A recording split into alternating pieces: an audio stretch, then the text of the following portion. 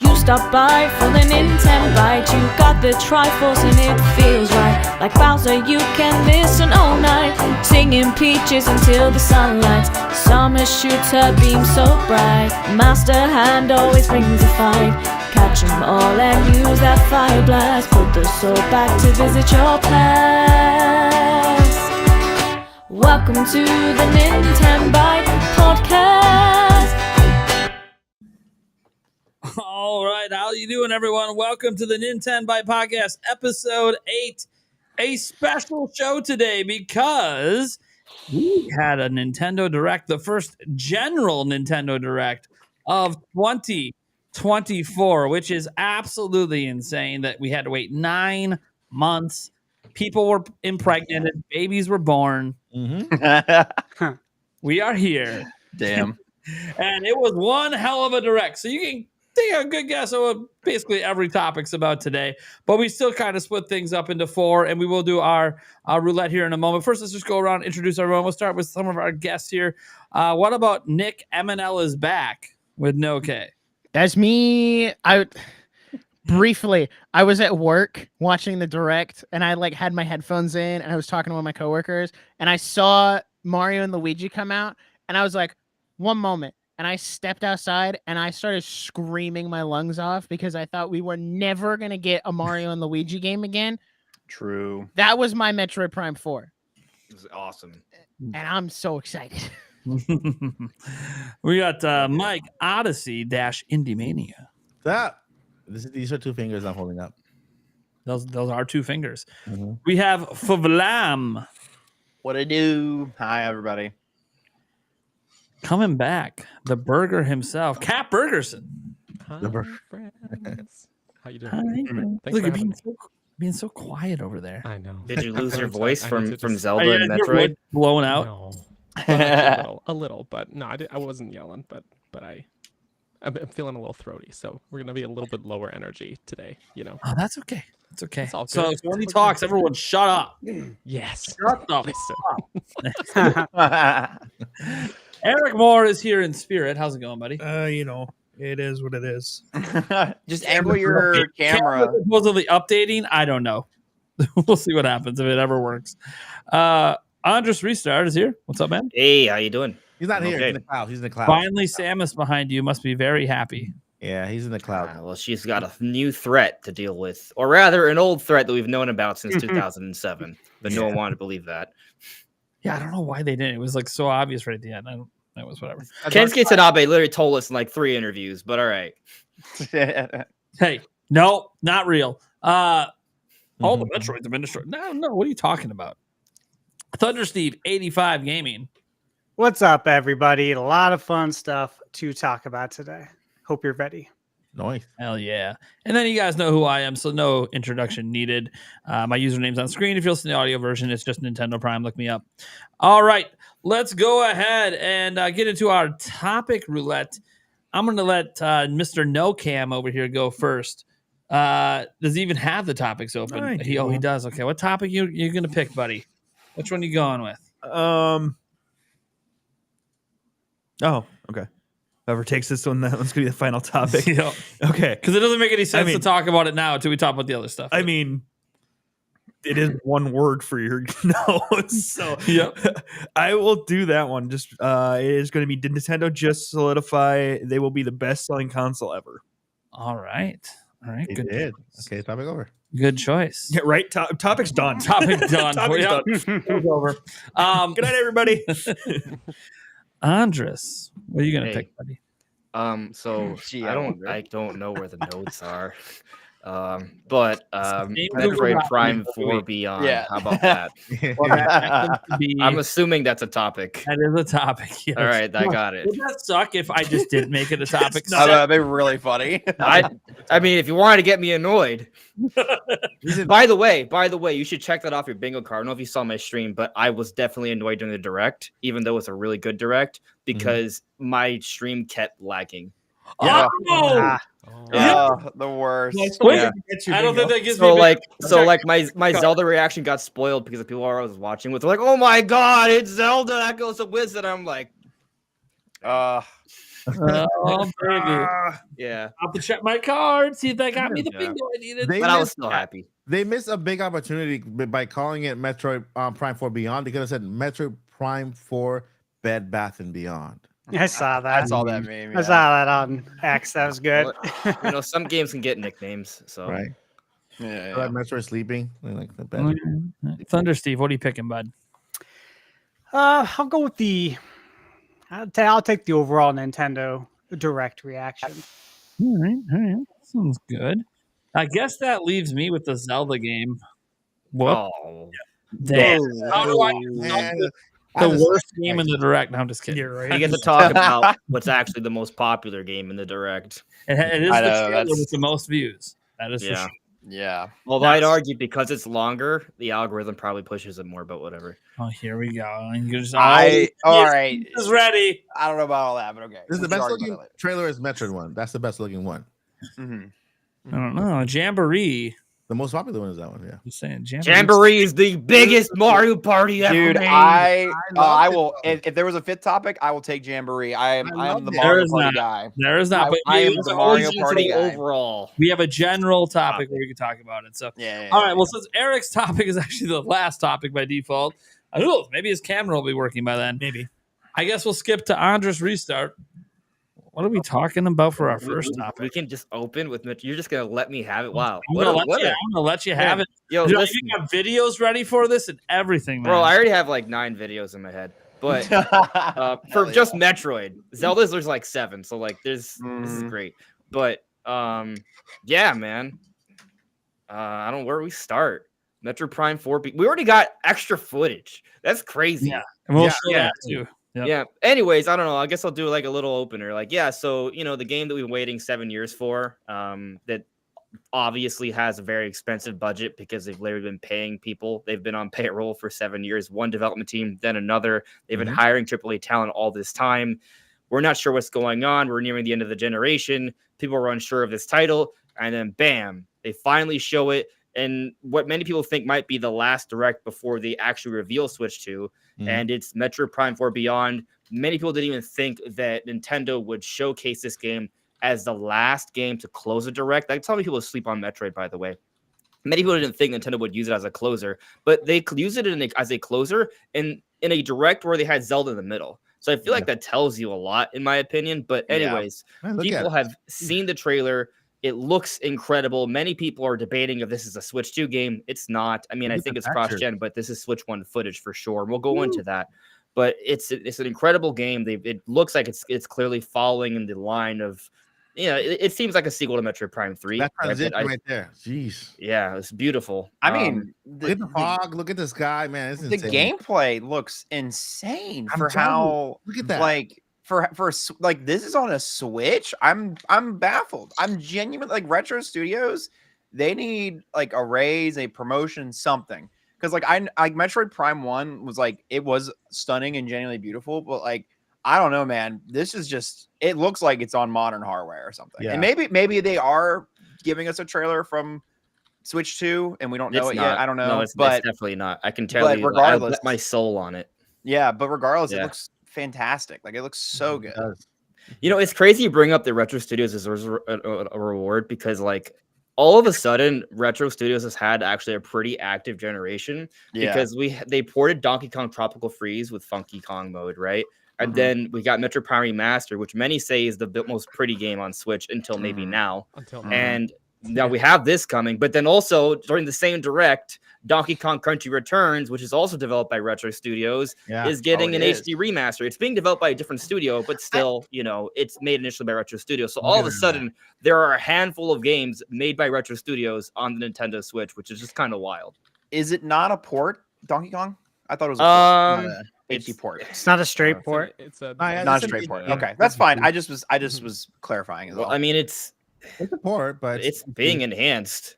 Okay, So Yeah. They're Alright, adding the fair enough. No, yeah, fair enough. the Donkey Kong model is not the same model. It's Okay. been reworked. The textures are at least been cleaned up. Yeah. They literally have a different studio working on it, right? Like there's work being done. it's like Eh, Forever Tainment. Yeah, and actually, it includes all the new content from the 3DS version. I didn't so, see this so footage. that's being brought up to the Yeah. standard as well. So, yeah, I would call it a Yes. remaster, but you know, Au- it's a simple one, but still. Mhm. Audio Guys, listeners, love you to death. We're seeing amazing additional footage. I This don't is know where this is to the find extra footage, Where right? can they find this footage at? Right here on the Nintendo Prime.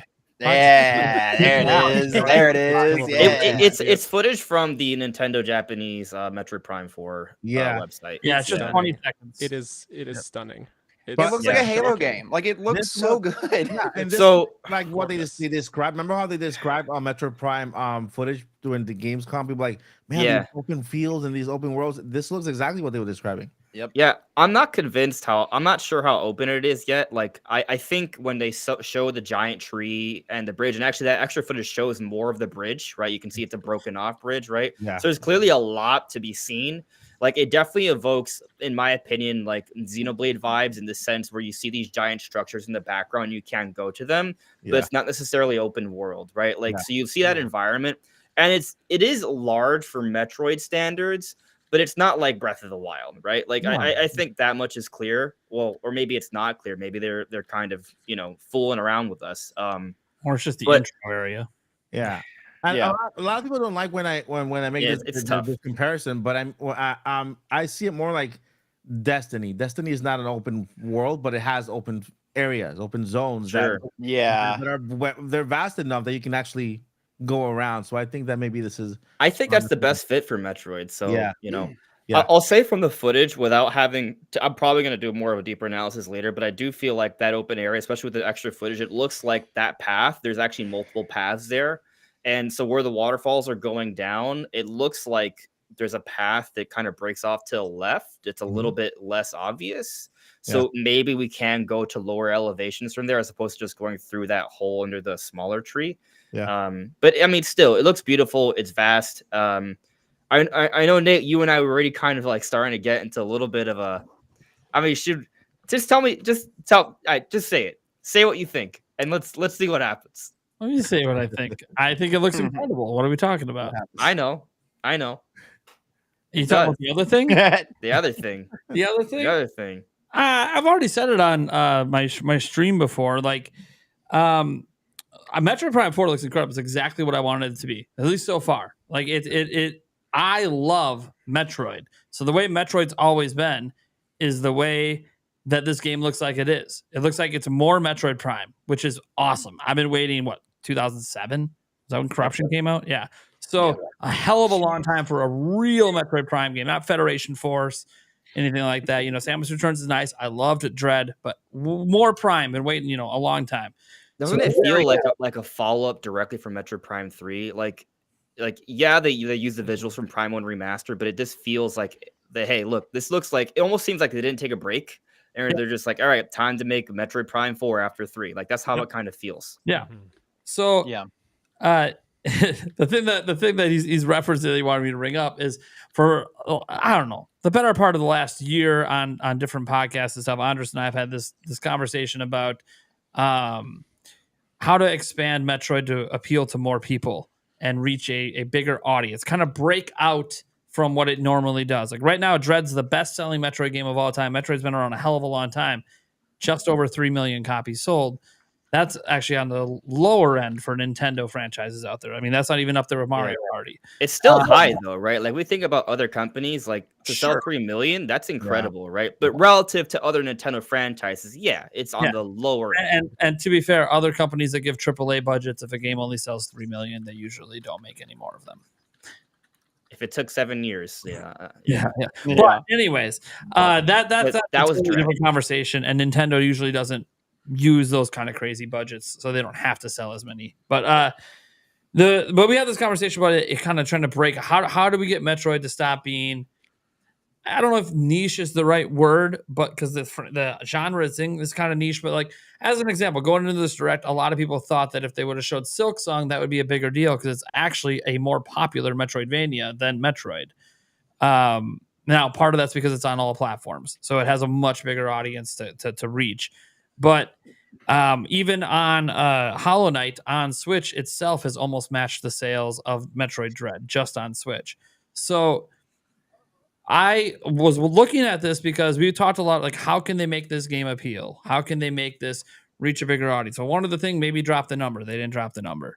No, but it was smaller. It was It smaller. is smaller. It's smaller. It's still dead center in the logo. It's just let's just not pretend it's not there. So, anyways, they didn't get rid of the number, and then honestly, nothing I saw in there to me, and this is just, I'm a big Metroid fan, so I'm trying to think of this from like the outside perspective. And this is where Eric could come in, who doesn't really play Metroid. Sucks. No. I didn't see anything in what they showed in the gameplay or in the world that makes me go, yeah, people who don't like Metroid are going to like this game. I don't think they've shown enough though. That was my caveat, and I told Andres this: it could just be the intro area. Intro areas are typically very straightforward, very basic, very just teaching you the ropes, and that's probably what this is—a story setup / tutorial. They had that. We just saw Metroid Prime Remaster. For those who just played that for the first time, the very beginning, very structural tutorial, like best beginnings to a game ever. Yeah, it's a great beginning. Yeah. But again, that beginning didn't make people want to play Metroid Prime. So, I'd argue 2.8 million for the GameCube install base is actually insane. That's more than 10% of all owners. Sure. Yeah. That's really good. But you just want to keep going back in time? No. All right. So I'm trying. I got counter arguments, but I should be respectful and let you finish. It's almost like it didn't did it not just release on a system with 141 million units and not even get to its old sales? Yeah, that's a remaster. It's a little different. So did Dread and Prime, do they both sell 3 million respectively? Dread did. Dread is the best-selling Metroid ever. Yeah, and Nintendo also marketed the hell out of it. Yeah, Prime did sell more than 2 million. Nintendo didn't market remaster really at all. Yeah, that was a shadow drop. So it was a shadow drop. Like there was not much fanfare or celebrations. Like here it is. I can tell you a way they can make Metroid a 10 million plus seller. They could basically take advantage of the Federation, make it add the campaign with Samus, and then a multiplayer with the maps and the rest of the Federation. And then it stops being Metroid. It's just that's when it stops being. I mean, you still have the Metroid campaign. You have also multiplayer, so you can actually play. Back and forth. I mean, the thing I love about Metroid is it's a very lonely series. Listen, Cap. Listen, Cap. Not gonna let you. I want to hear Cap talk. I say one sentence, and Mike goes, "Listen, how dare you say anything?" Listen, Cap. Listen. You shut up. Listen, Cap. Enough of your shit. What I'm saying is, you want to keep Metroid under 3 million. Leave it the same way it is. It's like the definition of anxiety is anxiety of insanity. Insanity is like doing the same exact thing, expecting a different result. So what you have to do with Metroid is Breath of the Wild that thing.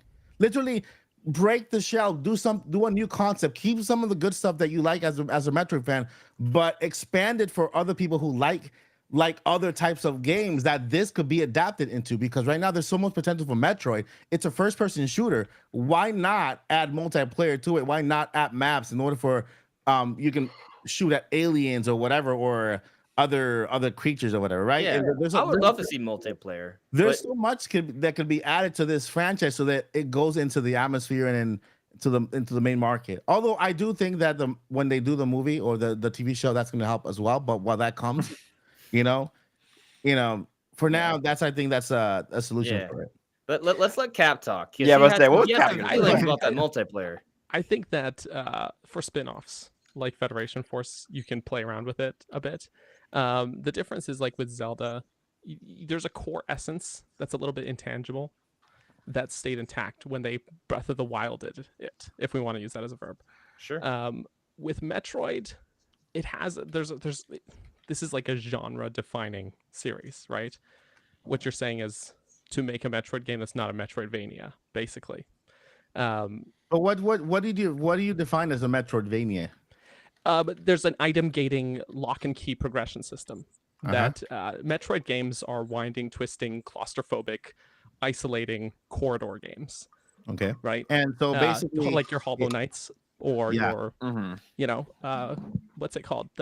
I can't remember the name of another game that I was thinking of, but the Castlevania. Ori games. Sorry, Love Ori. Okay. Ori's so fantastic good. games. Prime 3 towed the line by having like some segments where you kind of like join in the fight, but even those tended to be short-lived and you know, just more cinematic things to lead into some story event before they let you loose, right? But ultimately, the Metroid gameplay is here's 10 forks in the road, poke around, 9 of them are dead ends. Find the one, pick the knot apart. That's Metroid. And I know that's Metroid. I like that analogy. That's a really good metaphor. But that's the thing. Take the knot apart. Yeah. That's the thing. That's Metroid. How has it's been since the beginning of time. But I think it's okay for games to fit certain niches. But what you have to understand that if that's not working to break it out of the shell in order for the general audience, because there's something about that game that the general audience can't get into. I can't really pinpoint. But is it that? I don't know. I don't know. All right. I just don't think saying make it Halo. All right, let me kind of no, not make it Halo. let me make something clear first, right? I brought up the 2.8 on GameCube for a reason, right? Mm-hmm.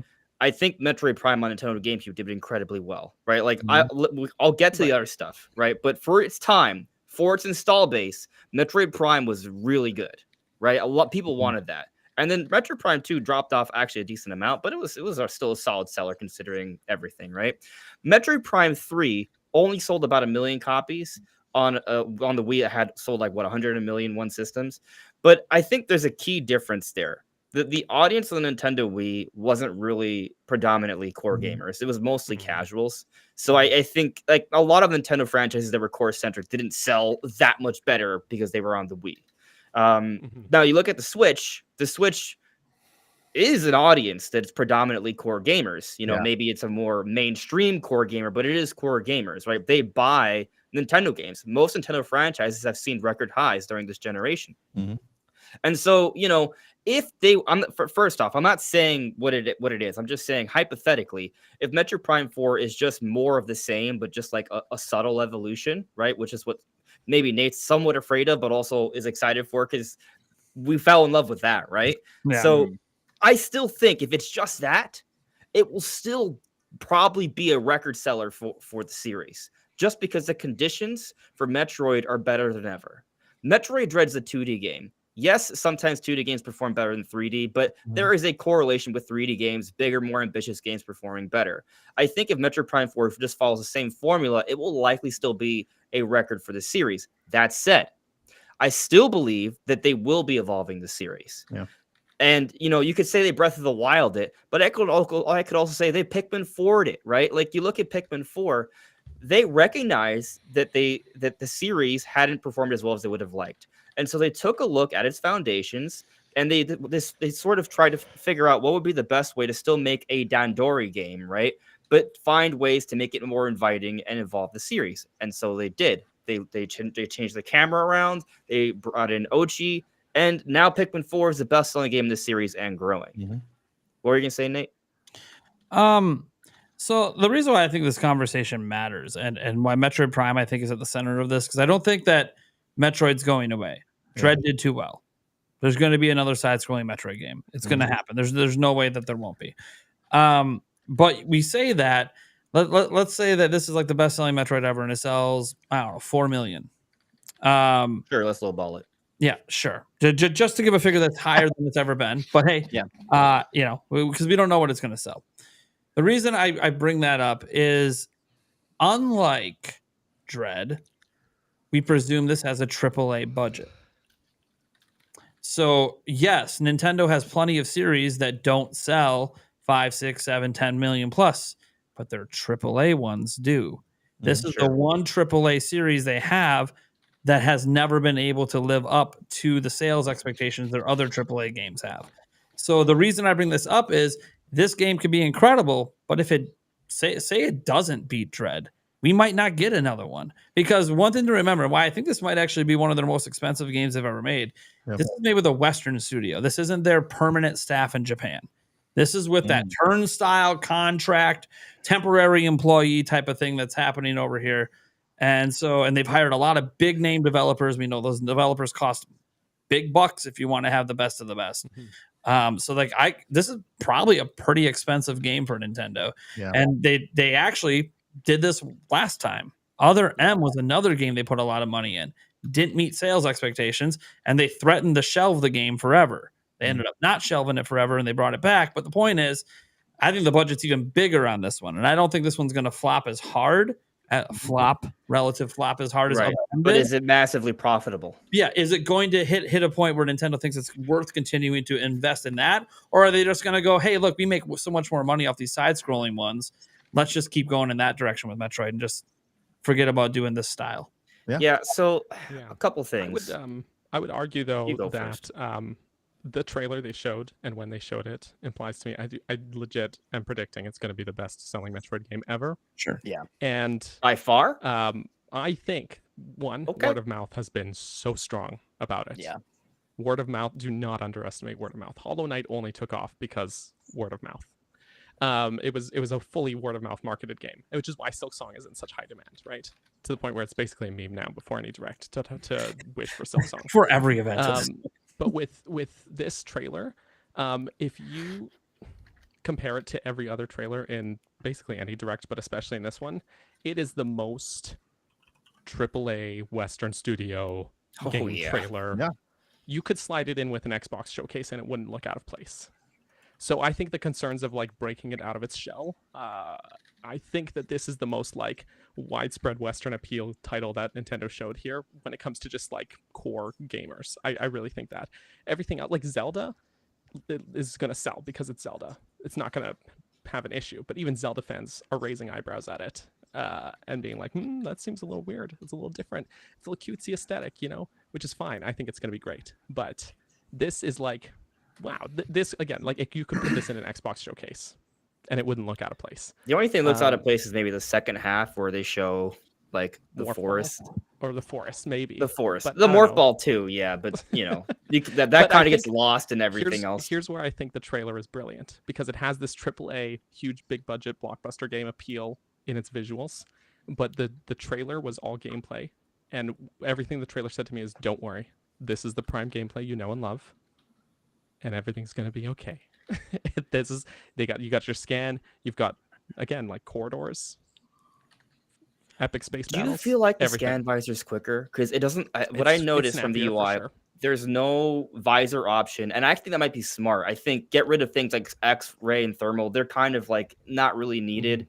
Mhm. Combat and scan visor, but by doing that, the scan visor doesn't have to be set to this entire UI like mechanic. It can just be, hey, Yeah, you a don't quick need, like, button a press. menu for it. Good question. essentially. Has everybody played the campaign mode for this other game that I mentioned that I kind of compared to, not really Which one? directly? Destiny? Destiny? campaign mode. I haven't played it, but one of my coworkers has like 3,000 hours in it. Destiny campaign mode has a lot of gotchas, like a lot of scare factors. You open the door, something comes up, and then you have to shoot it right away, and this and that. So, what I mean by breaking the shell is, keep everything that makes Metroid, just like they kept everything that makes Zelda, but just put it in a bigger bowl so that other people can join in and actually find something they like within it, Because if they keep it the same exact way as the other ones, I guarantee you this is not going to sell 3 million copies. I don't care how good it looks. If it's the same thing that they've been doing for the past 3 years, 10 years, 20 years. Well, they haven't been doing it for the last 10 I'm years. saying if it's the same, if there's nothing new about it, if there's nothing that will say, okay, this is very different, or this is Metroid, but this is they went outside of the box with this one, so that trying to see, experimenting. You know what I mean? Because I think that if you don't take risk and experiment, you're never going to know how far you're going to take a franchise. Yeah. And so this is realistically speaking, from a person who was coming in not being a Metroid fan, trying to like it. Are you interested in it? I am. I'm so excited about Metroid. Nick, you're not much of a Metroid fan either, right? Okay, I was really hoping I would get a chance to bring Let's that up. go. So Jump in. I'm not a big Metroid fan at all. I played Dread. I liked it. I thought it was a good game, but it wasn't like my personal favorite. You're not a Metroid fan from playing it. Right. So I watched that Metroid Prime 4 trailer, and I kind of want to get it.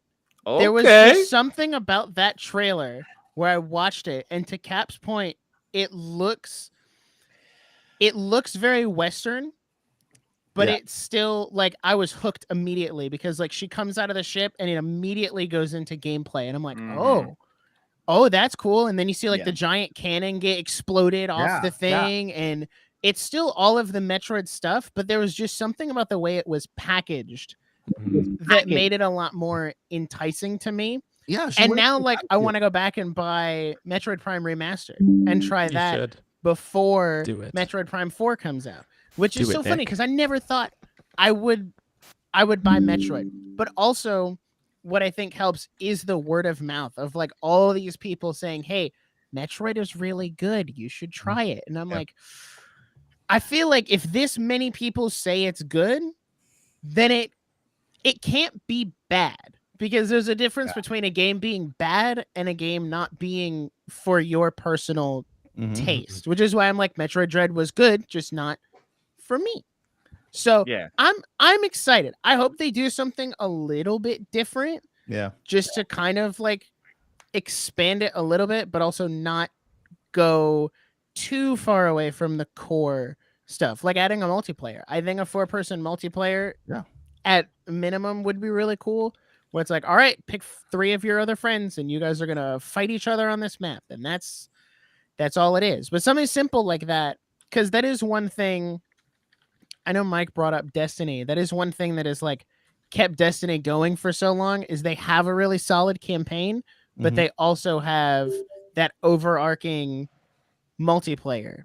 Yeah. And even the multiplayer campaign, like there's one that's online that you can do with friends. So even if they had that, it's like you have your main campaign and then there's a separate one that you can play online with your friends, and you all can do that together. So I don't know, just something different or something a little different might be nice, but it's Metroid Prime 4 is more on my radar than it was 2 days ago. That's I awesome. want to hear the Good. updates of if you do pick up Prime Remastered. Yeah. Like legit. But I think something that a lot of people make the mistake of is people think that Metroid Prime is a shooter game with exploration tacked on, and it's very much the opposite. It is an exploration game, and it being first person, it just happens to be the camera angle. And that's something important to always like bear in mind going in with. And that's why I think something important with Metroid, and just how influential and important it is that almost every freaking indie developer is like, will cite Metroid as an inspiration. Full stop. Just saying. In the same way that almost every AAA developer will cite Zelda as an inspiration in some facet. I mean, and I agree with you. I think the exploration factor for Metroid is the biggest part of the game. But wouldn't you want to take advantage of the shooter part, right? Right. You have that at hand there, so why not take advantage of it and add some other elements to that? I will point something that I found interesting out, like during the footage. Right, there's this one part where they they basically what this 2-minute trailer was. It was like, hey, look, this is Metroid Prime as you remember it. Right. And so I think like you look like you consider what Nate is saying, right? He already made the point that it's a short trailer. We may not know, but if you actually look at the history of like Nintendo kind of revealing some of their bigger games, that first trailer isn't really that indicative of what the game is, right? Like, I mean, like literally, let's look at the first Breath of the Wild trailer. We knew it was open world, but that was it, right? Like, we didn't truly learn the core of what Breath of the Wild was until we had that big sort of like E3 2016 demonstration, right? Or take a more recent example, maybe slightly smaller scale, but still, I think, relevant, Pikmin 4. That first teaser trailer didn't tell us much. We didn't know that it was going to be an evolution for the series quite yet, right? So you look at this first like little bit of footage for Metroid Prime 4, and I actually talked about this like a few weeks ago in a video, like because my perspective has always been, or at least for a while, that this is probably going to be cross-gen. And now I think that more than ever. Like the more I learn about this game, the more I'm like, this is cross-gen. And we'll get more into that, right? But my point is with that is that because I think this is probably cross-gen, let's operate on that assumption for a little bit, right? I feel like, yeah, we can do that. One, this game's expensive, right? So putting it on 2 consoles gives them more opportunity to succeed in that way financially, right? But also, 2, if there's going to be an improved version, then you don't want to show that much of the game for its first demonstration anyways, but you want to show enough so people feel satisfied, right? And so they kind of have to, like, it's kind of a tug of war there, because I know there are people that are like, oh, only 2 minutes, come on. But at the same time, they showed us gameplay, they showed us some story stuff, they gave us enough so we know that it's Metroid. And I think they did the best of both worlds, right? Because I'm assuming there's gonna be a Switch 2 version. When they show that off, we're going to see an even better looking version, right? So I'm gonna kind of take this to piggyback into that little like part of the conversation, because a lot of people think this is like Switch 2 footage. First off, it says Nintendo Switch, and second, Nintendo said they wouldn't show anything Switch 2 related, right? But sometimes trailers has some like, there are some weird things about trailers. Sometimes they're not truly representative of the game, but there's no watermark suggesting otherwise, which oftentimes they do. But if you pay attention close to the trailer, there's some impressive stuff. You look at the rocks, you look at the geometry, the debris. There's so many impressive things. But if you look carefully, there are a lot of textures that look low in detail. The fire is low in frame rate, right? So the game is 60 FPS, but there are certain areas that are lower in FPS. And so they do different things like this so the game can look and run the way it does, right? Also, the water in the forest scene apparently is also running at a lower FPS. And there are some lighting things that definitely could be better. There is like occlusion, for example, that's missing. Like if you look at like the cylinder that just rolled down, it has no shadow. So there are things that it looks like they just like turned off or lowered the frame rate of selectively, so this game can run as well as it is right now. But on a Switch 2 version, fire runs at 60 FPS, water runs at 60 FPS, right? The textures go to higher detail. The lighting effects are a little bit more pronounced. Maybe the fire effects are a little bit more realistic looking, because I think they kind of look a little bit too cartoony actually for the overall scene. But my point is that the game looks amazing for Switch, and I think they did such a good job with this that for those who play it on Switch, they're not going to be feeling like they're playing like a gimped version. But the Switch 2 version, I do think that they've also kind of developed it with in mind. Obviously, that's just my speculation. I do not know that. But I kind of figure that when they show off that version, it's going to look pretty impressive. Yes, everything you said. I like that you shoot the burst. I like that you shoot the burst. Yeah. Well, my favorite part actually about this trailer, and almost everyone cuts it off, right? A lot of people have noted like the music and the forest part looks amazing, sounds amazing, but everyone cuts it off when they show the numbers, and that's my favorite part, when we really hear the chorus pick up once it's already black. And you see like it sounds so good. That's the most Metroid Prime song I've ever heard. It sounds more like Metroid Prime than the Metroid Prime soundtrack. I don't know how else to explain it. But you're right. It does. It's so good. It's so good. That hit hard when I heard him. Oh man, this is good. Yes, listen. Let's give it a good listen here. Rewind it just a bit here. Here we go.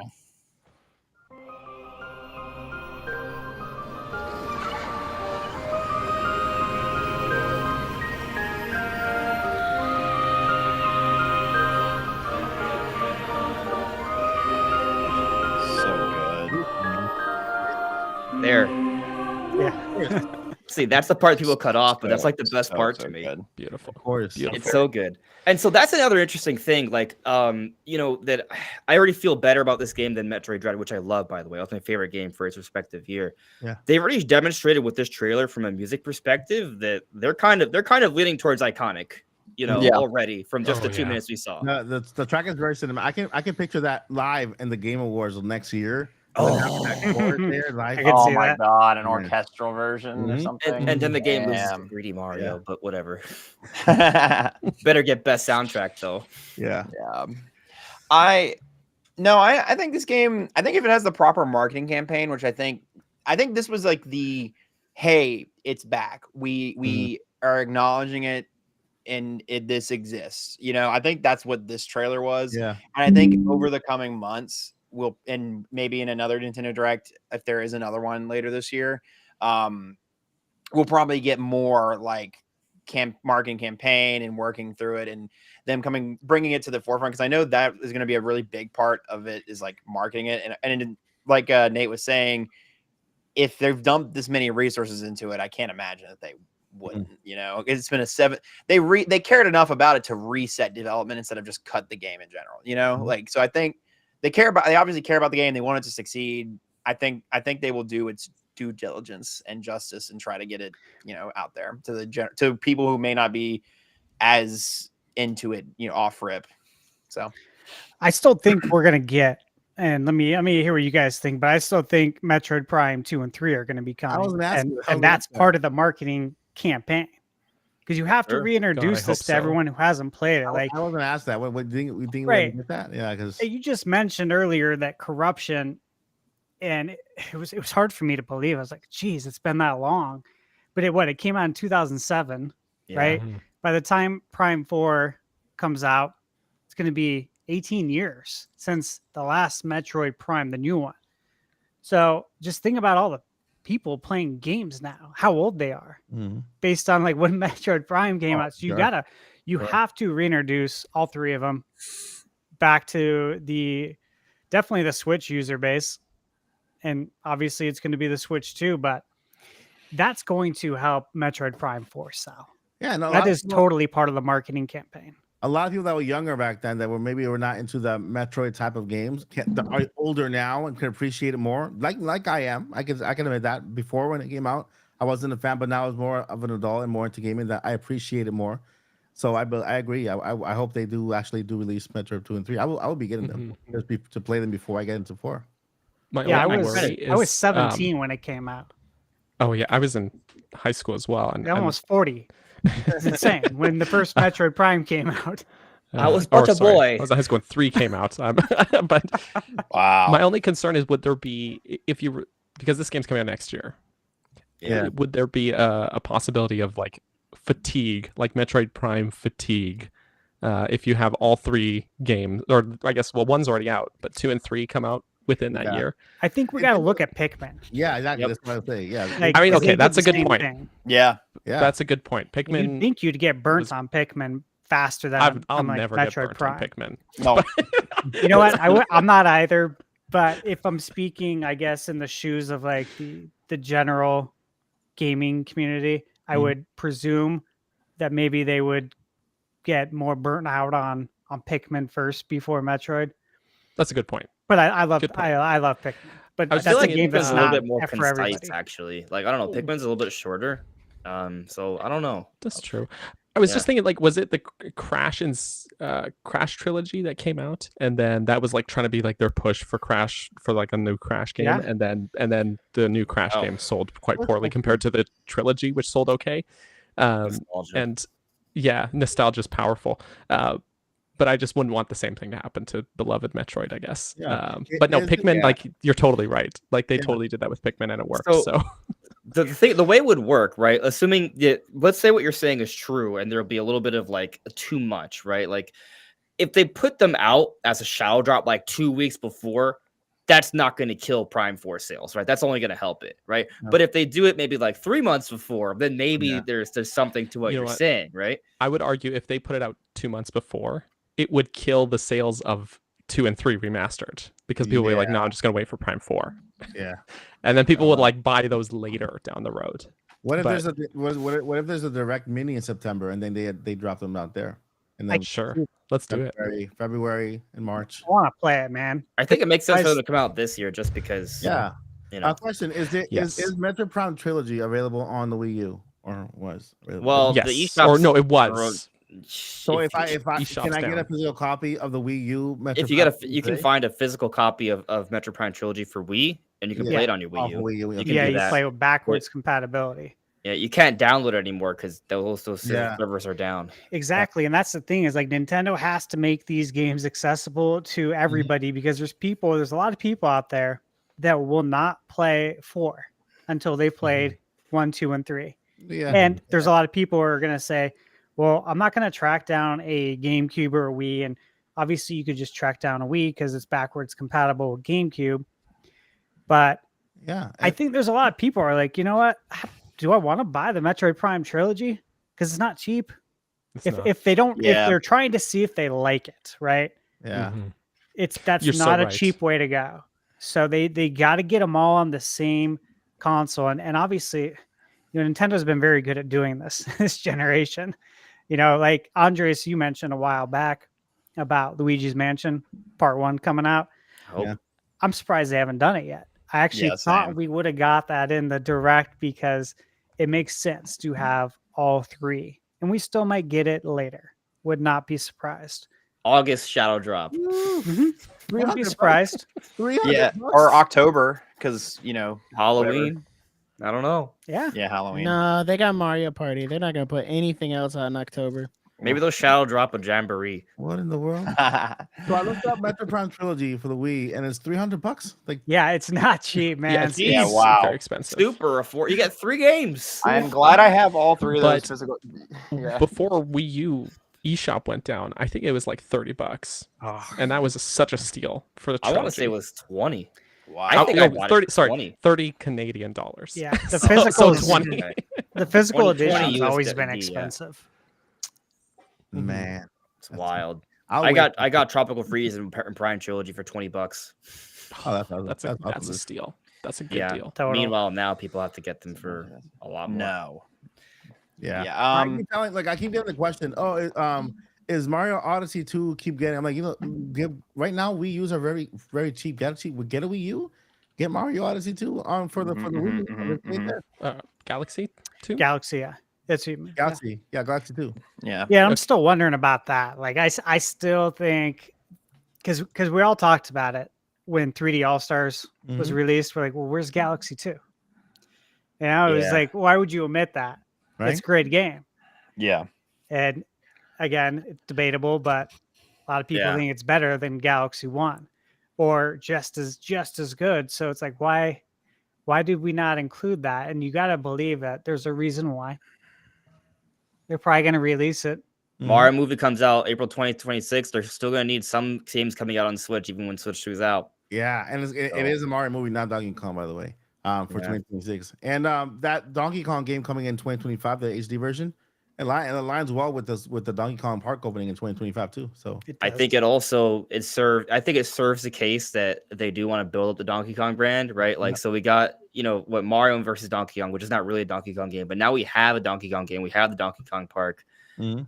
I think there is a new Donkey Kong game in the works, but they're clearly saving it for Switch. I do too. Yeah, It's for yeah, Switch yeah. too. And Yep. and this also came out, in my opinion, to celebrate 30 years of Donkey Kong Country. Mhm. It's the 30th anniversary. It makes sense. I'm actually surprised we're not getting it this year. But I guess they I figured we get it maybe next year. August, right, Mike? You just Yeah. had a video talking about the no games in August and Oh, how yeah, that could mean yeah. something. Yeah, And there's nothing in August for Switch 2 reveal. Yeah, it could, it could. Yeah, that's what Maybe. That was your video, and I was like, oh, he's got a good point. It could be. They schedule all these games back to back. Wait, and then they skip August and they continue. So they kind of did something like that last year. Honestly, I think it's just a product of them slowing down a little bit. But they made sure to have 3 months of killer holiday games. Zelda, Mario Party, and Mario and Luigi. Like, that's going to do so well for them. But since we are still technically doing the Metroid topic, right? Yeah. Let's maybe wrap it up by how about each of us talk about one thing we saw in the trailer that we just thought was really cool.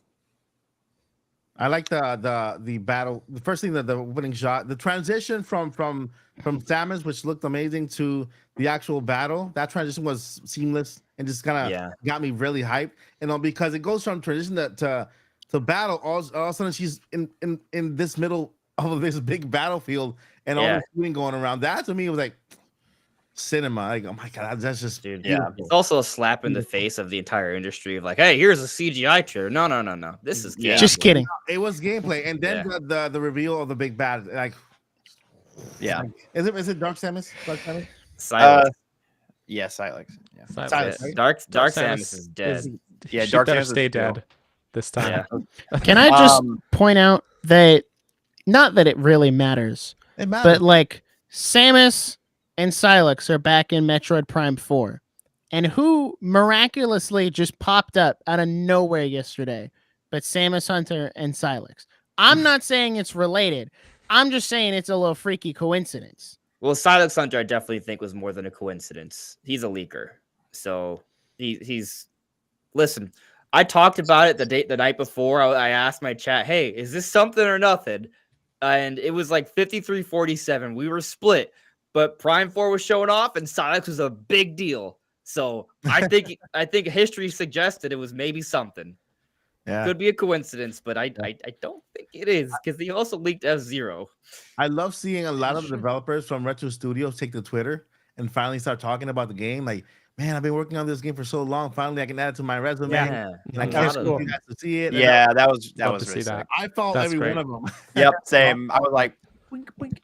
Yeah. Yeah. No, I think it was just really impressive visually, and also just from a standpoint of like, there's so much. Again, I just was really impressed that it looks like I was like, this is a Switch game. I cannot believe this is a Switch game. Like, that was just what it got. In the fact that it was gameplay, that was like, oh, this is what we're getting. This is sick as fuck. So yeah. Anyways, that's. I'll leave the rest of the trailer for everybody else.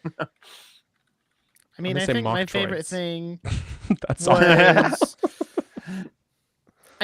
Mike kind of stole my answer, but that opening cutscene of like her jumping out of the ship and then it spinning around and turning into gameplay. Yeah. That was just so cool. Yeah. Man. I was like, yes, this is sci-fi. This is. I need to check my sci-fi box from Nintendo. How'd you feel when that giant purple blast came in and you saw a purple flash across the entire screen? Like, that was a good lighting effect. That was crazy. It looks good. What can I say? I was so hyped that I would cosplay as Samus, but I just don't have a figure for it, because you need those small hips. Since you guys mentioned that, I'll just mention a random detail that I noticed. Like, so when Samus does her hero landing, right, and if you listen to it with headphones, you can hear more sound detail.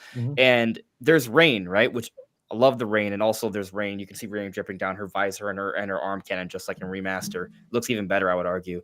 But when she lands, there's debris from the weight that kind of crashes to the ground, and you can hear the rubble as well.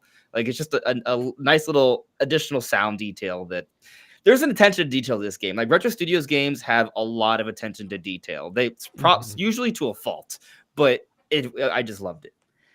I think what I liked most was initially the music. Like, it hit me. Because I see it on screen, and your brain's trained to, you see something familiar and you start paying attention to the other stuff. And obviously I see something familiar. This is Metroid Prime. Yes, I know it has better graphics and all this other stuff's going on, but the music really hit. And then seeing the weather effects, particle effects in the sky, I was like, dude, that looks good. Like, that looks really nice. So the lighting and the particle effects were awesome. And of course, how it closed with that classic Metroid theme. I was like, dude, that's so good. Yeah. So very excited. And, I think it's going to sell well. This is the first Nintendo Switch version for Metroid, right? We had a remaster, and so this is the first Metroid they build for the Switch and beyond. So, first ground up. First Metroid Prime.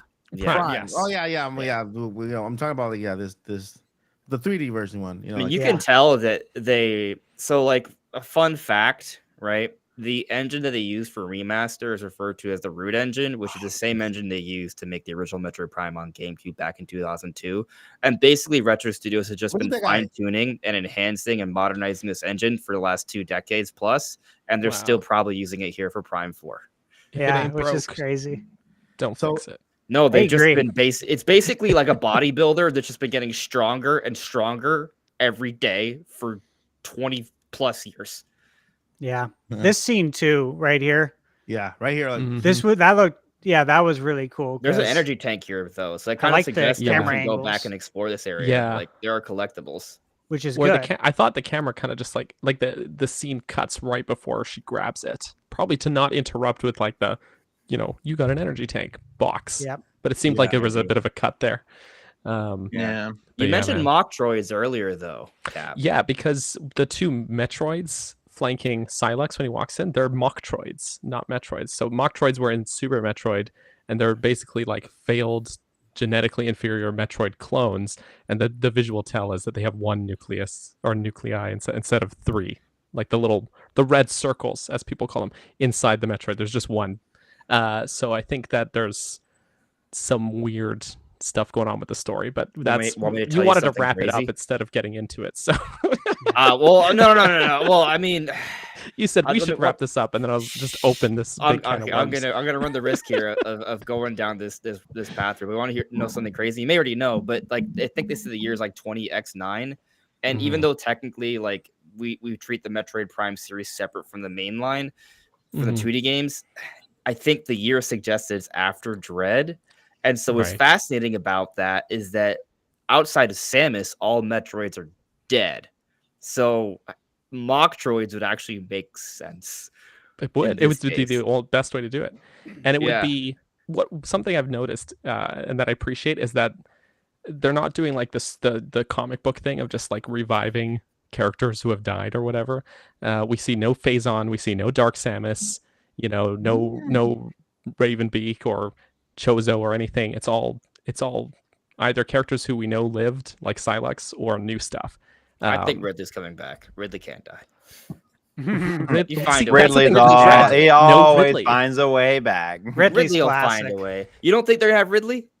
I mean, it will be like maybe like a Ridley clone or like a Ridley robot again or something like that. I But, thought but it might be I a really clone. liked that Ridley was not in Dread because I was like, yeah, he's dead. Let him But we be had dead. Kraid. Kraid's like been in jail for years. Yeah. It's like Yes. I don't know. I Yeah, wouldn't I- be opposed to a Ridley battle again. I mean, wouldn't be however they opposed. choose to do it, listen, if he just came back from the dead, maybe they'll have lore for that. Maybe they'll say he's like a necromancer Ridley or something. I don't know. Like Well, even Prime 1 like gave an explanation for like Ridley survived because the space pirates freaking tortured him into existence Yeah. again by cybernetically enhancing him after he died in the first game. So he's an I mean, android. they'll work it in a way that makes canonical sense. He's like a super android in 3. It's crazy. It's like he Yes. keeps getting his ass kicked. He's like, all right, well, time to add more metal parts. Yeah, yeah. just put more stuff on him. Yeah. The other story thing that's neat to me, right, is that so we know Silex steals a Metroid at the end of Federation Force, right? Although now I want to go back and see if it's a Mocktroid or not, because I mean, if he has a Metroid, what happened to it? Did he kill it accidentally or not? I'm not sure. But what makes things perhaps even more interesting to me, right, is that if they are starting to maybe tie in some of the 2D lore, right, like if this is taking place after Dread, then it also kind of brings into question the sort of parental bonds of Metroids to their parents, right? So Samus at one point was the mother to the Super Metroid, right, because she was there when it hatched in Metroid 2. So there's some history there. But then Silex is also a daddy to that Metroid at the end of Federation Force, and here he comes in with 2 Mocktroids, I guess. I'm not sure. Maybe they're just gonna I don't know. Maybe they're still Metroids and they just retconned the nucleus thing. I don't know, but So I think there's gonna be some sort of parental. Silex. He's Daddy Silex, like for sure. Perfect. Yeah. Silex, mommy Samus. All right, Yeah, You heard it here Yeah. first. I'll take it. yeah. A mommy Metroid and a I daddy think it's gonna port. be a plot point. Maybe it's a plot point only in like subtle lore through scans, but there will be some reference to their parental Metroid bonds. I bet. It makes sense. Maybe. Nate, Eric. I feel like Eric's not even here, so I don't even know. He's here. I'm here. He's here. He's the so we were disembodied just voice. we were just going through mentioning like a cool thing from the trailer, and then at that point we'll move on. Is there any? Do you have a cool point, Eric? I don't know. Hated it. Yeah, no, Yes. god awful. Absolutely Worst thing they ever trash. shown in the damn direct ever. No, You offended Steve. He He just booked it. left. He Yeah, took he the really glorious did. stash with him. Glorious stash. no, I mean I'm not much of a Metroid player at all. For now. I would see just a little bit more. But it is piquing my interest. So there's at least that. That's a I'd W. like to see just a little bit more of it. But yeah, What, I mean, what do you need to see? I don't know. I honestly Ridley. don't know until I see it. Daddy Silex with Uncle Ridley. No, there you go. I mean, I guess I just Fucking don't birds know and the what- bees. how the lore, so I guess I don't know what I'm missing or what I'm not. But And yeah. second cousin Kraid. But yeah, no, I thought it looked good. I just need just a tiny bit more to I guess understand it. I guess I won't understand it because I've never played any of them. But That's fair. I think they're gonna at some point do something to kind of get people who don't quite understand the series. Like they did that with Dread. They had a lot of explanations for it. I think when we get closer to release, they'll do things like that. I still don't think we haven't had the Breath of the Wild explosion moment, right? Like this was just a teaser. We'll get there Yeah. in a few months or longer. Yeah, we'll get Samus waking up, and all of a sudden jumped into the field, and all of a sudden they show the mountain over here. They show the volcano on this side, and then I know this isn't until later, but I loved that they gave a Breath of the Wild shot to the Zelda part. Oh yeah, that was great. So funny. I was like, that's awesome. Yeah. Yes. I don't know. Is that a segue? Yeah, I think that'd be fun. I think that'd be a Feels good like a segue. segue. You segue to the Zelda. It's fine. Yeah. Segue to Yeah. Zelda. So, new Zelda game announced. Kind of took some people by surprise. Some people may be expecting it. Some people technically, quote unquote, leaking it. Papa Gino's being one of the first people to really bring it up, and then somebody did it over on Reset Era as well. That nobody paid any attention to, so there was that. We got a brand new Zelda game. Let's go ahead and just pop the trailer up for some people who, I don't know if you're living under a rock, maybe you haven't seen it. I don't really know how you can't just not see it. It's awesome. But they dropped a new Zelda game. Echoes of Wisdom. It's called something a little bit different in Japan, but same game. Stars Zelda. We have a game starring Zelda, a game called The Legend of Zelda that actually stars Zelda. Some people think it's a little unfair. Maybe it should be called The Legend of Link. Yeah. Why can't Link be a legend? He's been the hero all this time. It's time for him to have a legend, but it's all about Zelda and copy abilities. It's actually kind of funny. I didn't realize it till today after watching the trailer like 70,000 times. Zelda's a necromancer. Hell yeah. She's straight up a necromancer. That's just what she is. Hell yeah. It's pretty crazy. Is necromancy, does that count as summoning the dead or summoning copies of the dead? It can be copies. Yeah, It copies. can be copies of the dead. Yeah. All right. Well, I mean, if she killed them and then summons them. Yeah. Oh, I took out Exactly. the Bokoblin. Now I own it. Now I make copies of it. I go, okay, cool. Yeah. right there, Breath of the Wild. Quite interesting, you know, 'cause it's I was always wondering, like, if they ever made a game starring Zelda, how would they make the gameplay different? Because I don't think she could really play like Link. I don't think that would just be a little bit disingenuous at that point. Just use Link. And tone deaf. Yeah, a little tone deaf. So all the conversations always revolve around, well, that's maybe a Sheik game or, you know, something like that. And Nintendo's like, no, we got this. She's going to be a magic user because she's already been using magic all throughout the series anyways. Yeah. And her magic ability is going to be the ability to make echoes / copies of anything, as many as you want. I'm sure there's a limit to how many you can make at once. Yeah. Yes. But then use it to make this unique, really, like, for all the people out there that have been waiting for like dungeon crawling, puzzle solving Zelda, this is like that to the extreme based on what they showed. Yep. And so it's like it's kind of crazy because, and one part of me says they went in the polar opposite direction to Breath of the Wild and Tears of the Kingdom, but at the same time they kind of used a similar mechanic in like using your imagination to play the game how you want. Yeah. While making it much more puzzle and potentially dungeon focused. Obviously, we can't confirm that anything we saw was actually a dungeon. There's segments to me that I think definitely feel like they're dungeons, but I think the rifts are like shrines. maybe there's definitely stuff in the rifts. Yeah. They're dungeon-esque, which basically are shrines. Like my theory is that when you get into a rift, it's kind of like a mini dungeon or a shrine, and once you clear it, it clears up, and you open up that part of the map. Sure. I don't have anything to substantiate the theory. I just think it makes sense. You can see a dungeon like towards the right top corner. Well, you guys have seen the pictures, right, of A Link to the Past, Yeah. the comparisons. Yeah, I shared it on We all seen that? But, Yeah, I made a video about that. Nah, Cap doesn't Yes. know what we're talking about at all. Nope. What? Well, I'll be interested to hear your thoughts on it yeah, I think it's when we get to that point. I think the game takes place between A Link in the Past, and the other one, Link's Link- Awakening between or Oracle of Age? between Worlds and A Link to the Past. Like the map is very similar. And I think what they did with this one is just basically reorganize a couple of things just so that kind of makes more sense in the how it is, like a 2D, 3D type of top down environment.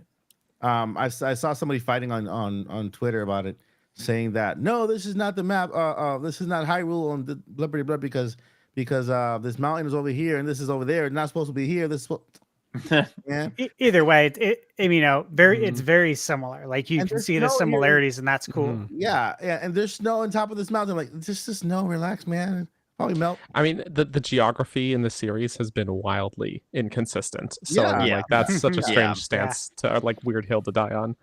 You guys Um, notice in the trailer too the great Deku trees there, Yeah. Yeah. Yeah. Ocarina of Time design, basically. especially with the Lego, Yeah. the Lego set coming coming out out. the same Yeah, month. exactly. Yeah. Very Yeah. cool. I Yeah, I agree. I'm gonna do that. I'm just stack beds on top of beds, on top of beds. That's It so feels like- funny too. I love that. I feel like there's a lot of like Ocarina Majora Mask love in this trailer because Yeah. they brought back the business sprout, right? That was the first time they were introduced, Mhm. if I'm not mistaken. Yeah, and then they Oh, also were in showed Ocarina, Zelda. yeah. The Switch Lite, man. We all gotta get Yeah, it. and you had the pink Mhm. jewel thing, which like that reminded me of literally the scene of Zelda from Mhm. Ocarina of Time. Mhm. I thought it was Mhm. cool. And then there's like things in this game that look straight out of Breath of the Wild and Tears. Oh of the yeah, Faron is now tropical, right? Yes. Like that's just that Faron is just a tropical forest area. Apparently, that's not the way it's always been, but I guess that's Yeah. what we're going with now. Yeah, I thought it was awesome. I think it's a good idea because there's more variety. It adds more variety to the environment. It's not just Sure. standard forest now. It's like, okay, Yeah. well, there's actually some different kinds of forest in this game now. Mhm. Dude, Mhm.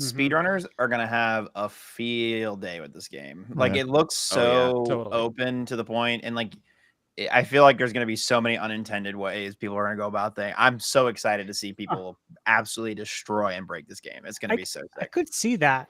I'm not into speed running, but I appreciate the art or the skill that's involved Yeah. there. Mhm. But you do bring a good point, because something I had in my notes here that Ananuma said, he said, how you solve puzzles and battle enemies Mhm. will change depending on the echoes used. And in short, we've created a game where each player's experience will be different. And Mhm. obviously, that's one thing that I was really excited about, because Yeah. that's Tears of the Kingdom. That's what Mhm. made that game really fun, is that Mhm. we could both be given the same problem and come up with different answers that are both correct. Yep. Yeah, And that's what this is, except 2D top down. Like, Yeah. this is going to be cool, man. I have a The theory. puzzles.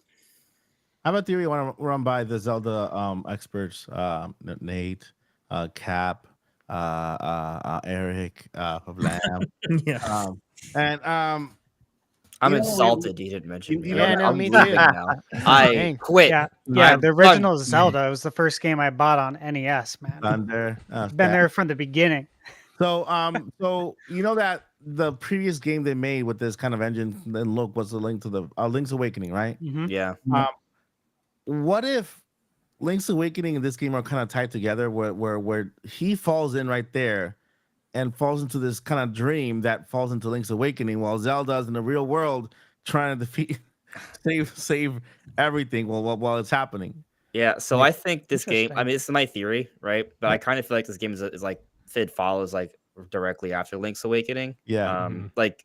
So and the reason I think that, one, it's literally the same art style. Yeah. Right? So and typically you only use the same art biggest- style unless it's a direct sequel. Mm-hmm. So there's that, but also Link leaves in Link's Awakening. That like the premise is that he goes out after he saves Hyrule on a trip of improvement, right? Mhm. And then so he runs into the Windfish and all of that stuff and the events of that, and then he presumably goes back to Hyrule, a Mhm. stronger hero. And the hero we see here, I mean, this Link has more abilities than we've ever seen. These jumping slashes and spin attacks. He has this new special sword and hood and bow. So I feel like this is an experienced Link.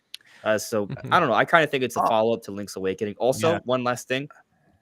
Based off the code name of Link's Awakening, which is Richard, the code name for this game supposedly was Edward, right? And what's interesting about that is that there's a historical tale of the Princes of the Tower, which were Edward and Richard, two brothers who disappeared. And so it suggests a deep connection between the two. And looking at the art styles here, Yeah. there's obviously at least an aesthetic connection. Yeah.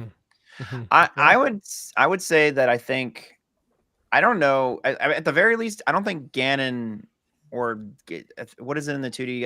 It's just Ganon, right? Like It's the pig Ganon, version. yeah. Ganon. Yeah.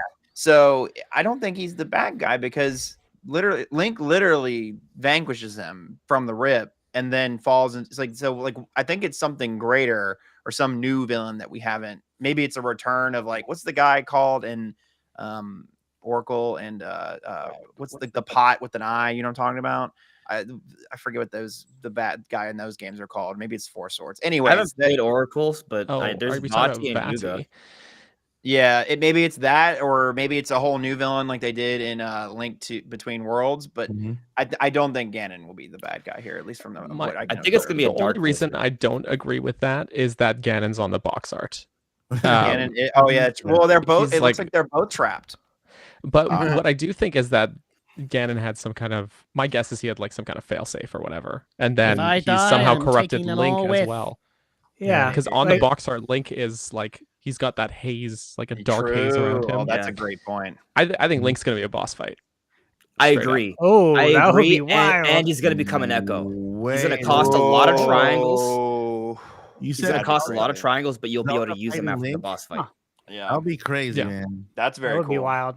I love Poetic. all the memes that have come from this, like the Yes. copy ability of like I saw a really good one today that was Zelda copying Samus's arm shooter, and then she was just holding two of them and blasting all yeah. the enemies, and I was like, all right, I'm down for the memes. I'll take it. There's a That lot was of memes crazy. going around This that is- are funny. I love what's happening because, like, right now, I feel like we're getting important updates to characters that are totally irrelevant to Smash Brothers. Like, you have to update Zelda's moveset now with an Echo copy ability. Yeah, You have to add Silex now to Smash Brothers. Like, Yeah, Dude, Yeah. if they keep Steve in the next Smash game and they update Zelda's moveset to this, it's going to be Oh such my a God. toxic combo.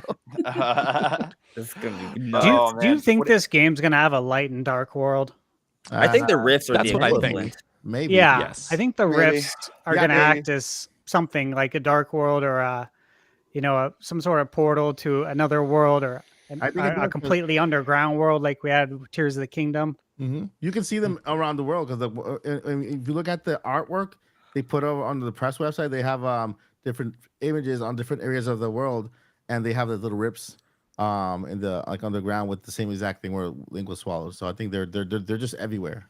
But do you think it's underground or do you think it's like an actual light and dark world like we had in the Link to the Past? Yeah, I think it's a dark world. I'm just guessing. I mean, I would love to see it. I would love to see it. Oh, if you look at the actual rip when it opens, it has the little mist that you see in Tears of the Kingdom, like towards the bottom, like that little kind of.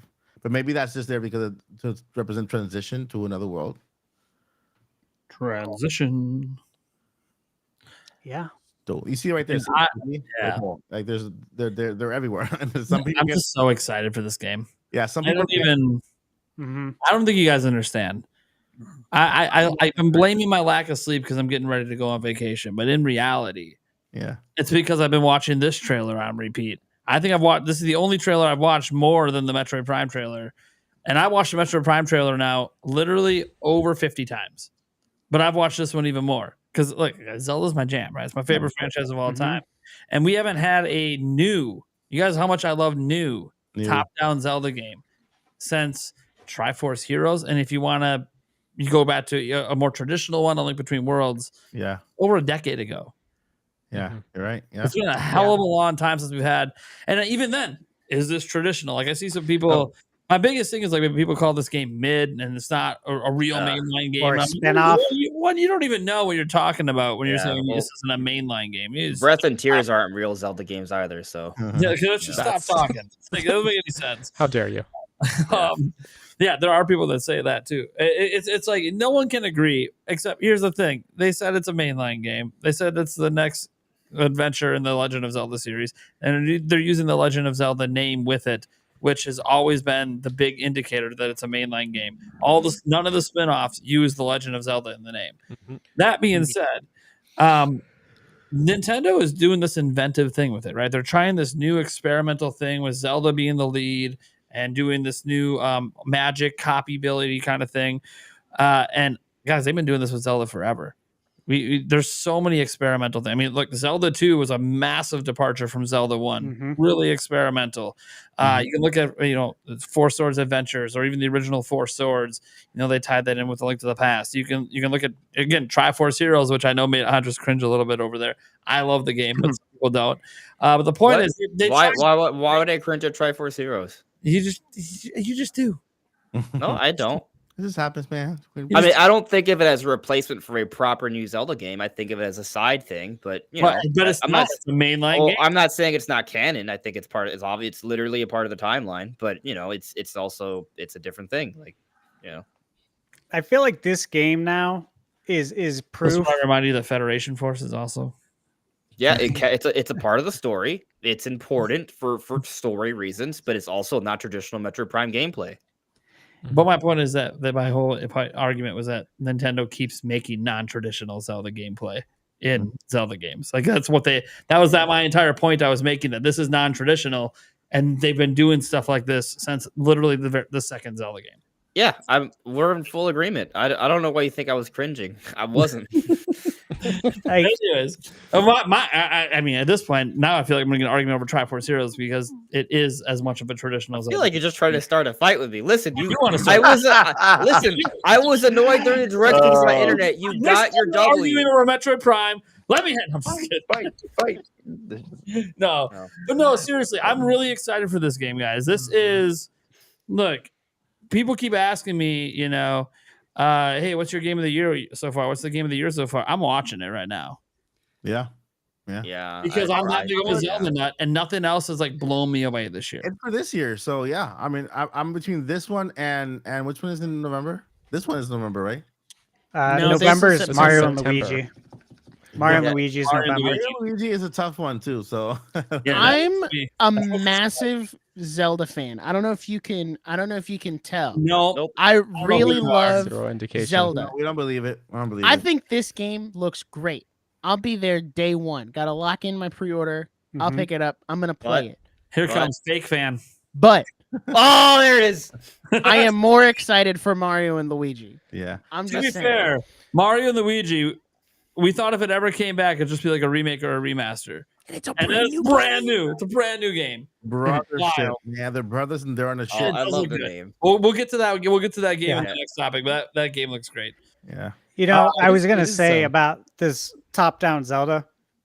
Like, this gives me faith that we're gonna receive Yes. new Zeldas Yes. that use the top-down formula versus only Mhm. remakes that Mhm. use the top-down. And like Echoes of Wisdom officially puts us in a world where we have new 3D Zeldas and new 2D Zeldas that aren't a remake.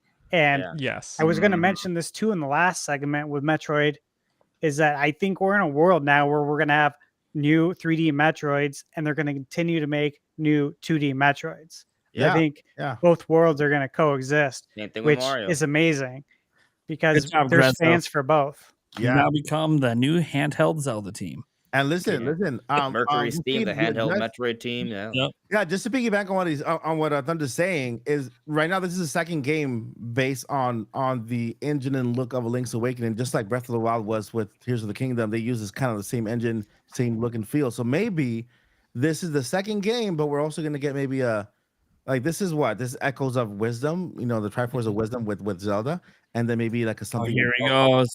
Mhm. maybe like a, like, Roars of power, We're gonna get fires of courage. Echoes of Courage. a Triforce of games. Let's go. I think Power, that'd be courage, and wild. wisdom. No, that would I be think at wild. that point we're putting the horse before the cart. Like this game's It not would, even out it yet. would be wild though. Echoes of Wisdom. Then you have a The game cart where you before get the to horse, play as sorry. Ganondorf. And then you get a game where you play as Link, and it just all connects with What one. a game you combo play as ending. Link? I've never heard of that. That's crazy.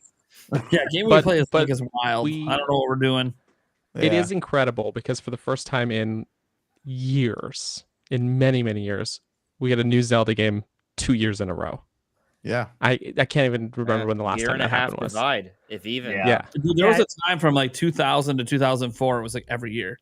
Yeah. Well, those were I was good going to days. say, I'll mention Metroid used to be regular like series as well. Those like, were good. between- Also, the Those were early great 2000s. days. You had like Oracle games. You had Majora's Mask, Wind Waker. Those were good days. opposite to that, guys. Like when we I were was growing spoiled up, back then. A Link to the Past came out in 91, and we had to wait till November 1998 for the next like console Zelda game.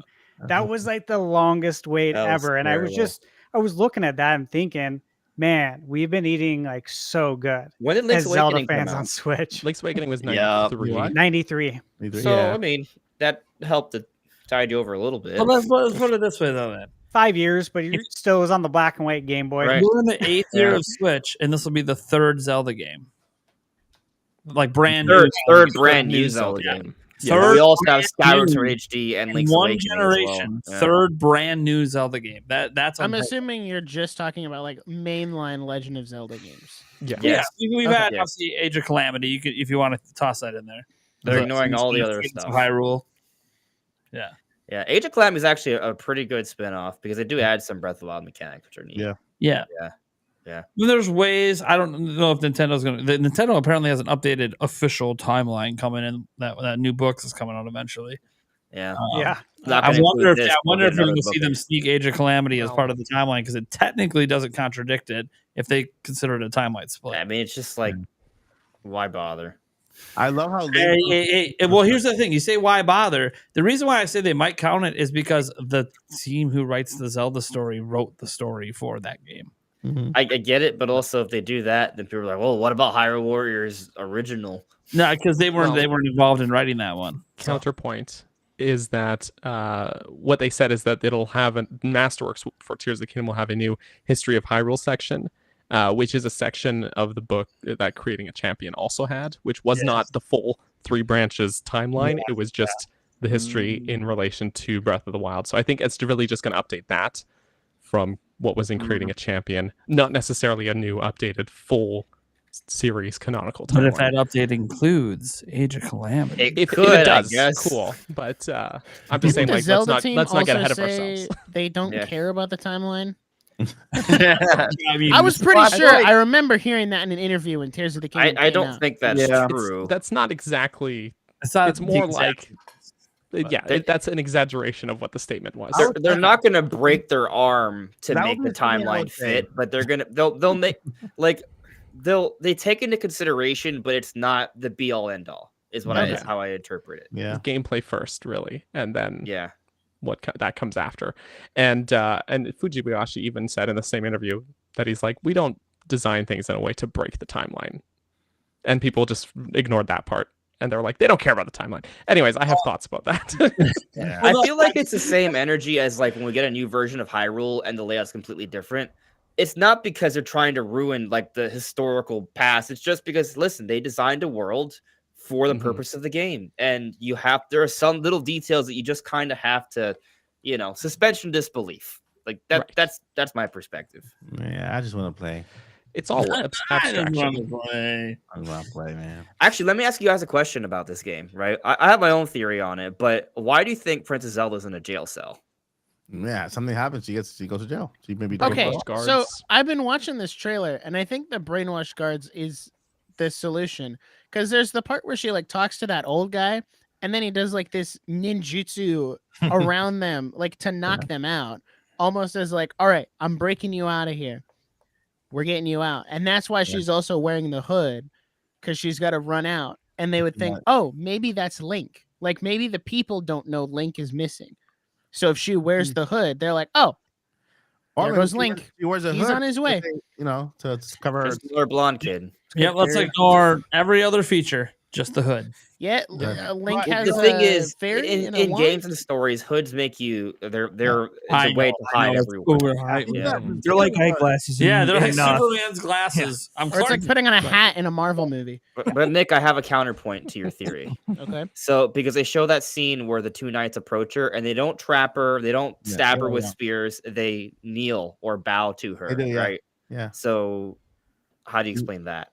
Different Maybe- parts of the game. Yeah, maybe Yeah. They're not throughout the brainwashed story, yet. they Yeah. get corrupted. But obviously, like she gets the tri-rod inside the jail cell, and that's Ooh, wait, the wait, beginning of wait. the game. I want to go Well, back to the where scene with the 2 guards is on the Oh, cliffside. I think that's the beginning of the game. She Right. just escapes from wherever Ganon had her, and then the guards come.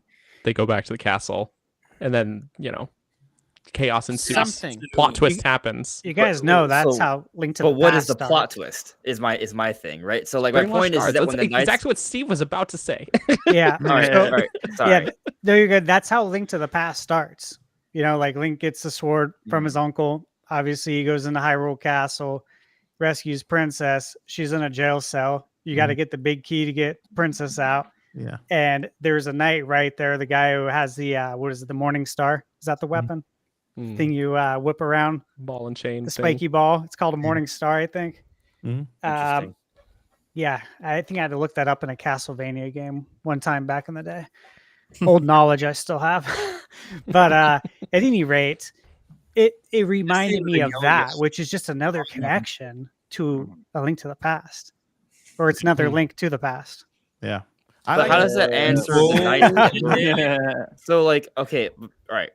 I have my own. Like I said, I have my own theory, right? So we have the prologue, right, and then after the prologue, the jail cell thing happens, right? I agree with that. But the knights that greet her at the end of the prologue bow to her. They don't steal her away, right? They don't like grab her from behind or chain her up and say, "Oh, you're going to jail."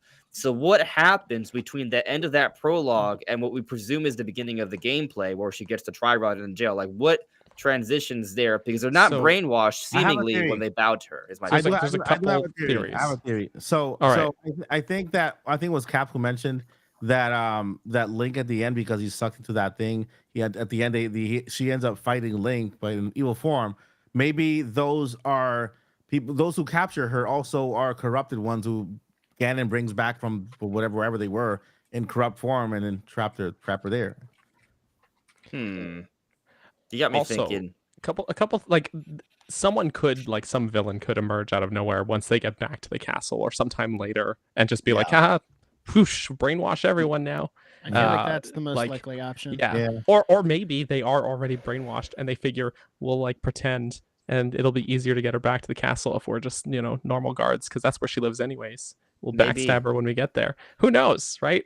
but I don't know. Like I think that point is not a stretch to say that. I mean, we do have that one scene happen between then and later. Yeah.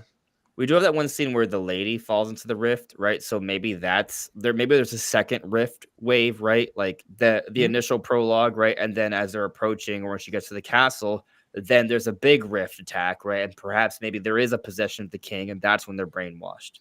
That could be. I'll throw out my theory, right?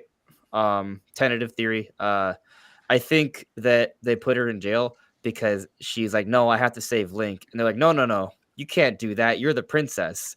So they're not evil. They're just like, you should not be going out there right now. So she sneaks out. Yeah, to protect. Yeah, it's very plausible. Yeah, it makes sense. I do think it makes more sense that they get possessed, but I like mine because it's more funny. Yeah. And one other thing I just noticed that those rips are dimensional because they actually when I saw just one open, it actually took over the wall to the wall part, and it's kind of opened up like that. So it looks like more dimensional than just kind of ripping the. So if you walk through it, you probably go to wherever it goes. Yeah, and there's a part where she's using the water blocks. It looks like she's inside one of the rifts. Yeah. Yeah. Fascinating. Fascinating. So you guys all getting this game day one, or what's up? Yes. Oh, 1,000. I'm getting like every game from this day one. I was just gonna say, I love how so like in Link's Awakening, we have that one art that shows like the land of was it Koholint, right? Like from behind, like that perspective where you can see the visuals.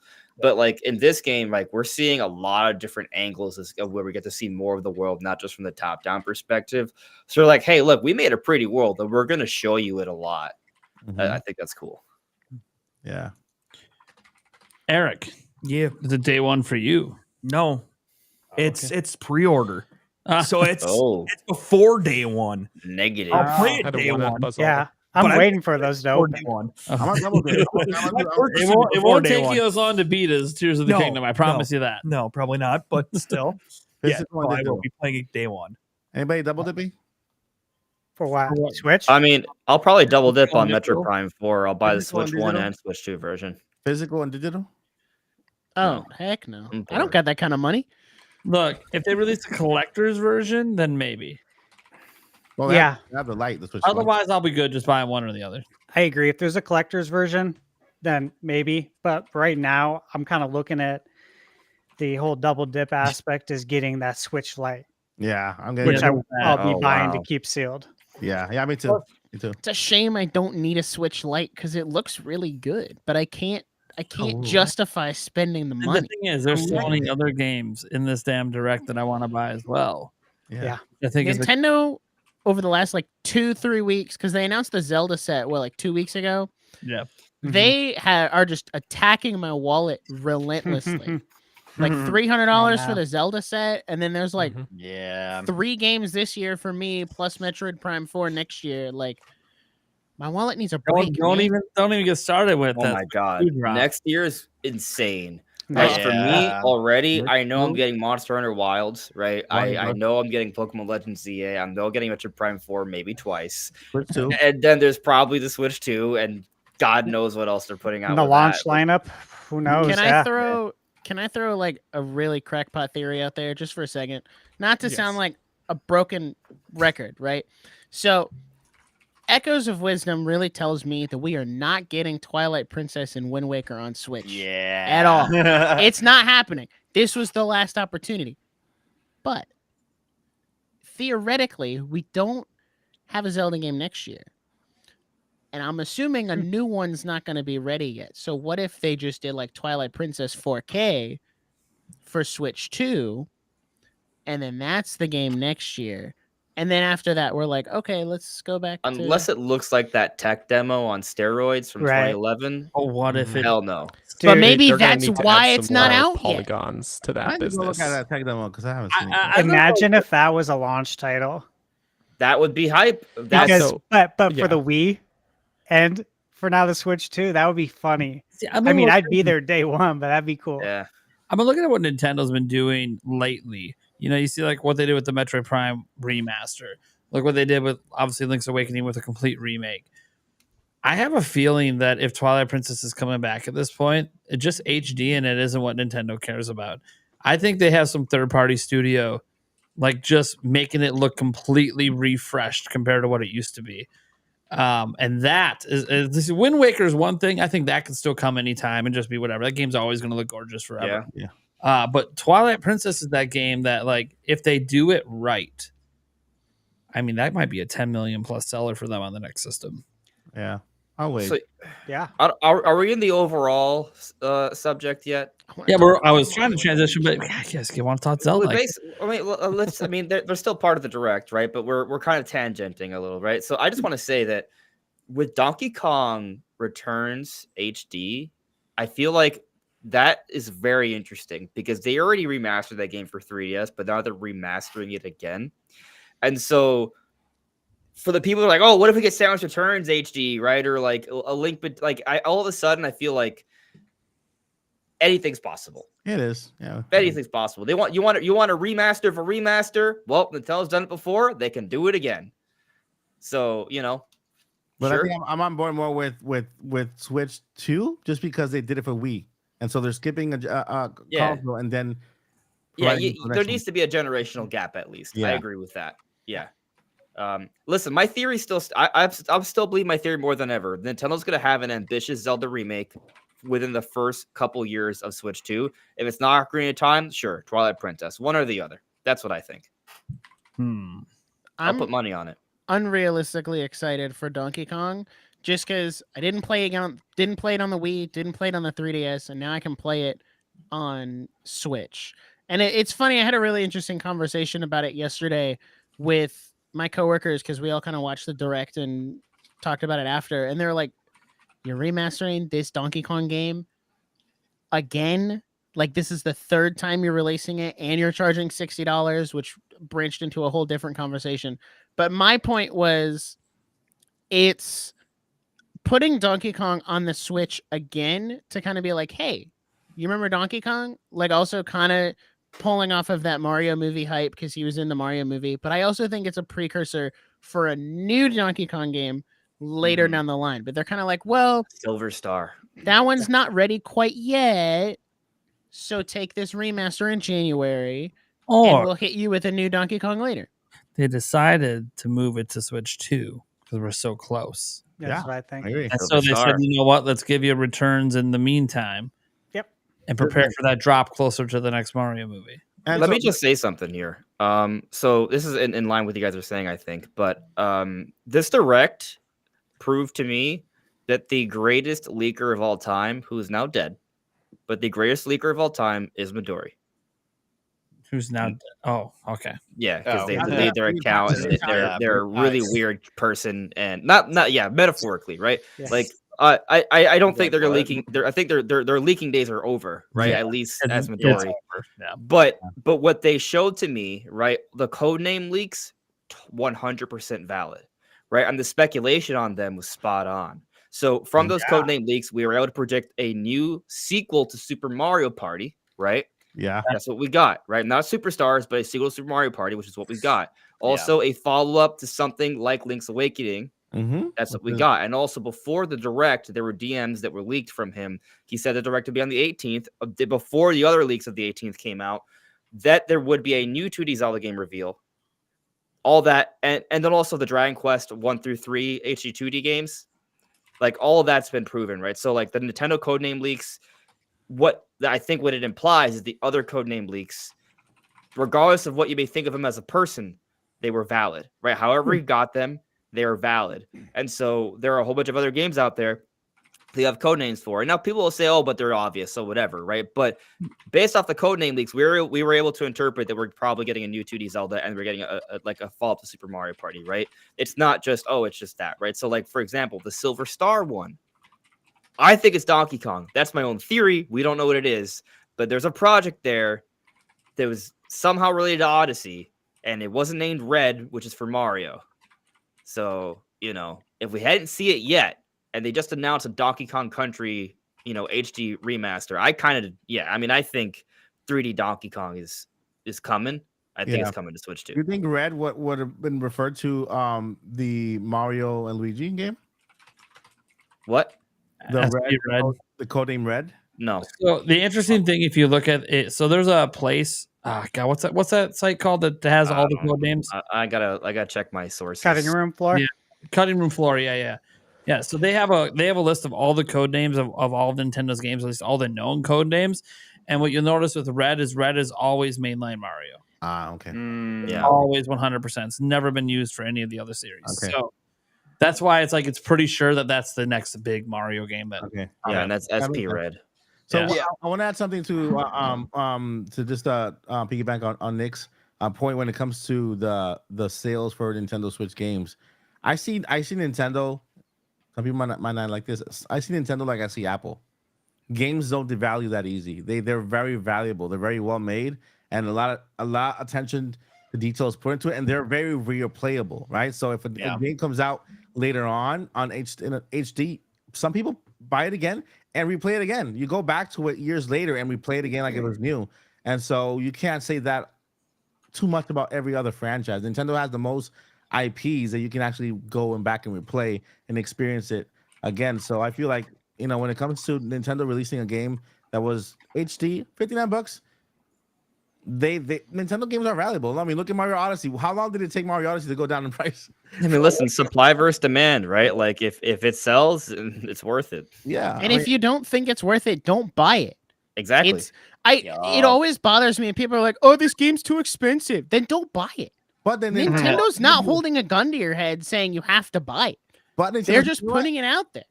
Nintendo will tell you, hey, you can save $10 or $20 if you buy 2 ones with the voucher in the sale. Yeah, that is a good deal. So the game on a budget, Nintendo's games hold value for longer because they don't drop the prices. So for resale, they're better. Yeah, it's funny that people complain about Nintendo game prices, but the thing is, Nintendo games sell better than other companies' games. So maybe they made the mistake by doing all the price drops. Maybe they should have never devalued their own games a month. I agree. There is something to literally. that, There's right? like Ubisoft will be like 50% off a month. A game just sold a month ago. It's 50%. Hey man, when I'm in the grocery store and I see when I'm in the grocery store and I see 2 different items that are the same thing, like I don't know, two different peanut butters or 2 different butters or whatever, I'm like, okay, so how do I know what the difference is? Well, one's $1 more expensive. Does that mean it's a higher quality brand? And so sometimes I go for the cheaper, but sometimes I kind of want quality here. Maybe the higher price is, a better quality thing. And there are it's times psychological. I mean, you have to say it's the simple fact, bigger number equal better, but like obviously it's not true with everything in life, but It's not how our monkey brains. It's not if that's your only point of reference, like that's the only piece of evidence, No, like bigger number equals better. I think what happens is we're kind of trained that way because there's a lot of things in life where it is a little bit true. You get the more expensive phone. It is better, faster, easier to use than the cheaper phones. Yeah. If you get a higher grade cut of meat, a higher grade cut of steak, it does taste better than the cheaper ones. So there's a lot of things in life. It was not worth it. Well, there's some things that aren't worth it, but the point I'm saying is like if you there's just a lot of things in life where if you buy the more expensive thing, it tends to be a better proposition. But it's not true in all cases. Like if you don't care about playing on your TV, a Switch Lite might be a way better proposition than a $350 Switch OLED, even though you can argue about the OLED screen. But yeah, but now you got a more pocketable version that's more portable. So there's a lot of different facets in it, but a lot of things in life, bigger is better. And because of that, when you look at game pricing, the game never drops in price, must be a high quality game. Must be a high quality game. Whereas you see like, Ubisoft, you just dropped the new Assassin's Creed, $70. That's $25 45 days later. Mm-hmm. Was it worth $70 in the first place? If 45 days later, it's less than 50% off. Is that? Yeah. Does that mean it was really worth 70? There's like this cycle where Right. this is one of the things I buy often Nintendo games at launch, and I never buy a PlayStation game on launch because I'm like, I'll just wait, however long it's going to go on prices are sale. I'll get a crazy. super good deal on it. Like I got the Horizon for like $20 with all the DLC included, and but there's like a cycle where it's like they've trained, like these other companies have trained their client base to just wait it out. I was about And to bring then that up. and then no one buys it at launch, and then they're like, well shit, no one's buying it, we got to do something, put it on sale. Vicious cycle. I mean, it's a vicious cycle. You kind of have to bite the bullet for a little bit in order Yeah. to. But the problem is in this, now with you this got industry, top right? four Like you That kind of can be can't afford to kind of not have money coming in with how expensive their projects are. Mm. So they're in totally. they're in a bind. Again, that's Meanwhile, where Nintendo's like, Nintendo, I'm Nintendo's doing just fine. about that. They're in a Yeah. bind. All the companies that are doing this are typically multi-billion-dollar companies making hand over fist profits. Yes. They actually aren't really in that big of a bind. They're just trying to please investors. They could literally get out of that vicious cycle and just not drop the price of their game. And maybe Oh, it for hurts in the short term, but in the long term, it could lead to the evergreen status that Nintendo games end up having. And then they or might better not yet, cut the CEO's pay. out the way that they do. I 'Cause think we know- that's their plan. But- Though, like I think that's their business plan is to release it at full price. We're gonna get all the day one adopters. Sure, the whales. Then we're Yep. going to lower the price when it's time to release the DLC, which with Ubisoft games, that's 3 months later. Mhm. Like they hit you with At least so they're much not doing like DLC. the what is it, Star Citizen? That is like a $48,000 piece of optional content you can buy. Yeah. Star Citizen's Yeah. insane. They don't discount shit. yeah, I want to It's extend this one more. conversation to hardware, right? Because we're currently in the 8th year of Switch, right? Mhm. It hasn't been 8 years, but we're working on getting through this 8th year, right? Yeah. And the Switch has yet to see a price drop. The Switch 2 Mhm. is looming, and I mean that says something, right? There is value to the Switch. They're still selling well at this stage without a price drop. And you also look at this Nintendo Direct, right? Like it's the 8th year, and yet we're still having pretty good support. Is it a little bit worse than other years? Yeah, it is. But there's still this Direct was still really good. It's arguably one of the better directs when you account for everything, right? Like the hype with Prime 4, and then still giving us like a pretty solid lineup for this year. The second half of this year is Yeah. pretty Yeah. dang I great. really think this direct Yeah. had a little something for everyone. Like You guys I- want to yeah, get we into don't- that? They did.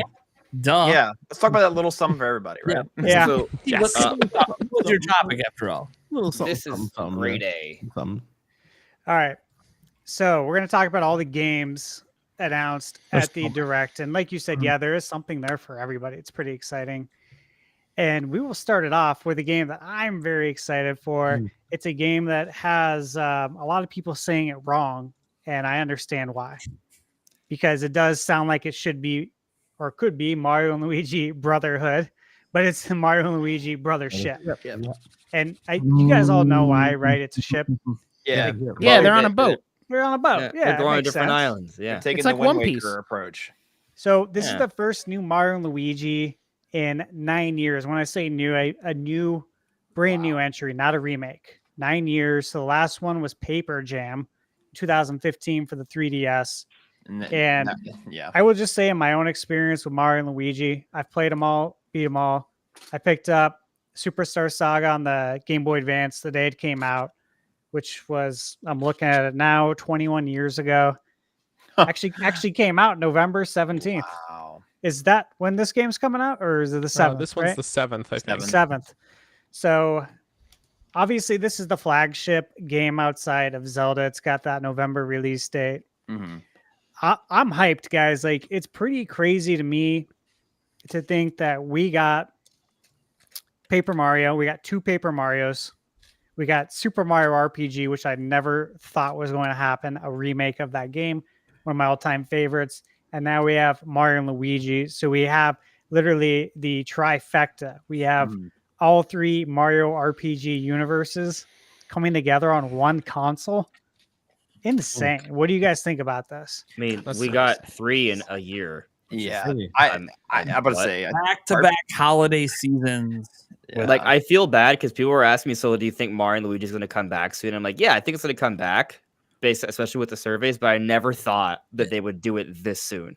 Mhm. yeah. Yeah, I thought if it came back, it'd just be like a remake or like a 3DS, up-res or something. But no, Yeah. they're like, no, new game. That's what baby. I thought too. Completely brand new. I'm like, wait, what? Yeah, Have we it's figured out who the incredible. developer is yet? Yeah. It's not Alpha Dream. That's for sure. Yeah, we know that.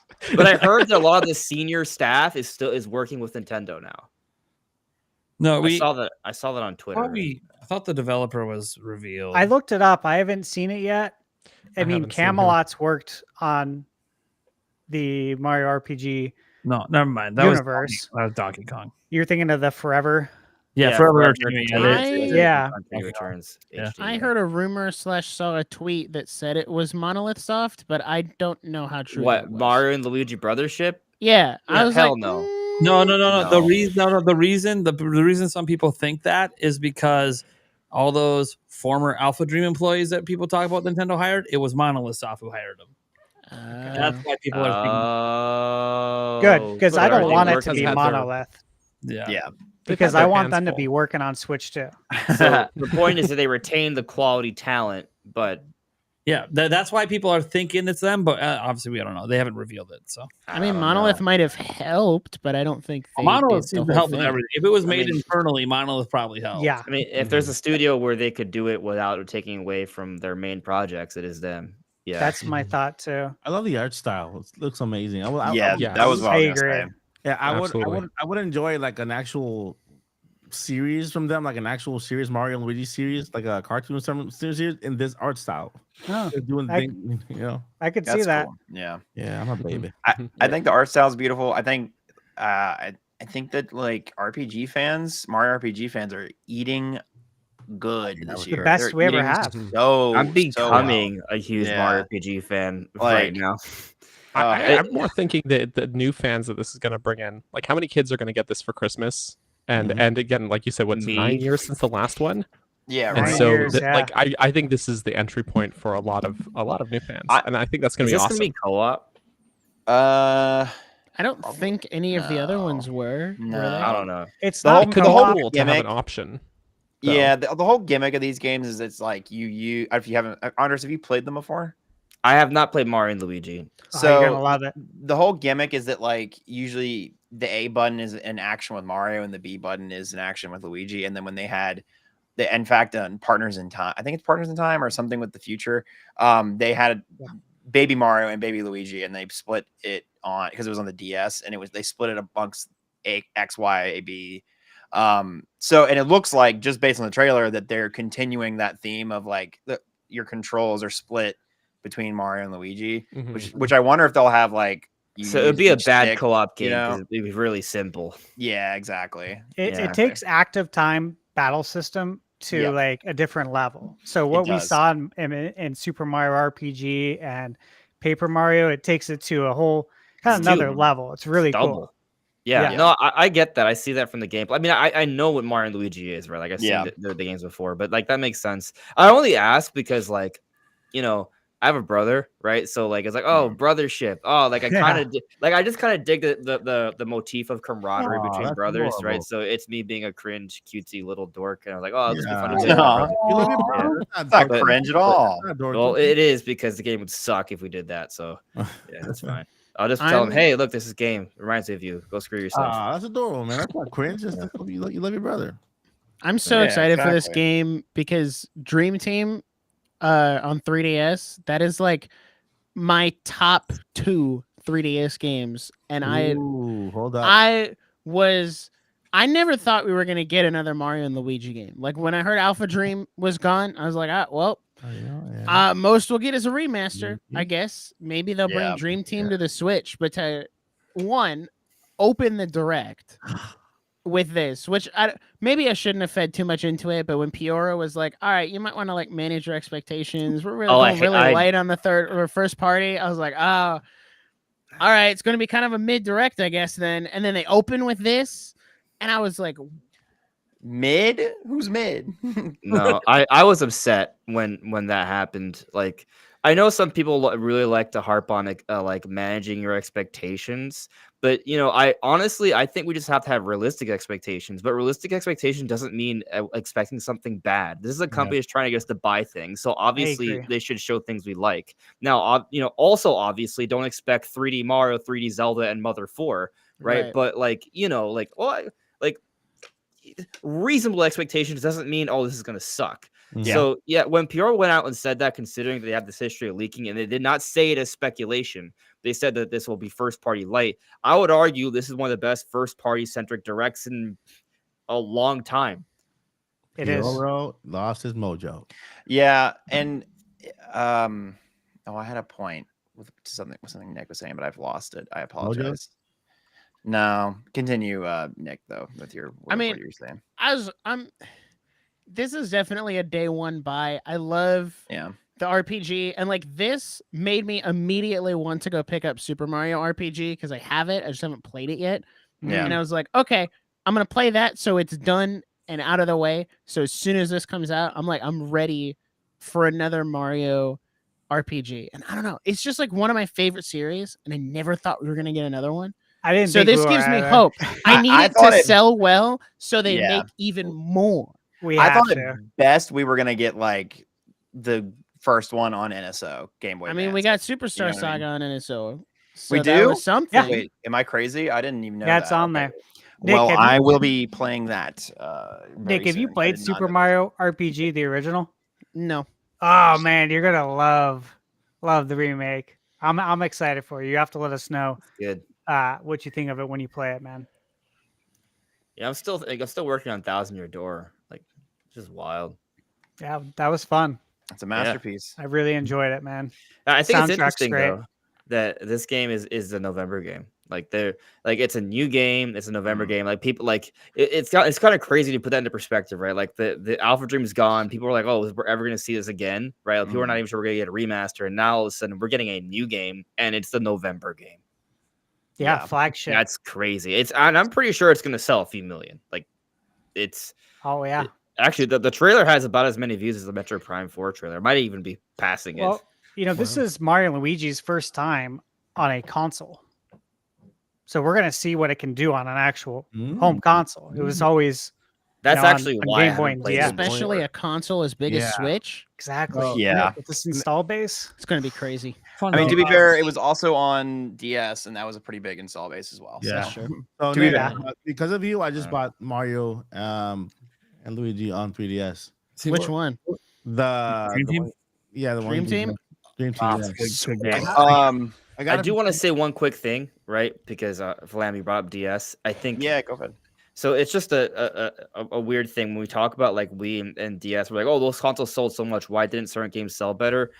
I'll go back to what I said about Wii. It was very casual centric. A lot of people bought that for Nintendogs or Wii Sports. That's so true. it's misleading in terms of the core fan base that would buy hardcore games. That's all. or Electroplankton. A lot of people bought it for that. I didn't even know I'm that totally game sold joking. well. Yeah, we're like, Okay. what? I thought it was What's that? interesting, but You should have saw the E3. Hey, that Dude, stage in Smash Brothers is We cool. take it serious. that E3 presentation for it was riveting. You should have saw it back in the day. I'm like, what is I mean, going back in on? the day, I thought all those games were so fascinating. Though it was as a kid, I was very interested in like all So- those games. It's right up there with Seaman on Dreamcast. I just want to point out we've made it about a couple hours into the show. We still haven't even mentioned the game that's probably going to sell the most copies on Switch this year. Yeah. What? Yes, we have. There's still a lot of games to talk about. Mario Part Super Free Mario Party. I'm just kidding. Is that the one you're talking about, Jamboree? Oh yeah, Oh, yeah. I'm so excited for It's like a Jamboree. 10 mentioned million it. seller. It's they say it's the biggest Mario Party ever, and Yeah. that has me excited. Like I kind of like that it's a little bit of a hybrid. Like it is a follow-up to Super Mario Party, which had me a little concerned, but Yup. they are remaking a couple Mario Party maps. It's 7 maps, so they're kind of like the main criticism for Super Mario Party was the content, right? A lack of content. They're literally promising us that this is the biggest Mario Party yet. So they're addressing the main criticism right off the bat. I'm a little bit concerned. But I'm gonna Yeah? explode if you don't let me, the Mario Party guy, talk about this. All right, all right. You know what, Flam? You're right. I'm shut up now. No, you're good. I was just like, all right, this is my time to shine. This Man's gonna It's Mario blow. He's Party. gonna You go. explode. So as Andres was saying, yes, it's Mario Party. It's a sequel to Super, unfortunately. Not that Super was bad, but it was also not good. But it seems like they're taking a lot of the criticisms to heart by adding a lot of new modes and giving us stuff from Superstars by adding old maps like the Cloud, the Rainbow Road map, and the Western map. So that's super exciting. And the Goomba Lagoon looks really cool, as you can see in the trailer right here. Audio listeners love you to death. But I think I have high hopes for this just because I think there will give us a mode or something that we can maybe turn the dice off. Because it seems like when you watch I don't know if we go back to the trailer, if we watch like the mall map again when they're playing through the map, I think I don't see like that typical layout with like the die, because you usually have like a dice and all the other stuff. But regardless, I'm excited for this. It looks like it's a huge thing. And then you also give us a 20-player mode, which that looks really cool. This part reminds me a lot of Wii Party, which was really fun. And so I'm excited that they're bringing back like these kind of really crazy concepts, but they're also optional things on the side and they're not like the main thing. Because that was like the biggest problem with Mario Party 9 and 10 was that they tried these cool, crazy things, but they made it the main thing, and they were things that not a lot of people were jazzed with. They were fun, but they weren't like, okay, but where's my board game that I know and love, and I need to, So I'm excited for this. This should be a fantastic. I'm excited just regardless because I'm a Mario Party person and I love Mario Party. I'm going to force all my friends to play 60 turns of the 20-person meta thing. So I'm looking Quick forward to question it. for you, Papa. Do you think? go ahead. Do you think there's the possibility that they could add more maps to it with maybe with DLC or? Well, we theorized that for a while with Superstars, and we really wanted that for a while with Superstars. So yeah, if we pause it, so right there, it doesn't look the same as like in Superstars. Oh, go back like a couple seconds. It's like this way. I'm looking at the dice thing. Well, a little bit more. Go back a little bit more. Yes, there. So that doesn't look like Super Mario Party. Nope. The dice UI at the bottom looks different. So it doesn't look like there's character specific dice, or at least maybe there's an option, or certain maps have it, certain maps don't. And that makes me hopeful and excited because that's what made Super Mario Party super unbalanced and very not fun. Because then it's like, oh, you have a tier list now of meta characters and they're not purely cosmetic. You can actually shop. boy.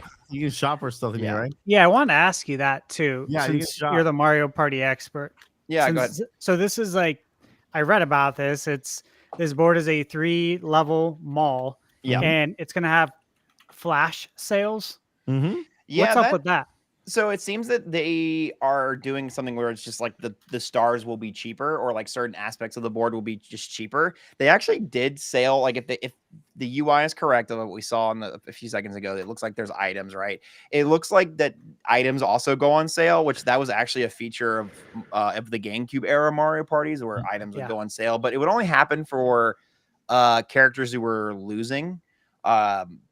But now it seems that it's like a map wide event where, hey, this thing's on sale. Everybody rush to this portion of the map, which I think that's pretty cool. It's a pretty neat take on this map. Is like, it seems like, oh, this thing of value is going to go super on sale. It isn't just a star, or it could be a star. And you got like the Boo Bell right here. You should all rush to this point of the map, or like who is the closest to get to that. So I think that's a very interesting way of going about it. And I think it will be pretty fun. I don't think it'll be. I have high hopes for this game. It looks good. I like the mall map, the vibes of it. I like the Goomba map vibes. It looks like they've taken notes from us, the community, as well. Because like the other problem with Superstars was not only the dice, but the size of the maps are super small and gimmicky. Whereas these look very like Goomba Lagoon here. This looks like a Mario Party map. Like this looks like a traditional ass Mario Party map, and I'm very excited to see all the gimmicks. And like if you pause it here, like look at all those. There was a couple other maps that looked really cool as well. Yeah, and then we're getting new old maps as well. So this looks very promising. Is all I have to say. That's what I thought too when I saw this. Yeah, man. It has it seems like I haven't seen the Wiggler map yet. I haven't but they showed off everything else in the trailer thus far. So yeah, very excited, very cool. I'm also excited for the crap tons of mini games they're claiming that there's going to be, of new ones and old. So that'll be cool to see old ones return. And some of the new mini games look really cool, like the Yoshi riding one. I was like, ooh, that looks fun. I want to try that out. Yeah, Mario Party, man, it's going to be a good time. They're always a mediocre time at best. So, and this one looks like it's shaping up to be good, despite it being Super Mario Party. So they're touting 110 mini games. Yeah, that's a good amount of mini games, especially compared to like older Mario Parties where I think Mario Superstar has not even. I don't think it cracks like 80 or 75. I don't think it does either. They're claiming this is the most mini games to date in any Mario Party game. Yeah, over 110. So whatever number they need to hit to have them all. 111. Yeah. Awesome. Well, and I think the so only one that had more mini games was that like DS spinoff, or was it a DS? There was like a mini game collection game, but it was literally all mini games. It was like the top 100 or something. Yeah, so I guess this is more still, even though it's the top 100. So. Yeah, I mean, what you said about the dice thing is particularly noteworthy to me, because like I am definitely someone who's like, I'm just gonna pick Yoshi. I don't care if he's like and then I always get the short stick of what his dice is actually. So that's cool. I actually think that's a really good improvement, because you should just be able to pick the character based on the character you like, not exactly whatever random arbitrary numbers their block gets assigned. Yeah. And it'd be one thing, like, so they've done character specific items in the past, and that hasn't, like, it was good, but it wasn't like meta defining, like, and it made it really bad in the past. Like in Mario Party 7, there's the random item you can get. It changes sometimes from character to character, and sometimes they're a little busted, but overall, for the most part, it wasn't anything like, it wasn't like it affected turn to turn play like it did in Super. Like Super, it was like if you pick like Shy Guy's like the best character. They roll, if you don't know, they have 3 5s, 2 4s, and a 0 on their dice. Like that is how they roll. So it's like they roll the most consistently, like best consistently, but then also they have the chance of whatever. And then there's characters, like, oh, they can roll 10, but then like the rest of their dice is like super low and blah blah blah blah blah. So that's exciting, like to see that. Hopefully, I don't know, at least the way it looks in the trailer, I hope, fingers crossed, that they're not following in Super's footsteps with that mechanic. So, anyways, that's my piece on Mario Party. Exciting. And Andres, again, sorry to cut you off there, but I was busting at the seams. I was like, I gotta do this. Is my bit. This is my bit. He just pants in between. Don't worry. I talk too much. It's good. 20 players though, man. 20 players. Yeah, 20 players is gonna be it's awesome. Crazy. Yeah. But that's great for us. Like, it's gonna make great content. Stuff. It'll make a great YouTube video, that's for sure. Yeah. The live stream guys we're gonna have at Nintendo. Oh yeah. Oh, it's gonna be fun. Me, Alfred, all of them. We're gonna fuck it up. It's gonna be great. I'm seeing it. I can see it now. Anyways. You guys, anyone else want to comment on this game before we move on to the next one? Well, I know with this game, the one thing that kind of stuck out to me with the trailer too is that in the one cart thing, they said you could go up to what 40 spaces Hell if you roll the dice right. That is Oh, yeah. absolutely insane. It's a raceway, baby. Gotta go Right. fast. Well, and I like that again. That's like a side mode. It's not like the main gimmick of like you can fucking zoom around the map, and it's like, okay, that's good that it's there. It's good that they're separating these things. It's giving you options. That's the big thing. It's giving you options. Yeah. The next game we better talk about is Hello Kitty Island Adventure because Oh, it's finally we're going fucking to. coming. Look You at know how we're time going for me to. head out. You know, you guys I'm are all hyped. so for it, excited. so I know the chat is. Gamer girls across the world rejoiced when we saw Hello Kitty Island Adventure. It was amazing. It was fantastic. Listen, I had to throw some representation. I will mention Nintendo World Championship that's Mhm. coming out soon. Is anyone picking that up? I am. I have it pre-ordered. I got the I'm still on the Japanese version fence. too. I got the I'm really on the fence, and I collectible one. yeah, I'm more interested in the collectible goodies that the special Yeah. edition comes with than the Yeah. actual software. I don't know what that says about me, but Nothing. It That's- doesn't say anything bad. I mean, I'm You're a truly Nintendo fan. I'm interested in the collectible too. Like yeah, I pre-ordered the Japanese version as well, so I can get those Famicom Switch controllers that it comes with. What? Like, yeah, it comes with 2 Yeah. Famicom Switch controllers. Oh, I that's need sick as that. hell. They're Joy-Con controllers that Hold you on. can Yeah. use with NSO. I'm Oh, shopping right now. I'm shopping 1 second. Well, Yeah, like they both have really cool collectibles, so I got both. I'm excited for it. I grew up on the NES, so this Sure. is fun for me. Yeah. Japanese. Oh yeah, I like that they included like a speedrunner board like that. I Yeah. think that's very cool because I feel like Nintendo doesn't acknowledge speedrunners all that often because they see it as like this borderline like infringement of not playing it the Nintendo way. So it's good to see that they're like acknowledging that on Mhm. their public forum. I agree. Yeah, because they've always been real like arm's length with speedrunning and that kind of stuff. Because again, I feel like they always see it as like a not necessarily hacking the game, but basically a step It's away from exploiting that. it. Yeah, exploiting it and doing it the way that it's not intended. But anyway, it's good to see. It's good to see that. It's good to see that they're embracing that, at least of that generation of gaming. What game did we not talk about in the Well, direct? there's some more here. One of them NSO stuff, right? I'm Yeah. excited about, and we're gonna touch on one of the big ones that you guys probably Okay. know. But I gotta ask you guys about Fantasia Neo Dimension, and there's a couple reasons why. One, I've heard really good things about it from Apple Arcade. That it's been on Apple Arcade. They say it's like stuck in Apple Arcade jail, and it's finally coming out. And right here, Hironi, is that how you say it? Hironobu Sakaguchi? I looked him up. Mhm. Dude, quite the resume. Worked at Square from 1983 to 2003. He worked on Final Fantasy 1 all the way through 10-2.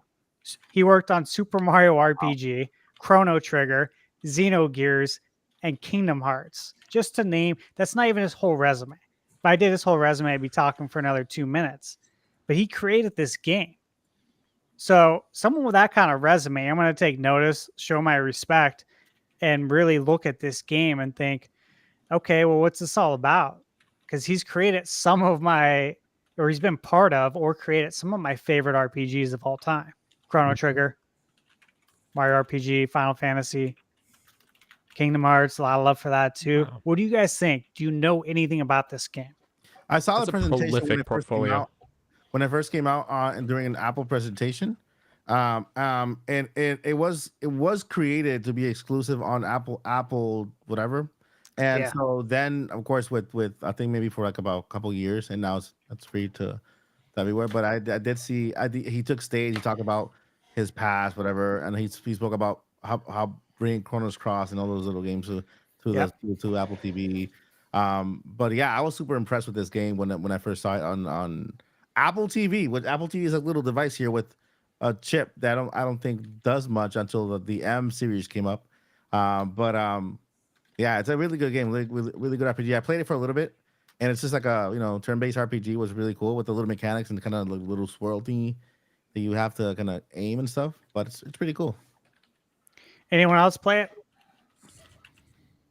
It's coming out this No. year, winter. winter 2024. So that I think that's something to keep an eye on for sure. Yeah, if you I like the mechanics look interesting. I like how the attacks can happen in a line. It actually reminds me a little bit of Origami King. But anyway, I do see that. Yeah. yeah.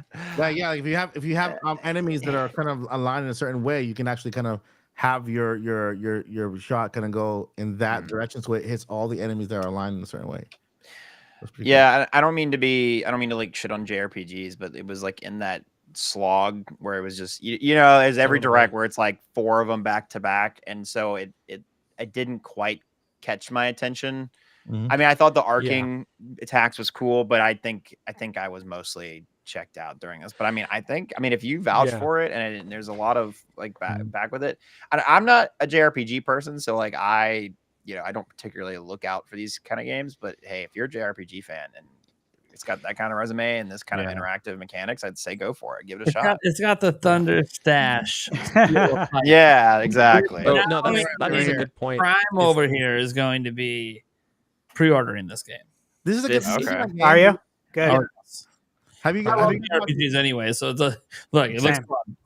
You know what I'm excited for? And I glanced at the reviews when you told me to add this trailer in. I went and looked at the reviews, and I was like, "Holy crap!" Right? This is actually like legitimately, like it's all 9s across the board. For this game on Apple Arcade. Yeah, exciting. I have a question. Like the visual style of it. Is it like? Is it just me, or does it look like they took like photos to use for like textures of things? Like it's I mean, the art style is really interesting. I don't know. They have to kind of cut a little some corners to get there. No, but like I'm not saying it looks bad. I'm not saying it as a bad thing. No, it looks good, yeah. It's just it's like there's one shot where it looks like maybe like a forested area, but I'm like, you could have told me someone like painted a miniature set. Yeah. Like my dad used to make model tanks because nerdism runs in the family. Yeah. And he would make like the whole like set and like that spot right here of the trailer. Yeah, I see it. It does almost look like. Yeah, I see that aesthetic choice. Again, I'm not saying this is a bad thing. It's just like I've never really seen a game look like that. Yeah, so and everything kind of looks like that too. It's like, cool. Yeah, you know, what's another game that reminded me of that a little bit, but which will waste a less significant degree, just one part. So for Metroid Prime 4 Beyond, when they show any opportunity. It sounds like I'm joking, but I'm being dead serious. So when they're hear me out. So when you wait 7 years, guys, this is what happens. But no, I'm being serious though. He needs his moment. This has been years. The forest part where they show the forest, right, and they show the giant tree and the mountain, the bridge. Like the side of the mountain with all the trees there, it looks almost like kind of photorealistic as well. Like that one's part of it. So yeah, but no, it's cool. So, like every time we talk about a tree, Metro's gonna come up. I got a scoop on this for you guys on the art style. Yeah, because I read it earlier and I was like, well, let me double check it's this game. So right here, I'm reading. Fantasian is a turn-based RPG. So the game's most unique features is its art style. All of the environments are real-life dioramas handcrafted by Japanese artists. That's the whole game. Handcrafted. Yeah. So someone made models of these environments. Yeah. And took images of them for the. Okay, see, because I was like, it looks like weirdly realistic in a way. It's like the best way to do pre-rendered backgrounds. Yeah. That's cool as hell. It is really cool. Very sick. Impressive. There we go, dude. Okay. It's like what Flam said here is it was like there's this stretch in the direct where you just see anime RPG, and you kind of start to zone out a bit, and it's almost a disservice that this game was like lumped in there. Yeah, I agree. Yeah. But it wasn't a disservice to the developer who got millions from Apple. Yeah, true. Apple was the one who actually petitioned for the game to be made. It was made directly. They paid a lot of money to get a real game on the platform. Yeah. They said we need actual games. Yeah. Farm. We don't know about Farmagi. Farmagia or Farmagia. That's an interesting one. That's created by Marvelous Entertainment. You guys familiar? Yeah. They made like Rune Factory, Harvest Moon. They actually did No More Heroes 3. But their farming game is very strong Yeah. because Yeah. the farming genre started with Harvest Moon on Yeah. Super Is Nintendo. this the one where you farm animals? Yeah, you farm Yes. your ads, But whatever. not by breeding, but by growing them like Like, plants. grow them like Yeah, plants. like literal. Honestly, that part caught my attention. I It was like, kinda what the funny. fuck? Right? Yeah, I was like, hold Yeah. up, what's going And on? they use the artist from Fairy Tale, which interestingly there was And a there's game a Fairy of Tale Fairy art in the same somewhere direct. out there. Yeah. Pokemon. Yeah, I think it looks kind of cool. Like, of all the like kind of basic looking Japanese RPGs we see in every direct, this one stood out a little bit to me. I'm Yeah. probably not going to buy it, but if I see it at a discount if you get someday, both. I might give it a try. I like the art style. Yeah. Art style was it looked cool. interesting. It looked very interesting. I mean, if there's a demo, maybe I'll play the demo, and if for whatever reason I like it, maybe I would buy it. I don't play farming games, but I got nothing against them. My girl plays Stardew Valley. She absolutely loves it. I got her hooked on that. Great, it's a great game. Yeah, Fantastic. like I respect it. I respect the cozy nature of it, all that. I don't play it because I know if I do, I know what will happen. I'll get sucked in and then I won't play anything else. Same reason why I never accepted an invitation, 20, 25 years ago to join a World of Warcraft group. I'm like, I can't, guys. I can't. Dude, it happened to I me. love hearing your conversation Yeah. about it. If I can't. I got stuff I got to do. I got other games to play. Come join. It happened to me in Animal Crossing New Horizon because that game was like real time at the beginning of when it started. Yeah. So I literally had to play the entire year, go through every season, every event, terraforming. Like by the time, wait a minute, what year is it? Where are we? Yeah, for real. Yeah. Look in there. Speaking of art styles, I will dunk on this game because I have an affinity. I do Don't not do have it. an affinity for Don't it. do it. Yeah. The Funko Pop game looks like Oh. absolute dog shit. Looks I won't terrible. Yeah, lie. It looks doesn't look good. so fucking I bad. like Funko Can Pops, we- man, but Can that we game looks play awful. That trailer. Can we please play the trailer? Because there's a specific moment in the trailer where I went, oh wow, this is dog shit. It was so bad I didn't download it, but I sure. thought it was like that on purpose. Yeah. Yeah.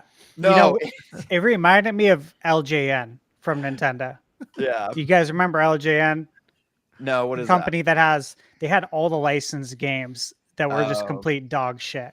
that? It's sad because it has it has worlds like Back to the Future in there. I know. and Yeah, it has Jurassic cool Park, IP. And but yeah, the Exactly. shader in the shaders in the trailer weren't even fit. Like the textures look undone. There looks like there's no cohesive art style besides they're plastic. They look like plastic. Yeah, but the Lego Oh. game is in there, and Yeah, that looked way exactly. better with like plastic Oh, aesthetic. Exactly. Go Pop! It does not So look hyped. finished. This He's does so not look like a freaking finished good. video game. I will point out the moment where I went, oh, this is so fucking bad. Like it looked not great here, but at least I was like, okay, maybe it's just a pre-render. They'll add some shaders. Like even in this part, I'm like, dude, this looks like a fucking like VR, like oh my god, frame drops in the trailer. Like, what do you mean? I did Like, notice crazy. the frame rate. Hilarious And, to like, me. I will defend this game on one ground. I think it's a big head. On one ground only. Here's Yeah. the thing. I think this game's made for kids. Yeah, sure. Roblox has frame Whoa. drop like a Oh, yeah, billion for sure. devices. People play. Yeah. Kids deserve good games too. Okay, right here, right there. The fucking no, rewind right there at the very end. They didn't even do the fucking courtesy of like fake busting open. It just phases through the fucking box. He just walks through the You're plastic. not supposed to open the No, box. Nintendo put this in their direct, and they're fucking phasing through a Well, to be wall. fair, they probably paid to be in the direct. I know, but that's still Money. insane. Yeah. It's so And you funny. can't destroy the box. The box. Does this game look this bad on the other platforms? Like, is it just Oh, a Switch true. issue, or is it maybe? That's a good actually question. You know- just this bad? If it's know what's if it's one of those cases where this is the Switch version, it looks worse than the others, then Oh. shame on the developer for not doing better to optimize Yeah. it. Hey, Because Oh, you 100%. could again, the Lego game was like adjacent look to on this that. in the Exactly, direct exactly. and looked Yeah. so much better Well, with like a plastic exactly. aesthetic. Yep. There was a trailer for it I'm seeing 1 month ago for PS5. So it was announced a month ago. Okay. I guess none of us heard about it because Funko We Fusion didn't- wasn't on our radar. We I did think not there's- care. I think there's a reason that game nobody knew about it. Look, Like, come You on. know, it's It's a so third funny. party game now. it's gonna sell more Funkos. Well, Yeah. Dragon Yeah. The Funko Quest has no problem selling 3. Funkos. watch the They TV really one don't. layers in Metroid Prime 4. H. What'd you say? You said Prime 4. What? Oh, he just said something mean. You're gonna get worked real. You're gonna get crazy. What did worked you up. say? I can't hear stupidity. Oh, You say stupidity. It's on multiple platforms. It probably will have more players than Metroid Prime 4. What? Oh Funko my Pop? Okay, Pop game. Okay. Oh, I don't know. So- Maybe. See this? My kids watched the direct, and that was the one game they got excited for. damn. You know, your I'm kids gonna say deserve this. better. I'm gonna say this. Funko Pop, whatever it's called, looks more interesting to me than Fantasian. You know what? Yeah. I don't even. Didn't you say you have to leave early? I don't. What's happening? Yeah, I don't know. These are- I'm answering it's emails. getting heated Here. in here. It's getting heated. Oh my god. Yeah, man. I mean, They're just kidding. I probably should have left like a long time ago. They're just Nintendo games, guys. Let's jump into the next game. Tomorrow. Hey, these Yeah. are just be nice. Yeah, The what next else do we game's have? exciting. This What is it? game actually was like, I think it was my third most hyped game. My first two in no order was Mario and Luigi and Zelda, Yeah. but my third most hyped game was Dragon Quest 3 Oh, HD yeah. 2D. Holy shit, that looks amazing. I agree. It's Really awesome. beautiful. I want to talk about this, but you Whoever- just told me that Metroid Prime 4 is below all three of the games you just mentioned, and I'm just I'm Oh having no, an I'm talking aneurysm about right games coming out this year, brother. now. Oh, okay. All right, you're good. Oh. You're good. All right. No, if it was coming out this Sorry. year, it would I be. want to fight. I think it would be Jeez. number one if it was coming out this What if Totally agree with you. Dragon Quest 1 and 2, because that's next year. Yeah. So it was cool watching this. I was in Prime, I was in your live stream, I was watching it, and it was interesting because at the end of this trailer, the way they pan out and are like showing the art kind of get Mhm. filled in. Yeah. Like I was holding my breath a little bit because I'm like, I'm really hoping they show 1 and 2, right? And the Mhm. music was still playing after they should have probably transitioned to the next game, and they didn't. And I'm like, oh shit, are they gonna show it? And then they did. So yes, we are getting Dragon Quest 3 first Uh-huh. this year, and then we're gonna get 1 and 2 next year. And dude, Is it personally, I'm a huge fan of this series. Now, do you remember what he said about the reasoning for that? Yeah, actually, I was reading up on that a little bit earlier, and there was something to the effect of playing them backwards, and Someone- that they were going to intertwine with each other. So Someone 3 is told me, actually a prequel. Yeah, that 3 is a prequel. So canonically, that's the order they take place in. So the story will okay. flow. Okay, that makes sense. Yeah. Okay. Yeah, it was yeah. right here. Like I had the exact same question about it, and I was streaming earlier today, and a friend of mine three, chatted one, in and was two? like, and clarified that. The head guy behind it actually said it in the direct. Mm-hmm. So it's 3, 1, 2, right? 3, 1, 2, or 3, 2, 1. That is the 3, 1, 2. canonical order. Yeah, it's 3, 1, 2. So that's why 3 is coming first. It's not because they're skipping 1, 2 for next year. No. It actually is the first game in the story. Oh, I like it. Okay. So. I mean, it's And- very confusing how they do it. They do It like is. that. It's Yeah. kind of like Final Fantasy 2 in the 2. US. It's like 6 in Japan or something. Oh, yeah. Exactly. Yeah. Makes no sense. So will this sell more than Metroid? Maybe. Probably. Probably. Yeah, it will. I'll tell you why. I'll tell you Yeah. why, though. If you guys don't know, Dragon Quest in Japan is the biggest JRPG.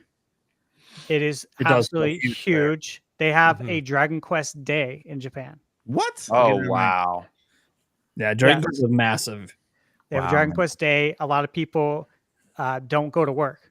Tokyo Metropolitan. They play, and you guys know Japanese people, man. Like They're very big on work. Man. They put the they're best very part- disciplined. Yeah. Yeah. So Why does for it them work to so not go to work for Dragon Quest Day is pretty awesome, in my It opinion. is pretty sick. Like Yeah. it says a lot. But I was talking with a friend about Dragon Quest on X, Mhm. and the way Dragon Quest is viewed here in the West versus in Japan is very interesting because it's kind of flip flopped. Like the way we attach to Final Fantasy Mm-hmm. versus the way they attach to Dragon Quest. That's like one and the same. So the I way see. people love Final Fantasy here is like how they are in Japan with Dragon Quest. And I played Dragon Quest 11 S Deluxe Edition. That's the one where you can play literally in 3D and it looks Yeah. great. And at any point in time, you can freaking change it to 2D. Oh, It's Yeah, it was good. amazing. That is Nate? insane, dude. I gotta to put this in perspective because this game was rumored to be in the Direct. The Japanese live stream for the Nintendo Direct is the most watched live stream in Japan history. oh wow. It's Okay. It's What? no joke. Whatever. the most watched one in Was Japan. Dang. Was this And it's franchise- all because these games were rumored to be in there. There's something else I think should be mentioned. Akira Toriyama has wrote like illustrated at Yeah. least the first one, right? And so like the designs of the characters look very much like Dragon Ball characters. Yeah. And I'll just remind you all, Akira Toriyama passed away recently. You know, he's kind of like a global icon. Yeah. So this is a good tribute. You basically took my question. That's about what I was about to ask, man. I also Oh, gotta say George that Murray. that artwork they showed is amazing. Mhm. And this is a Beautiful. callback to me to just my times growing up, where box art had to sell the game Oh Yep. yeah. Mhm. because you didn't have the internet. You couldn't go online and look up reviews.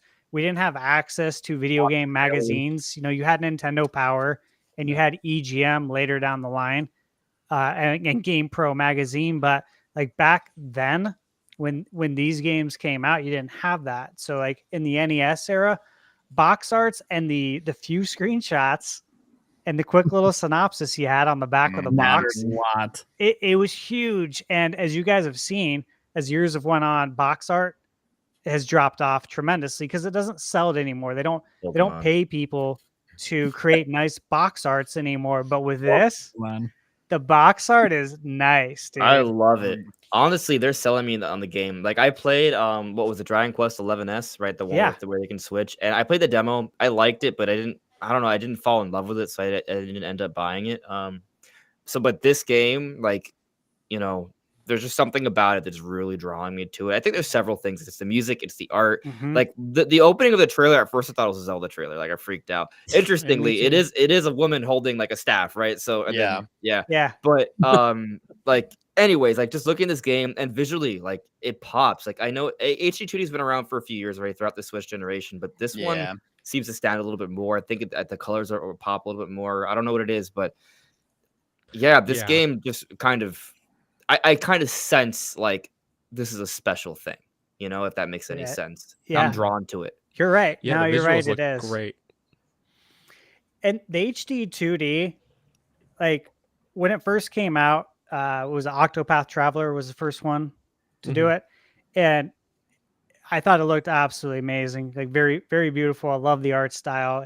It's just a callback to, you know, obviously the 8 and 16-bit and a little bit of the 32-bit generation of JRPGs. But what they've been able to do from that point that Octopath came out to this, like to me, this is like peak 2D HD. This is almost like, I wouldn't say an evolution, but if you compare Octopath to this, both games beautiful, but this definitely, I think it looks better. Like it's evolving. Like look at the water there. The water there looks insane So too. good. Yeah. The depth is impressive. It really is. And Yeah.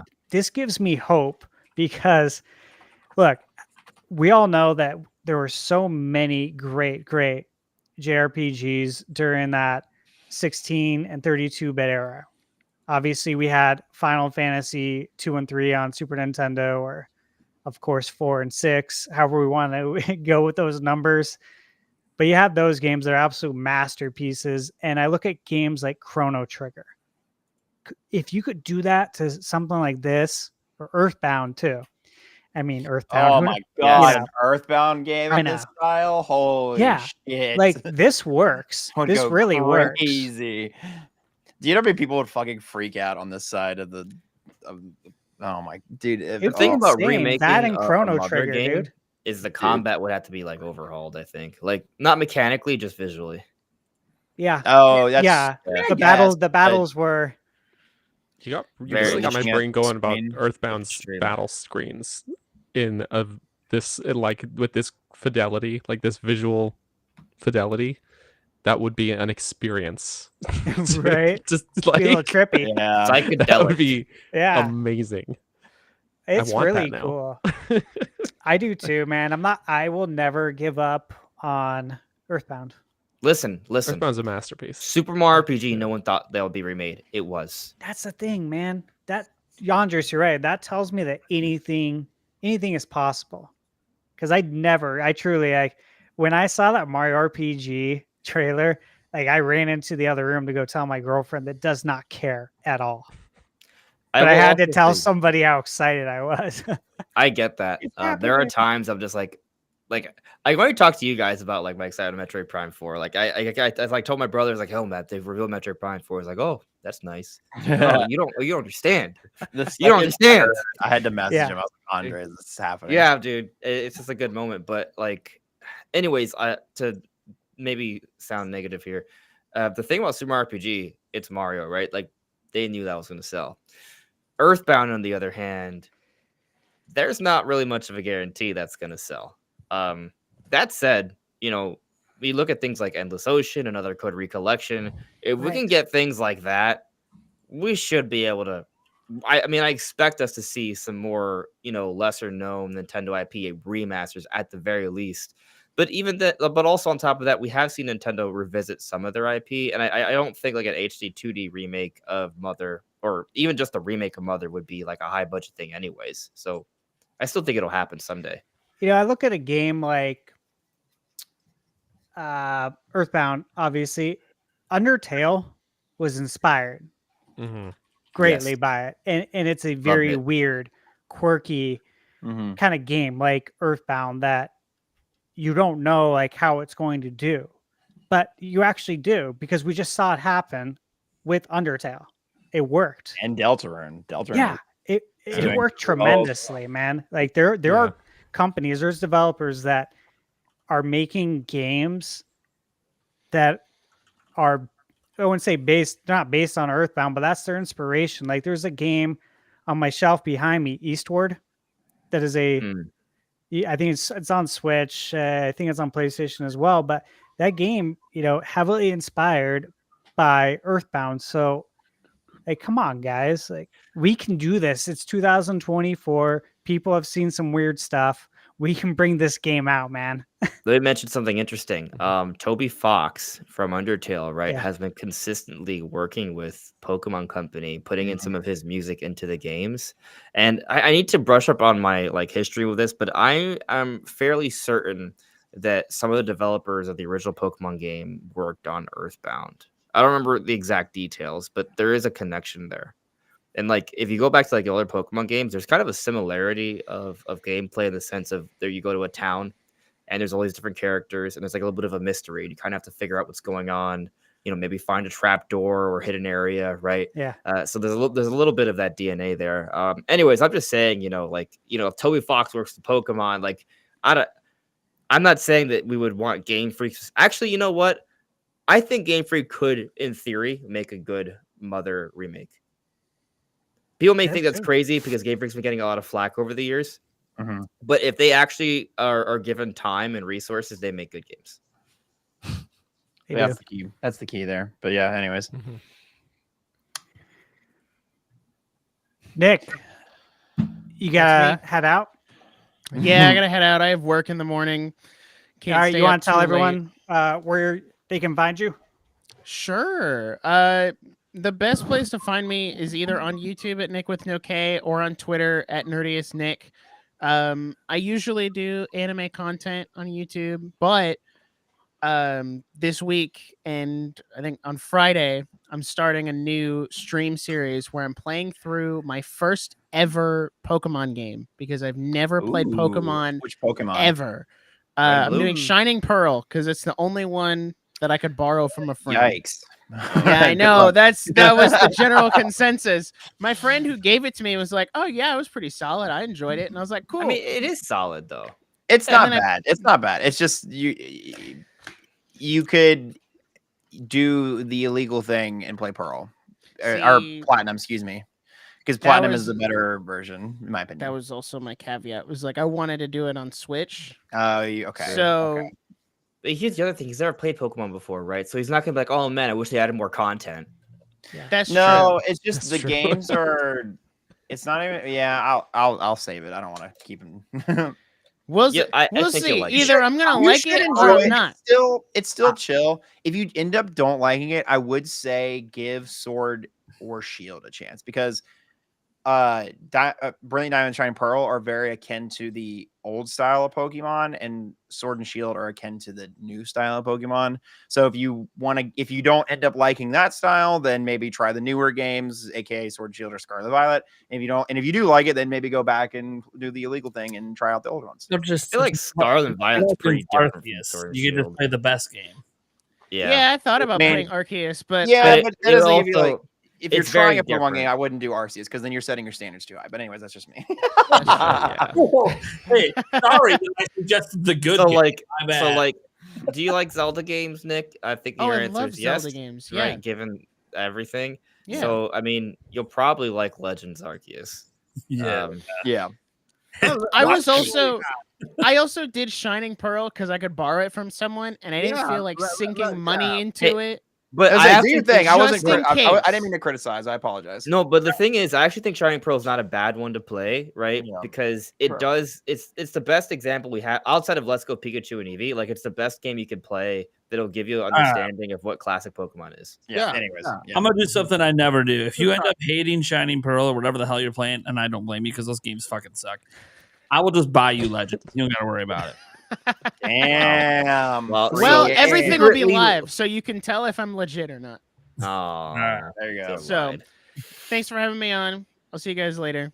All right, thank you. see you, man. Later. Bye, Nick. I'm having some spicy. All right. Did you guys Program. want to touch any more on Dragon Quest, or should I move on to the I'm next buying game? it. Yeah, I think we're Buying good. it. I'm Yeah, buying it. I think I'm gonna buy it too. I've never actually played Dragon Quest. Neither Oh have I. my god, you guys are gonna love it. I'm set up. I'm set up for like revisiting. Maybe that's my game of the year. You guys are gonna love it. I will say, When does it come out? Dragon Quest has Like a November wonderful something. soundtrack. One is coming out this year, the third one, and then next year the second. The Yeah, other but two. Yep. what's the release? Okay, gotcha. Sick. Yeah, you guys are gonna love that OST. It's very good, I'm very all good. music. Yeah. I am too. I love video game music, and you guys are gonna love this game. I can't wait to hear what you have to say about it. One game that I thought was pretty cool that, again, I kind of want to highlight a couple games I think might get overlooked. That's Darkest Dungeon 2. I don't know if you guys played the first one. It's got I will say this, I like to look at Google for the user review percentage of how many people recommend it. Because I feel like people who are writing into Google, it's no bullshit. Like, they're giving you their honest thought on this game, and they're not gonna do that otherwise. They're not making any money. There's no agendas with this that could happen in game journalism. And it's got 94% on Google, and it's got 84% on Metacritic. I think IGN gave it a 9.1. And so this is kind of a big sequel that, it could get overlooked. And I think the first game I think it came out in 2000, maybe 18. So this has been in development for a while. Let's see. I like the art style. That's what I said about it when I first saw it. I like the kind of. I think it's one of those games that people don't really know unless you play it. Like, it's Oh, just wow. cool. Yeah. It came out June 19th, today, 2017, 7 years ago. Man, Oh, wow. All Weird. right. Okay. anniversary, baby. Cool. Was this in the trailer? I didn't see it. Yeah, you probably didn't notice it. Yeah, too dark. I had a guy I worked with at Mike, the mortgage company that was talking to me about this game. Yeah.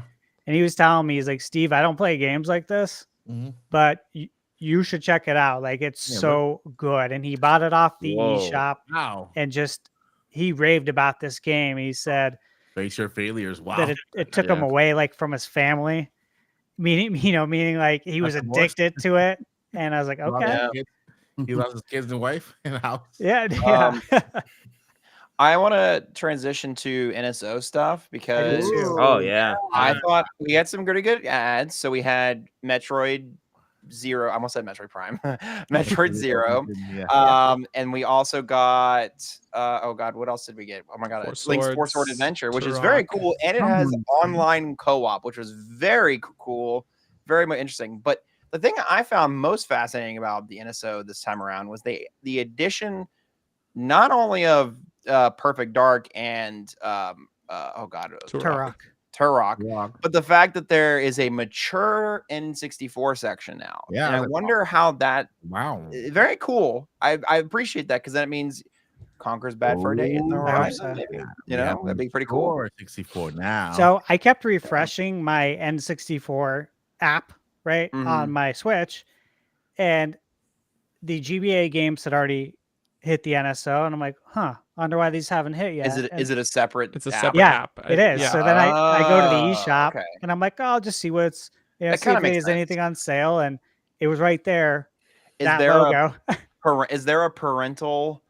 I mean, I guess if you have your No. account in and already knows. Yeah. So I wonder. Yeah. I wonder if you have like the parent controls on the Switch. If you try to like go in and download it, does it like Could say, be. no, Probably ask for a you know what I mean? password. Fun Yeah. fact: those golems in Turok would scare No. the shit out of me when I was a kid. Like because N64 games were already inherently dark, right? And Yep. so like Turok, you're playing it at night, right? You're just walking by. Yeah. Imagine like 10-year-old me, and then this giant freaking green dark Yeah. beam bursts out of the wall right in front of me. I was shook. I just But, find it yeah. interesting that the mature section exists. Like, Right. I guess it just Mhm. they had to do that. Like for ESR, what is it? This ESRB? bows extremely well for future mature games. They don't It, like have it to does, do it. Nice. but This it's is just still Nintendo. interesting. It's just It is Nintendo. interesting. Okay. Yeah. Yeah. So in Japan, they were required to do it. Yeah. Yeah. Oh, so they just did it. So Okay. they decided to do it here. What I find interesting, GoldenEye's not mature. I know that's exactly what I Right. was thinking. I'm like, that's a shooting game. I I guess think there's no it's teen. blood, but I think it's teen. It's teen. oh, They okay. pushed really It's hard for a hurts. teen rating. I remember this back in the day I mean, because it blood would have really- hurt their sales big time. Bro, like PG-13 movies have blood all the time. Like, Yeah. it makes Yeah. sense. Yeah. And there's swear words. But actually, it's really exciting because I was too young in the 90s to play Perfect Dark because it had an M rating and had strict parents. So I'm actually very excited to play it now. True story. It's Cool. like I saw it in the direct. I was like, shit, I never played Perfect Dark. Like, you- that's a do you- very highly regarded the game. N64 controller. I do have the N64 controller. Okay, good. Then you're gonna So- get the perfect experience. Yeah, That's it's gonna be why- great. That's, Just I'm, to GoldenEye, you got to edit the controls to actually make it play. yeah, I ain't doing that. I just got the controller. So, fun fact with Turok, I had a similar issue, right? They already got in the game. My dad also played the N64, right? But they still let me play, right? But after a while, I remember having like an argument. I was sitting in the car. I said 10 earlier. I was even younger. Like, I don't know. I was born in 91. Like, I was playing this when I was like, what? Like 6 or 7 or something, right? But I remember having an argument with my parents. Like, they're like, no, we're gonna take this back. I'm like, no, it's fine. Like, I'm not traumatized. It's a good game. Stop. Like, I was fighting with them for them to not get rid of it. I won that battle, but it was I'm glad. it was a I'm glad you scary did. fight. My Yeah, cousin and I picked it up at Toys R Us, Turok, right when it came out, and it was expensive. I can't recall if it was $69.99 or $79.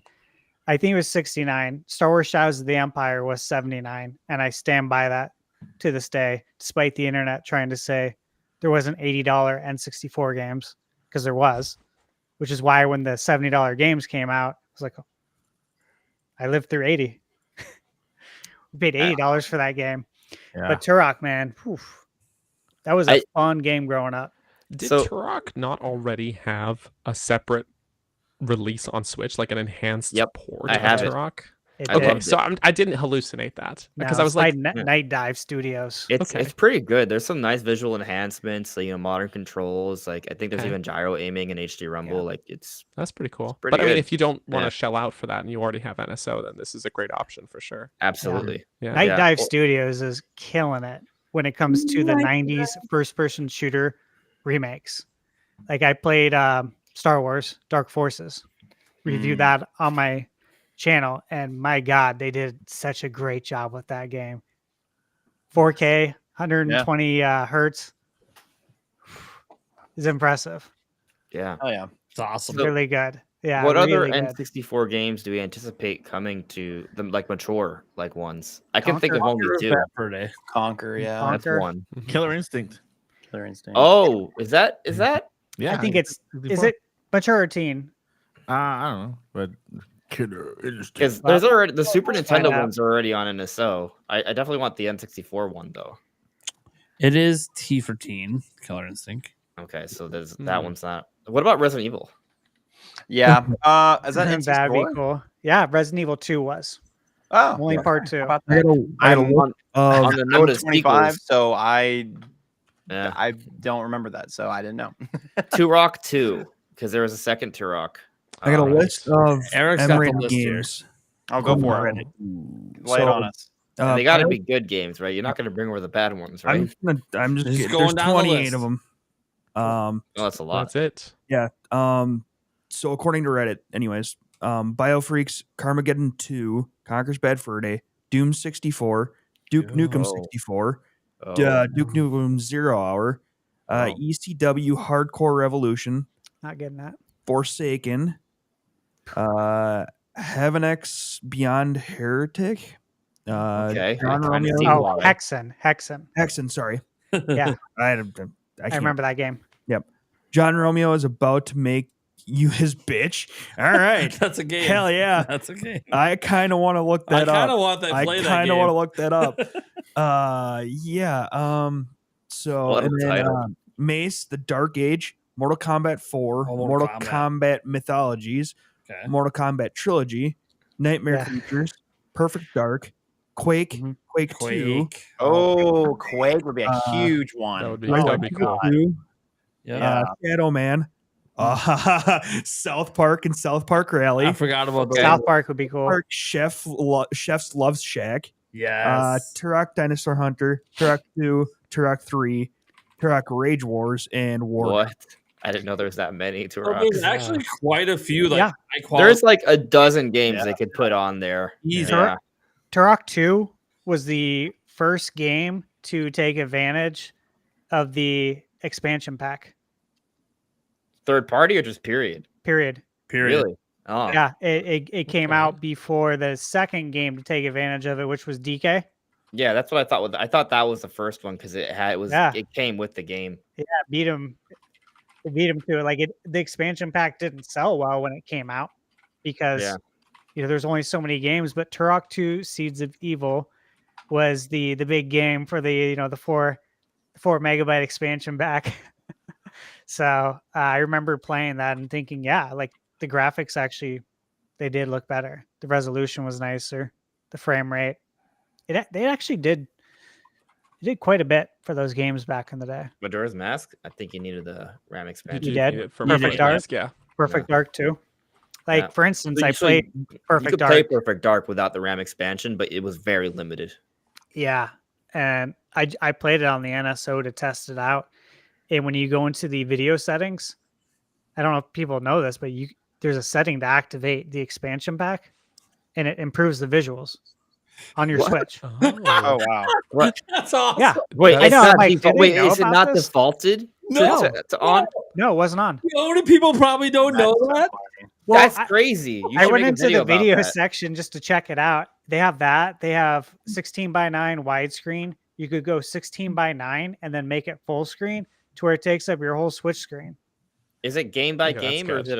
it it has to be? It's I game by feel game, like Yeah, this needs it's to game become by like game. a YouTube short or something because that's like I don't know how many people know that. That's Yeah. actually really insane and also really stupid that it's not It defaulted. is with better It should be visuals. on by default. It Yeah. should Yeah. be. This makes the game look better. Yeah, it I should think be I on. think we should all make videos about it and then complain about it on Twitter until Nintendo patches it. Yeah, that was pretty interesting. I was like, oh wow, this is cool. Oh, Like, you want to know what's one of my immediately number one? see You it. want to know what's one of my number one pet peeves? How when you play Mario Kart Deluxe and you have friends play, and it defaults to having all of the like the assists and handicaps on. Oh yeah, true. The turn assist, and I'd like turn that off. How? Oh, you got to press plus. Not on that screen. The next screen. Yep. yeah, and you have to be in the match, or it's like right before you pick your cart, and then it's like in the match. Yeah, Those you are can the do it in only the places match you can do too. it. And then I guess messy Yeah. because then you turn on your gyro accidentally. Yep. Afterwards. Anyway, yeah, I don't know. I think it's weird how sometimes they pick bad defaults. Yeah.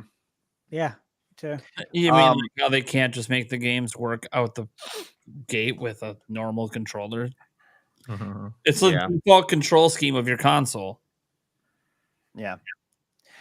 To Yeah. transition us again, one I saw a shit ton of reactions to, very hyped reactions to, Marvel vs. Capcom Arcade Classics. It's a big That's deal. pretty sick. That's I didn't realize how big of a deal it was until like after the fact. I was like, oh, this is pretty big. This is pretty massive. It is. I'm not a fighting games person, but I would imagine for a lot of fighting games heads, this is like Oh yeah. the second coming. Pe- Like this is people pretty from huge. like our age group, what Nate and Mike, Yeah. Marvel versus Capcom, huge following still to Yeah. this day. Yeah. That have exactly. the arcade 1-up machines Oh, and yeah. play people online.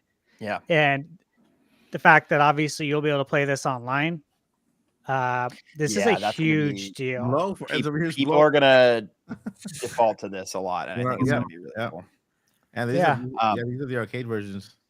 Yeah, this I know is pretty Paul cool. Gale Network is going nuts over it because he came on my my stream last night and he just couldn't stop talking about it. So Mike, be prepared.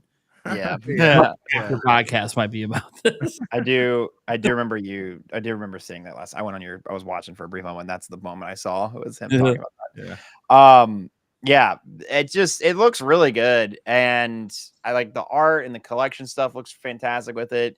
Again, I know I'm personally not into this stuff, but I know this has a huge, massive following, and this is like a cult following, and also just even people like my generation are still like they love this, like they're into this. Like if you're a fighting games person, it's like this is like one of the greats, one of the three. You know, it's like this, Street Fighter, and Mortal Kombat, right? It is. Yeah, it's one of the goats for sure. Yeah. So this is good to see. These are all the games. Interestingly enough, guys, Crazy. I have the Marvel vs. Capcom arcade in my house, and these are all the games that come on it. Well, that's nice. No, Yeah. Hey, So you have the 1-up arcades for this one? yeah, I just I- recently got the 1-up arcade for Galaga for Pac-Man. It's Pac-Man. yeah, I have 21 arcades in my house. What? Yeah. 1-up arcades? Damn. I know. That's a That's good impressive. investment, man. Why are you like giving me new life goals? I You got How one. do you find a It was space? second left in my studio. Oh, that's funny. have it in my barcade. I have a barcade in my house. Oh, of course you do. Yeah, Yeah. Barcade Studio David Tour Fincher coming can't- when? yeah. You know what? Yeah, I've been honestly, I've been meaning to do that for a while. So thanks for reminding me. I do need to do a video of that. I Yeah, was do gonna it. put my 1-up here, but I don't have any space. You gotta do like the TikTok thing where you like All right. show off. It is your decided, everyone. cabinets. The next I know. Nintendo Prime live meetup is going to be when I get my own little studio space. We'll have a There separate you go. room of just There you go. arcades. Hell Yeah. yeah. We're going to have an arcade party. That's the Yeah. goal. That's the goal. That's the goal. It's really cool. That was my goal growing up. Like I remember in high school telling my serious girlfriend at the time, and she remembers this too, that if my dream one day would be to own a house and have wall-to-wall arcades. And of course she's like, yeah, that's never happening. And here we are. Yeah. And so it is pretty cool because obviously growing up, that's not a reality. And like I owned an NBA Jam full-sized arcade Ooh, man. prior to the arcade 1-up coming out. And I've heard that so much. they're so heavy, guys. They're so heavy. They're so bulky. I'm not kidding. Like I between myself and my brothers, like we could lift a lot. And these are insane, like 600 pounds. Yeah. You know, like you're going to throw your back out if you don't do Mhm. things right. And they're very hard. They're very bulky. They're very expensive. And so arcade 1-up, not to plug them, but you know, putting arcade games that are not crazy heavy like that and with modern technology, like you don't want to be repairing a CRT. Oh, That's yeah. a good way to get electrocuted if you don't know what you're doing. Yeah. Yeah. And so this makes it convenient because like they were priced They were, affordably. yeah. $399. They've went up in price quite a bit. Yeah. Yeah. Oh, Wow. everyone's found out.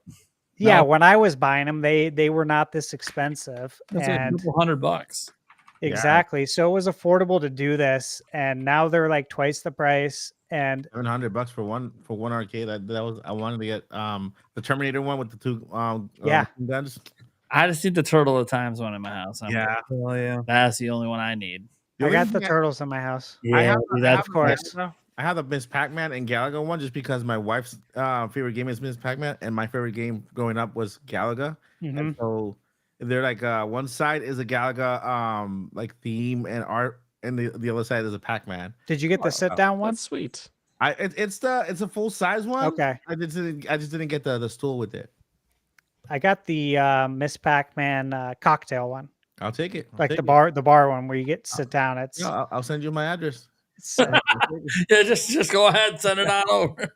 So my dream is to have the F-Zero AX. oh, arcade. it'd be so cool.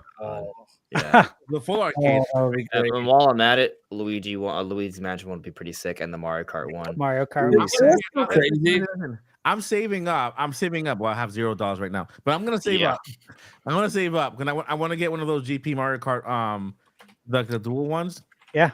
Because on our next house when we're moving up, I'm gonna have a little more space, so I'm gonna have those two Mario Kart. They're $3,000 if you're gonna buy the arcade. It come side by side, but the Mario Kart games, and they were made by Capcom, is it? Which one? I have no idea. The arcade, the actual arcade Mario Kart ride, because they have I want to say is Namco. Namco. Yeah, yeah. Namco. They have other characters that they're not even in Mario Kart. They're not from Nintendo. Yeah, Pac-Man. Yeah, Pac-Man's Pac-Man's in it. And Yeah. so it's pretty cool. I like it. Dude, I always forget like Nintendo with the arcade stuff because not like the OG like Donkey Kongs and all that, of course, but like we were me and my fiance were at a bar last week, and they had a couple arcade machines there, and here she is hopping in that Cruisin' USA one with the giant Nintendo logo on it. Yeah. And I'm like, dude, I totally forgot that was Nintendo. I used to do Cruisin' USA a shit ton back in my arcade day. Yeah. Totally forgot Nintendo. Is that not on NSL yet? Cruising USA. No, well, here's the thing. Cruisin' Yeah. USA is a Midway game. Nintendo got the rights Mm-hmm. to Cruisin', and they released like recently Cruisin' Blast. Mhm. That's a Nintendo published title. I have it on Switch. Yeah, I have that's the physical interesting. because Remember you that. know I respect because it's Nintendo, and it's actually a good game. It is. But yeah, Cruisin', man, is classic. Yeah, man. Yeah. Song, the music's so classic. I would love to play. I would love to have a Daytona, Man. Daytona USA in the house. That would be so cool. That would be sick. So, So I just want to tell you. we have to get to this. Oh, you're gonna head out?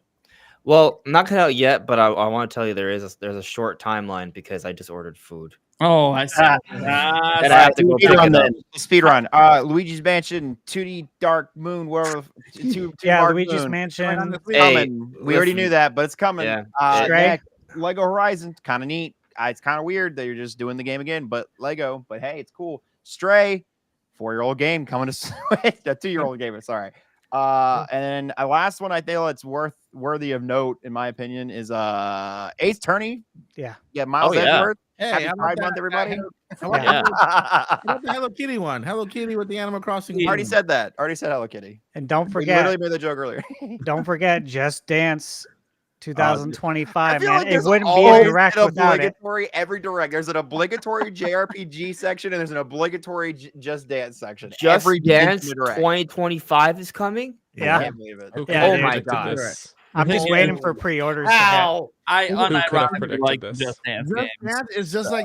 Oh, they're great. It's just funny that they're in every single fucking Or direct. do you remember those CDs that came out with the tracks of and they had these infomercials like buy it now, you get the 2 CDs for the price of 1, and they have these tunes like, and they have the either the old tunes from Britney Spears or whatever, but they came in jams, the jock jams or whatever, Yeah, I remember Jock Jam. Rock jams. and so like that now that's more that's They still release the now music ones. yeah They the still now make music. those every year. They still make them. So basically that this is the equivalent of that. Do we have any more topics? Yes, I think that's No, what are we talking about? Eric's got a topic. What are we getting? Well, It's a pretty big topic. We All need right, to get let's through hit it. everything to get to I his. was only asking because Boom Mini apparent. I'm seeing Boom Mini in the chat saying there was a super chat that was directed at me. He'd like me to address. I could still be here for 5 minutes or so. So we can still get to chat the this. Andra super chat. yeah. Yeah, I would like to engage a little bit with your final topic as well. Well, but, you know, That's okay. Here, let me get Beggars to can't be choosers because like he did this. pay money, right? He's a paying customer. This must be the only one I got from him. Do you all think it's possible that Ocarina of Time remake will be one of the games that comes out around Switch 2's release? No. No. So, I mean, okay, possible. Anything is possible. Yeah. Right. I think that there is going to be something significant Zelda fairly early on the Switch 2, but I wouldn't say it's a launch title. I think we're already kind of getting a pretty good understanding of like Nintendo's lineup next year. I would argue, right? I mean, we literally know about 2 big games next year from Nintendo: Legend ZA and Metroid Prime 4. Yeah. And if Switch 2 is a March release, which we don't know if it is, but I mean, that's what signs have been pointing to, at least as of late. Then I think both those games fall within it. Obviously, they're for Switch 1, but I think they'll backwards compatibility for Legend Z at least, and then that. But then also there's a talk of 3D Mario Kart, maybe the next Molotov game. That's typically, we have a break here and there that. So I just kind of feel like we're looking at a scenario where like we're not gonna get like something major Zelda next year. Maybe something smaller. Because we literally, as we talked about earlier, we were getting a new Zelda this year. We just got a new Zelda last year. So a big remake like what we're talking about here. We're not talking about like just upscaling Ocarina of Time 3D, right? Like this would be something that be made to look modern, like maybe Prime remastered, So I would say maybe 2026. I mean, best case scenario 2025 holiday, but I think that's optimistic. We might get Breath of the Wild remake. Yeah. Yeah, you're not even wrong either. I mean, look, Midori's Wow. right? So you king. Yeah. I mean, but we don't know what that is. It could be a patch. But yeah. Yeah, I think enhanced. Yeah, because all those other ports ones are patches. for Breath of the Wild makes more You think they'll sense. sell it? They literally never codenamed a patch before, but Will they sell it to us Yeah, again? they've codenamed DLC. So. DLC is not a patch. DLC is. I mean, it would be. I mean, wording, semantics. It's an entire game release. That is not a patch. No. What I'm telling you is that there have been projects that have not been entire game releases, that have been updates that are just code names. So hypothetically, this could be a similar thing. Right. I'm not saying it is. I'm just saying we don't know. Can you name one? There's a list. Nintendo. Yeah, I can. That's not DLC. That's not DLC. Well, Yeah. then I would have to take a look at the list of code names. But why would it, if isn't DLC good enough? Well, DLC is additional content. We're talking about just an. I need to look at the code name. Okay, that's the what I was. code I names, didn't know how deep you looked into it. I was actually hoping that you knew. I actually wanted to like have this like big pie in my face moment. Well, I mean, let me. We just don't know what it is, dude. Like, I don't think you should jump to the conclusion that it's gonna be like a big physical release. Well, here's the thing. next year. The reason I bring this up is that any game that has upgraded features on Switch 2 has to be completely recompiled for the new hardware. So, like, it wouldn't be just a patch. They have to recompile the whole game. I mean, so I don't know. I know you say I don't know. That's how game development works. They have to recompile the entire game. Right. Same way they have to recompile when you have a PS4 game that gets an enhancement on PS5, right? In other news, Actually, that's why they wanted to charge for it. in breaking news, Sabrina Carpenter has been seen playing a Nintendo 3DS. Speculation that it is modded, actually, and is a all white Japanese only edition of the Nintendo 3DS as well. So it's kind of big for us gamers. Yeah, show that screen off. Well, you know what? No, I was just being asked by Venetus 712 where to find this, and you see where it says high res.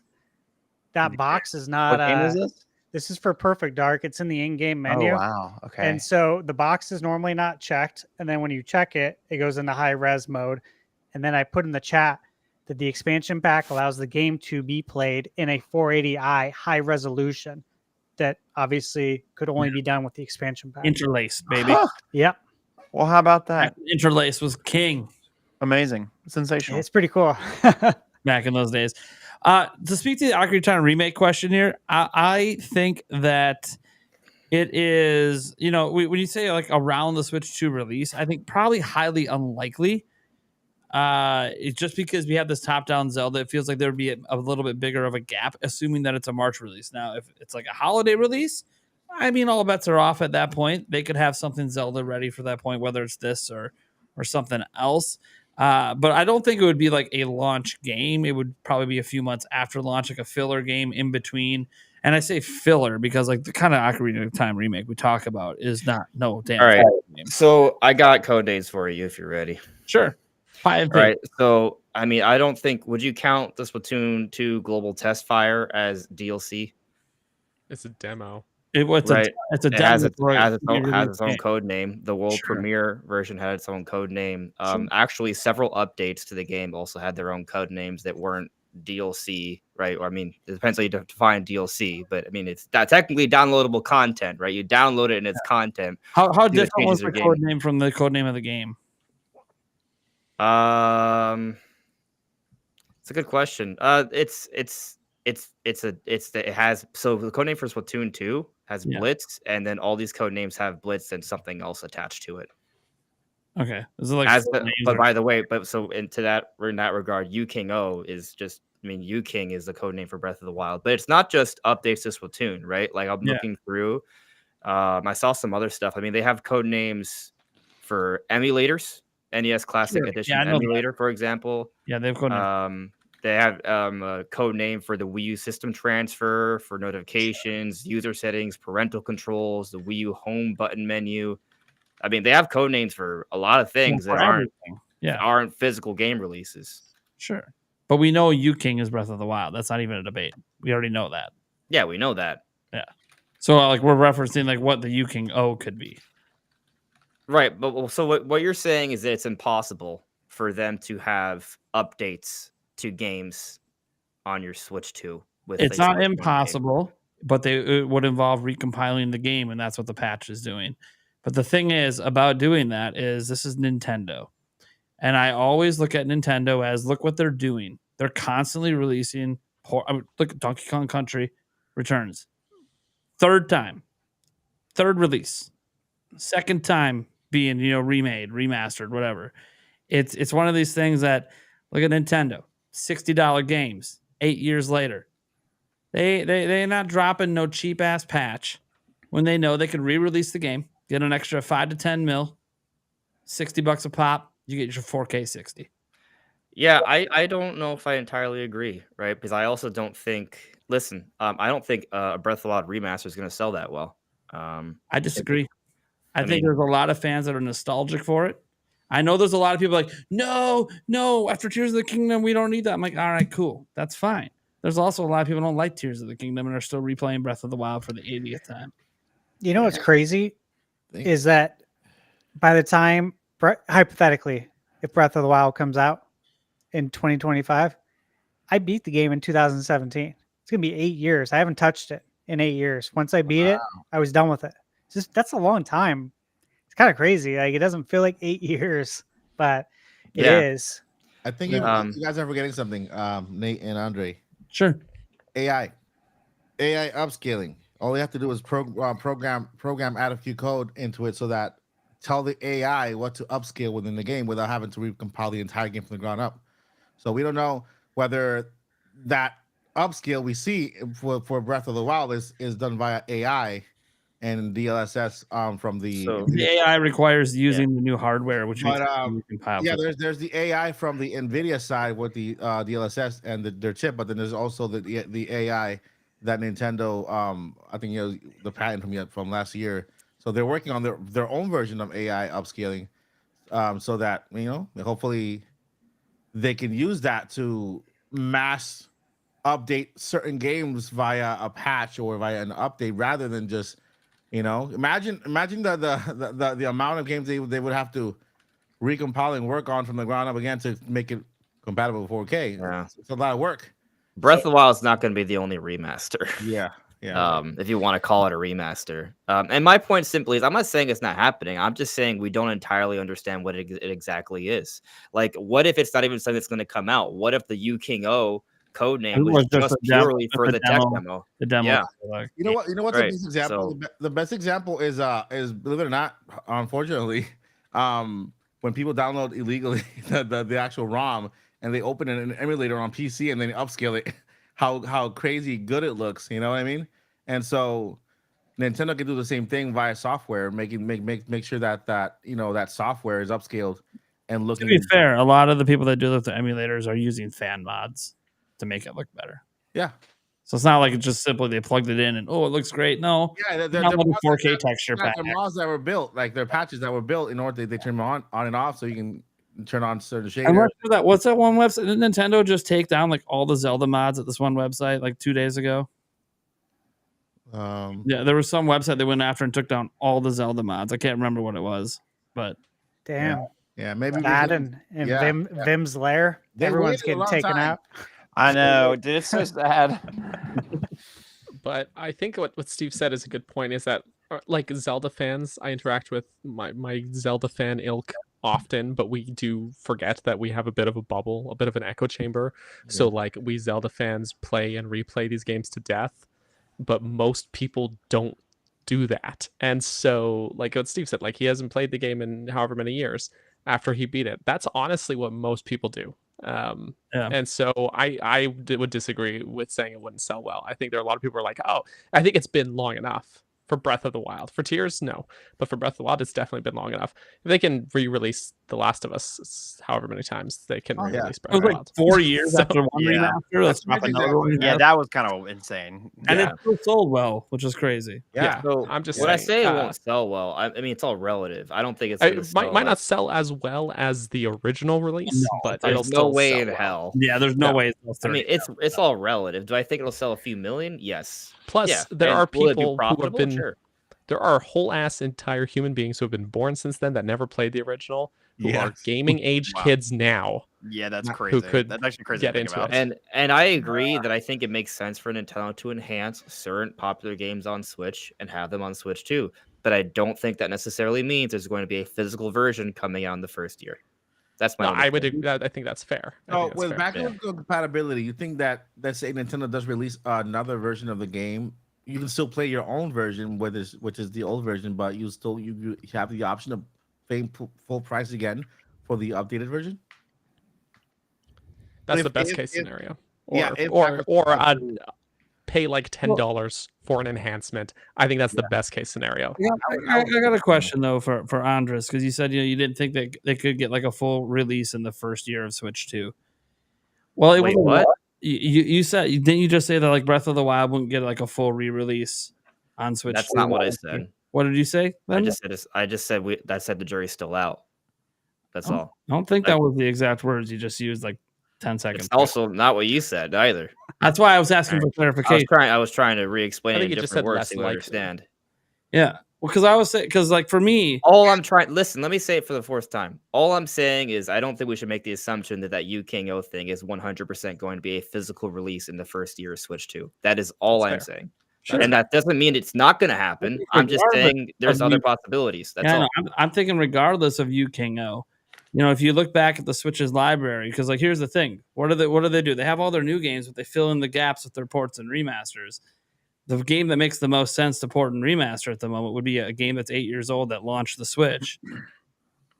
To have that as a filler game in the first year as a physical release, I think it actually makes a lot of sense. I mean, look at all the filler games we got from Wii U in the first year. Not just Did Wii we U. get any remasters in Save for the 10th excluding Mario anniversary. Kart 8 excluding Save Mario for Kart 8 27. Deluxe?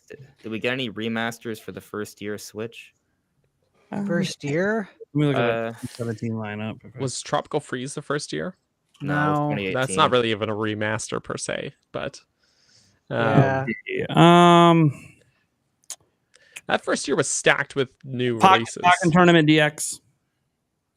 Oh yes, Sure. Yep. That was not even 8 years old. Yeah. I know. Well, I mean, none of the games were 8 years old. Yeah. Last 8 We years. use software new being content. City moved Undercover. to Switch is like a different story, you know. It is. Yeah. I agree. like that's there was that's there was totally the different. energy of repurposing games because they didn't succeed on Wii U. Right? Yeah, There it was a trying to whole give them a audience. second life. But that's why I Um, think if you're going to bring some popular Switch games over, you start with the earliest and work your way up instead of starting with like more recent ones, because more recent ones would have way more outrage. I mean, my take is that I feel like it would be a handful of games, and I'm not sure they're going to do physical releases because I feel like there are going to be just next gen upgrades. Yeah. So, I mean, correct me if I'm wrong, but I'm pretty sure that's kind of how Sony did it. Yeah, there are several PS4 games you can just get upgraded. You don't have to buy a separate physical game to do that. Yeah. Mhm. But Yeah. see, you're talking about going from PS4 to PS5. We're talking more like going from like a PS3 to a PS4. Tell me how many times Sony did it then. We're talking. That's kind of what we're But talking. this is the modern generation. Why does that? Yeah, why is that relevant? Well, because we're not jumping forward to PS5 level stuff. That's just not what's happening. Well, I I mean, just like don't how see you how that makes manage any something is difference. different than what your software specs are. Yeah. What I'm trying to point out is we're expecting Nintendo to do something modern when they don't have a history of doing that. They're always behind everyone. Not across the board. Well, pretty much. The only things they were ahead on originally was like the WiiWare stuff back in the day, bringing on the indie titles and allowing those digital releases. They were ahead on that, and then they instantly fell completely behind. You know, they were ahead on Virtual Console, then they instantly fell behind after a couple of generations. So I remember an interview with Shigeru Miyamoto. We have an online subscription service that's missing basic functionality that existed 15 years ago on Xbox. So I remember an interview with Shigeru Miyamoto, and they talked about how they are developing their games now, and then how he said it how it's been it's easier now with the Switch how to bring games forward with them, you know. Yeah. And then the guy who was doing the interview, he kind of presented like the example of Microsoft, how it runs on Windows, and so Nintendo has never had that platform of Windows. They've always developed something new for every console, except from the Wii to the Wii U. You notice how the UIs are similar, feel similar, because they kept it that way, and so the games were compatible and moving forward. What Miyamoto's saying is that they're doing the same thing with the Switch, and then Furukawa also confirmed that we're not getting a crazy upgrade, but it's kind of a next version of what the Switch is moving forward. And so I think what they're saying there, yeah, we're developing our own type of Windows games. Like if you open a game on Xbox 360, that same game is still compatible with Xbox Series X, you know, because they have the same exact platform, which is Windows. Yeah. With Nintendo, that's what they're doing now. They did it with the Wii and the Wii U. They cut it there. They started again with the Wii. You know, they keep cutting it. Yeah. Well, there's never backwards compatibility fully. But what Miyamoto said is that, okay, this time we're actually making it better. Nintendo accounts are moving forward, and so it's going to be easier now from this point. I should go. It's okay. I want to say one final thing quick. We should move to our last topic here before Andra steps out, or right when Andra steps out here.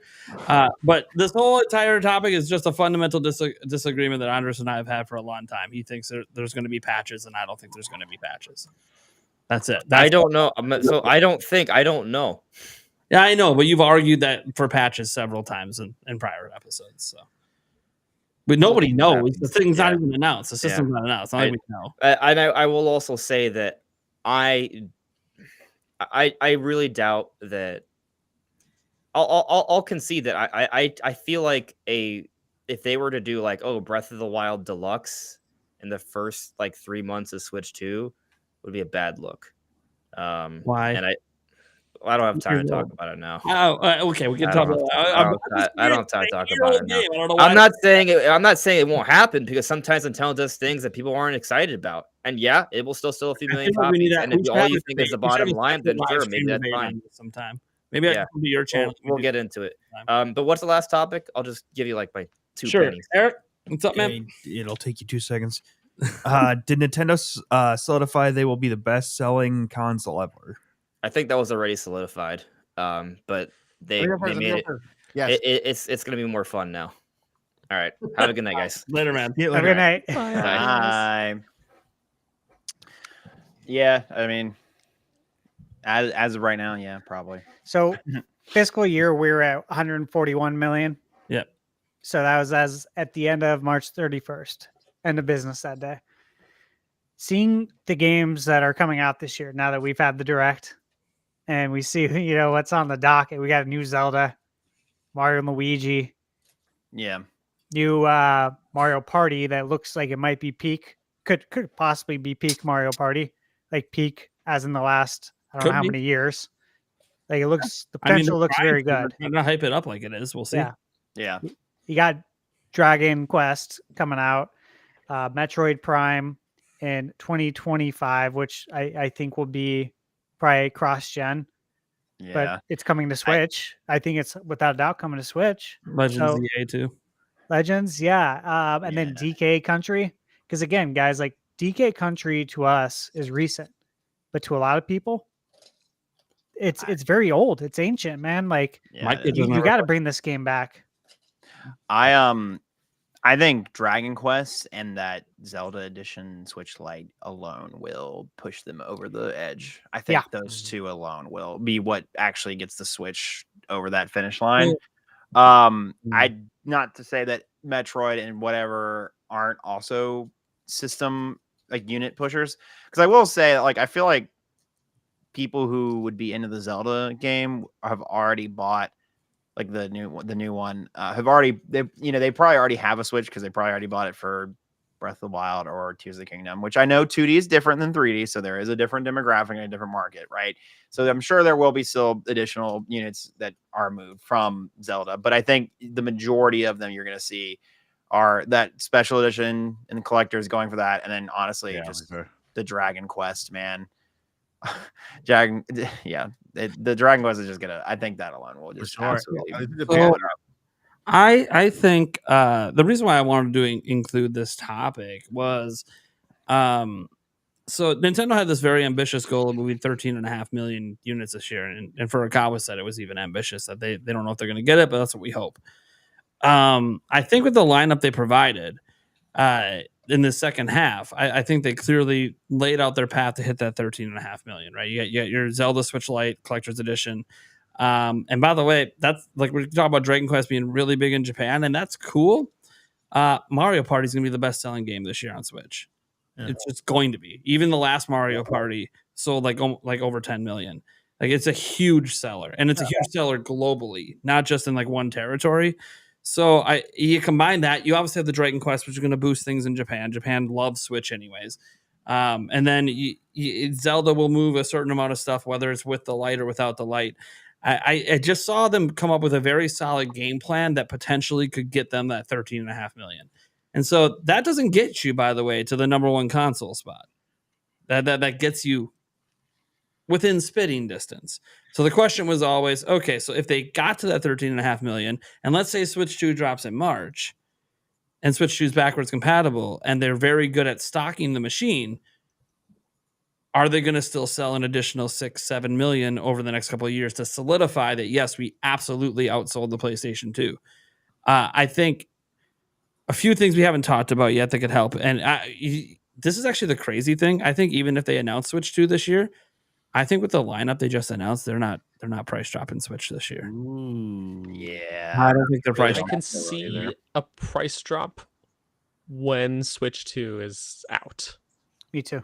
Yeah, When that's what I'm thinking now. I thought it would be this holiday because I figured, they might announce it before the holiday, drop the prices. Then I'm like, dude, look at that lineup. They're not dropping shit. Yeah. Yeah. Once the new one's out, they cut this one. Yeah, and that price cut's going to be key. I know I saw some people say that like, the Switch 2 won't come out early next year because we're missing so many remasters that's sitting on so many games. And I got news for you guys: the Switch is going to continue to get games all the way into 2026. I agree. There's going to be game releases. Yeah, Even third-party developers are going to develop for both. Well, yeah, the third parties are going to do what they need to do because they're going to go to the biggest. I mean, PS4 still got it 4 years later. Like that's what it is. That's where the audience is. Yeah, but it's one of those things that all this lineup did for me was show that Nintendo isn't phoning it in. See, if it would have just been a bunch of remasters, you're phoning it in. You're hoping that those sell them. But no, you gave us 3 major big games in the second half of this year. Way bigger games than you gave us in the first half. I mean, the two big games in the first half were Endless Ocean Luminous and Princess Peach Showtime. Those pale in comparison to the 3 games we're getting in the second half, in addition to all the third-party stuff like the Dragon Quest stuff. And then you obviously dropped a special edition Switch, and that, a Zelda one. They know what's up. They saw what happened when the special edition OLED came out. The boost in sales from the special edition OLED shocked them so much. Their projections were wrong, and they outsold their projections because that's just they did not think it was going to sell like that. So not that they didn't think Tears of the Kingdom would, the special edition Switch, they didn't know it was going to fly like that. So why do you think we're getting another one? Of course, my 2 daughters want it. So. Whether or not you're going to buy, Zelda fans, if you're not really that into this new Zelda game, you can't tell me that's not tempting to have that on your shelf. It's a good looking Switch Lite. And just look at all those. And by the way, it's not like Nintendo shouldn't have known. How many special edition 3DS Zeldas are there? At least 3. Or probably way more. Yeah, probably. So once I saw them come out with that game plan, I said, well, look, they're hitting that 13.5 million. Even without a price drop, they're hitting that this fiscal year. It's just happening. And that's even if Pokemon Legends EA isn't out in the first 3 months, which I know it's rumored to come out later in 2025. So, and then I consider, okay, Legends EA plus Metroid Prime 4 next year, and they're going to announce more remasters and ports, for the next couple of years. That I honestly think I'm at a point now where I don't just think the Switch is going to be the best-selling game console to ever release. I think it's going to be like a good 10 mil cleared by the end of 2026. And that's with Switch 2 going out and probably doing gangbusters. Because you know what's going to happen? People like Switch 2 is a huge deal, but look, it's going to be expensive in comparison to Switch, which is going to have those price drops, which it's never had the whole generation. So it is going to be a big deal when they finally do drop the price when the new device comes out. And the new device comes out, let's say it's $350, $400. Yeah, okay. Well, now all the Switches are sub 300. That's going to be a really big deal for continuing to sell. And I'll tell you this right now. I know a lot of people that have kids, and none of them are considering buying Switch 2 for their children. It's Switch 2 for them. Their kids can have their hand-me-down Switch or the cheaper Switches. So I kind of feel like there's going to be that secondary market for Switch for a couple of years, especially if they keep releasing games. I'm not saying the big ones, right? After Legends EA, I think a lot of their big games are going to be exclusive to Switch 2 to get people to want to upgrade and everything. But there's still going to be enough remasters that I easily see Twilight Princess or the Wind Waker HD still possibly coming out with its own version just on Switch, just because there's going to be people who can't get their hands on Switch 2 or their mom and dad won't buy them that. But so I kind of think Nintendo's kind of in a situation we've never seen them in. People are still buying Switch. Like a lot of millions. In a way, they've already won if you subtract all of the people who bought a PS2 to use as a DVD player. Easily. They've already won. Whenever people try to tell me, well, still, I'm like, you're right. It sold a lot, but now go look at the software sales comparison. Switch is already ahead, and it's not passed in hardware yet. So I mean, there's no shame in buying a. No. By the way, that was a brilliant move for them. Like, that was a great move. It was great. Like, just like Nintendo probably, Nintendo kind of missed the whole disc generation. They kind of missed the boat on that one. But nobody's buying a Switch to use as a multimedia device if they're buying it to play games. Netflix and Reggie could get along. Yeah. But they literally pointed fingers at each other. I'm like, that's so funny. So after that, real quick, I agree with everything you said, Nate, completely. The thing is, I look at Wii U. It just stopped getting support last year, and so I think the Switch will get support even longer than the Wii U with NSO. With they're going to keep that going. From here to that point, Nintendo's going to continue to sell Switches until they get depleted. It's just gonna happen. You know what I mean? So the fact that PS2 is going to be beaten and pass. I think Nintendo Switch is going to become the best selling system ever, and it's going to become the standard of sales when it comes to the standard. Okay, will we sell more here? How much compared to this? And just because of that, just because of the support, Nintendo Switch will have support at least 7 to 10 years after the Switch 2 comes out. Yeah, and I think they're going to keep selling units. Like, and when I say selling, I like making new units of Switch. I don't know if it's going to be 7 years of doing it, but I can see them doing 4 or 5 more years after Switch 2 where they're still got enough of those trickle down sales. I want to point out, like, okay, the most recent number we have is 160 million from Jim Ryan on the PlayStation 2. Absolutely incredible. They were still selling PlayStation 2s all the way through 2012. They stopped production January 4th, 2013. Think about when PlayStation 2 came out. We're talking about we're in PS4 generation and they're still selling PS2s. That Came out in 2000, right? Yeah, insane. Yeah. Absolutely insane how long they sold PS2s for. So like, yeah, they're going to sell 10, 12, 13, 14 years worth of that Switch before they finally slowly phase it. Now, I think there will be 3 versions. That'll get cut down pretty quick. I think either the OLED will get cut or the regular Switch will get cut, and they'll just keep the light and the dock version. It could just end up where they cut, even the light version if the sales aren't good enough. But because I know light has not been, a huge seller for them, but possibly in the discount world that we live in. I mean, if it gets down to $100 for a light like they did with the 3DS or 2DS XL, I could see that. Yeah, that'd be a killer budget console with that library. So yeah, they can make a light OLED that's dockable. Yeah, version. Because people always forget that, like, when Switch 2 comes out, what's the point of buying a Switch? I'm like, well, dude, kids don't have a choice for starters. They don't have jobs. They don't control. Parents typically don't like to buy their kids super expensive electronics. It's all hand-me-downs. Yeah. It might break them. Your sole cell phone. Yeah, it's a hand-me-down.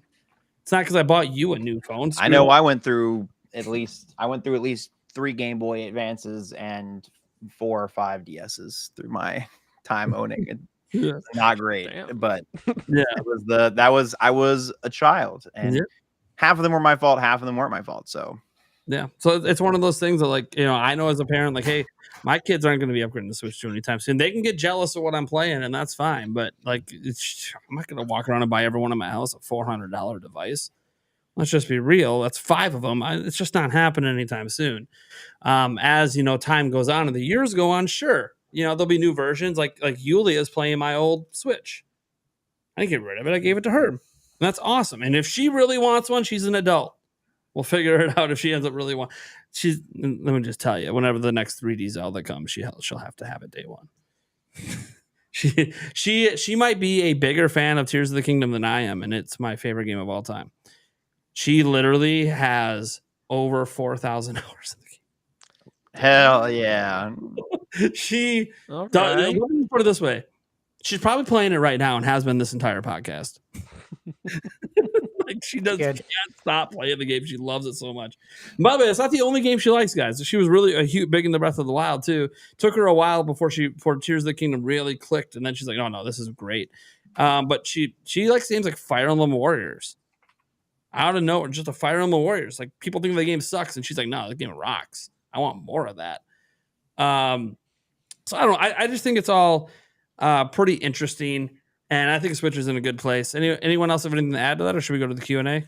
I would just add that I agree with everything you guys all said. I do think they're going to continue to manufacture Switch 1. And I do think we'll see a price drop. I don't think it's going to be this year, though, because, again, after I saw the lineup at the Direct, I knew it was not going to be this year. So that's great. It'll be next year. And yeah, I mean, I think it just continues to sell for a handful of years here. Yeah.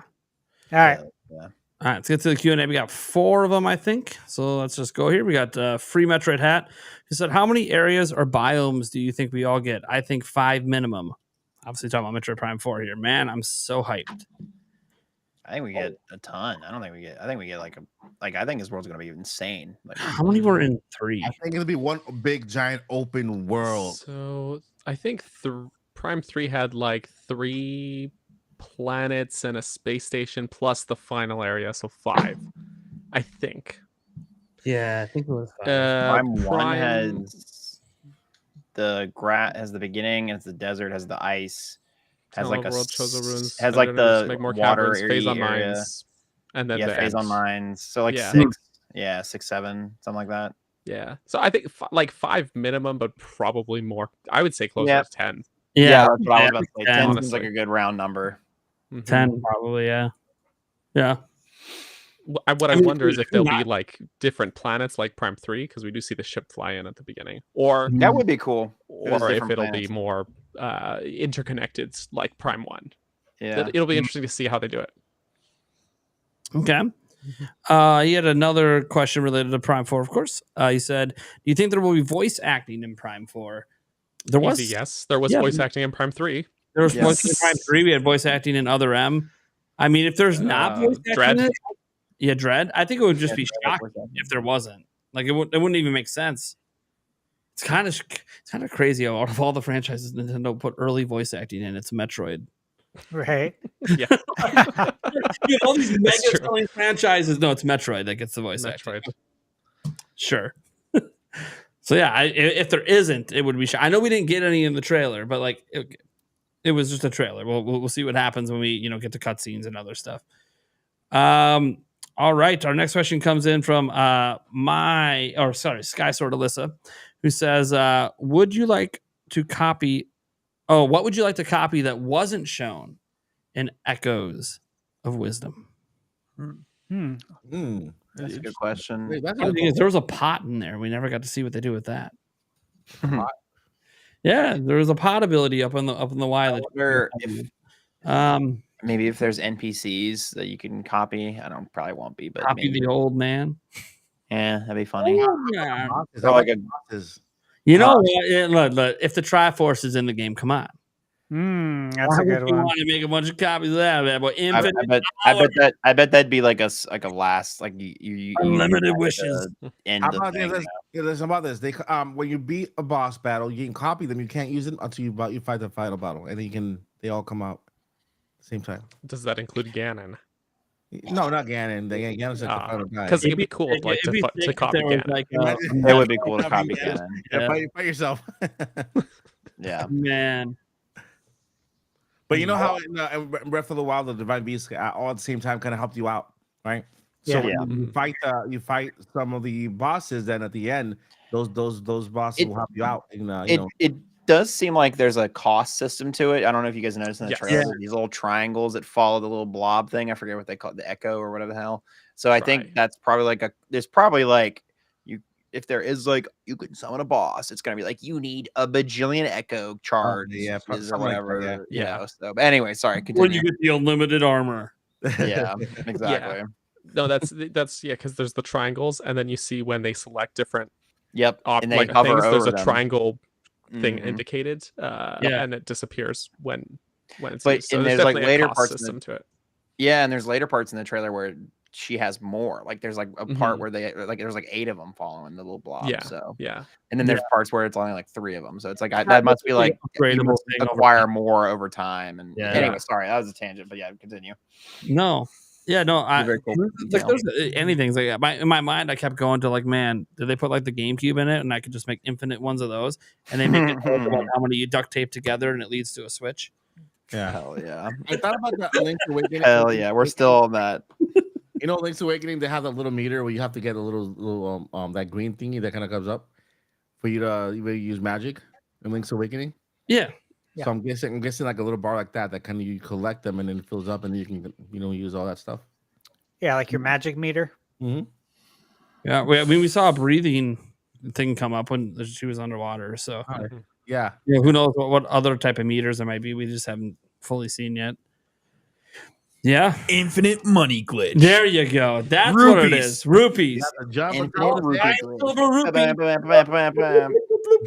of the bed. You have to and like the what is it? Summon a monster in midair. You know what I just realized? You know where this idea probably came from? What did Nintendo keep trying to take out of Tears of the Kingdom? All the duplication glitches. Oh yeah. And look exactly what we're doing in this game. We're duplicating. They were like, just give it to them. Make it part of the game. You know what? That's funny. You can't beat it, Jordan. You know what? Like that's legit because like people were building flying machines in Breath of the Wild, And then they're like, yeah, let's make a machine building game for Tears of the Kingdom. And then everyone was using, legit. Like people were stacking minecarts and then using magnesis to like haul it into the air. And they're like, yeah, built a flying machine in Breath of the Wild. So then Tears of the Kingdom, they're like, yeah, build your machines. It's okay. So now, that like legit might have been it. Yeah, here's your duplication glitch. You're supposed to do this. Hey, you know what? You love doing it so much. We're gonna build a game around it. Yes. Then we have our final question that I at least have marked. I'll double check on the back end, but it says from Vanata712, how the hell are you going to sell 13.5 million Switches in its 8th year? Nintendo sell the Switch like go brrr. Yeah. Hold my beer. Come on. Yeah, I mean, it's not just that. Like, look, dude, you have a potential 10 million seller in Mario Party. You have the Dragon Quest pushing all the Japanese sales. You got, actual brand new games people are excited for. Let's put it this way. The title of this video, of this entire podcast is like, is this the best direct ever? And like, or something like that. I think it says it is the best direct ever. I can't remember what I titled it. But the crazy thing is, all over YouTube, that's all I'm seeing is everyone saying it's like the best direct. Yeah. I've seen a lot of polls on X, people voting, and It won the summer. Nintendo's looking The good. polls on my channel, A is way ahead, and next up is B. It's like 80% of answers. Everyone loved the damn direct. So, like, here's the thing: they excited Nintendo fans for the second half, and teased even more awesomeness for 2025. So, I mean, Jeez, man. you couldn't ask for any more from the direct. But do you remember only a couple of months ago, we were like, man, the second half of the year is going to be a light year. Was it worth the wait? Is the question. it was worth Yeah, it. I mean, I think a lot we of had them this conversation last time I was on here. Yeah. We have this happens every year. People are like, "There's nothing coming for the second half of It the year." I'm does. like, just wait, just think wait. the They'll whole- announce it Yeah. every year. Yeah, I think the not having the general direct in February was kind of like the big, like, man, because like, look, I could look at this and go, some of the, at least one of these games could have been announced earlier in the year, but they just didn't do it. Yeah. For whatever reason. I know there was various reasons, like potentially, there might have been a plan at one point that Switch 2 was going to be revealed in March, so that could have been why they didn't plan a direct in February, like a general, because they're like, hey, we're actually going to make a big deal out of this thing in March, and then if all the rumors were true, which we don't know, plans change all the time, and maybe Nintendo will get hacked again, and we'll find out, because like Switch was actually supposed to come on holiday 2016. We now know that because we have the documents that prove it from Nintendo because they got hacked. Yeah. So maybe that happens again someday. I don't want Nintendo to get hacked, but some sort of proof that, hey, maybe it actually was supposed to reveal in March, launch this year, and then that did get delayed. Because if that was the case, that would explain why they actually made us wait. Because I still don't like heading into the second half of the year where we only knew about Nintendo World Championships until this is a little weird. It is. Even by Nintendo standards, that's very weird. I know everyone's like, well, they announced Super Mario Wonder last year. Yeah, but we had other games we knew were also still coming out in the second half of the year. Yeah, normally February finished out that year because September from the year prior. February usually, They advertised the games through June, and then they gave you like one or two teases for the second half of the year, and we just didn't get that this year. And again, it could have just been because it was supposed to be Switch 2 and plans changed, but it doesn't matter. At this point, we just had a direct. But like, if you're going to put 9 months between directs every time and they're going to be this big of a banger, Exactly. dude, I'll take that. Yeah. I mean, I know it gets a little dry at times, but and here's the thing. I mean, we we gotta went wait the Wii U for days. the next big announcement. Switch 2 is getting some sort of news in the next 8 months. Yeah, Crazy, man. that's Crazy. very exciting. In August. And there's probably some sort of direct mixed in that somewhere. It'd be middle end. I don't know. Mhm. Phases. We're gonna get a trailer. Phases. I know there'll be an Indie World. Guarantee that. Probably a partner showcase. Yeah. We get lots of those now. Or a direct mini. I'll take a direct mini. Yeah, right. When's the last time we had a direct mini? Yeah. September we can have a direct. That wasn't a partner showcase one. Like we've had many partner showcases, but one was it like? Was it actually 2020? I think so. Wow. We had like a normal Nintendo Direct Mini, but I remember it had like a really nice announcement at the end of it. But something from Nintendo, I can't remember what it was. But man, all right. Well, I think it's going to do it. I'm just going to do one quick check that I didn't miss any because I sometimes do have one small question for you guys as well. After you check that, Yep. No, you get your question. We do have two more to get to. Okay. But you're okay. are you guys actually surprised that it was a Switch Lite versus an actual like Switch. Switch or little bit, but OLED. that just makes me think they're Well- trying to push the light over the big one because they might Plus- have like, more extra lights. We already have a Zelda OLED, Yeah. so it makes sense to give us a Zelda Hey, Lite. I'm undefeated, right? With the Switch editions. Yeah, And so- it's easier for people like us to double dip at 200 versus at 350 for the OLED. Yeah. Yeah. Yeah. That's kind I of my think thought. that Yeah. The OLED coming out last year, and then the year before that, or maybe it was a year or two before that, we had the Joy-Cons for Skyward Sword. So I mean, a light makes sense. You got to round it out, right? Fair So, enough, fair enough. Yeah. Yep. That makes sense to me. Plus, we already have a special. If you knew you were going to do Zelda, well, we already got that OLED, so might as well do the light. Let's go ahead and get to these last two quick. Boomany says this may have been addressed already, but is Echoes of Wisdom art style the same as Link's Awakening remake because it's supposed to be its sequel? it's the same art style. We don't know if it's a sequel or not, but it's the same Yeah. art style. Same engine. Yeah, same engine. It seems like it, but yeah, it's not confirmed. Seems But like it. seems It could like be a it. prequel. It could happen long before Link's Awakening. Like it's one of those we just don't know. Yeah. Don't Yeah. have information. And it also, the map is, Yeah. it looks like a Link to the Past based on Yeah. the screenshots I looked at. So who knows? We'll see. We'll see. Yeah. We'll see. But yeah, If it is, it's really cool because this version of Link it'll be the 5th game that he's had because it'll go A Link to the Past, the Oracle games, and then Link's Awakening, and now this. So I just love to see that version of Link continue to have Continue. adventures. Yeah, it's awesome. Yeah. That's awesome.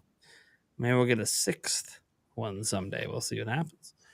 All right, we get to our last one here that we got from Taker 610. Says new Nintendo Switch and Switch Classic. Mm. Well, new Nintendo Switch, that probably would have been like the Switch Pro, right? If we would ever, if that would ever Probably. Yeah. a Switch Classic.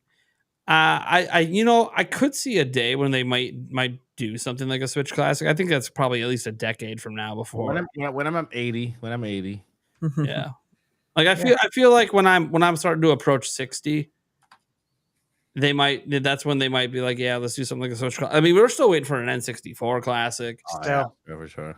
which I don't know because of NSO, but like, dude, I don't come think it's ever on. coming. People aren't necessarily buying it because they're playing it. Although some people were, they buy it because it's collectible. Yeah. Yep. Yeah. And all you got to do is be like, hey, those wireless Switch controllers you can also use with it. Oh, look, now you're boosting sales of a controller people can still use with their Switch. That would be big. Yeah, that would be nice. So, yeah, I mean, it's always possible someday. Here's the thing. Switch is about to probably become the biggest selling console of all time. There will probably be a classic version at some point in the future that just has, like, the top 20 best hits or something on it. So, and there'll just be wide debates over, why did you put this game in? Why did you put this one? It'll be very far in the future. It's so far ahead that I hope I'm talking retirement at that. Yeah, They'll hopefully have I'm. finally stopped releasing Just Dance new versions of it on the Switch. Yeah, Look, for with real. Just Dance, 2045. Maybe we could finally talk about dropping the Switch Classic. Oh gosh! Right. Hey, stop it! I'm already old enough over here. Turning 38 in like 2 weeks. All right. Well, that's going to do it for the show. Thank you so much to everyone who was watching.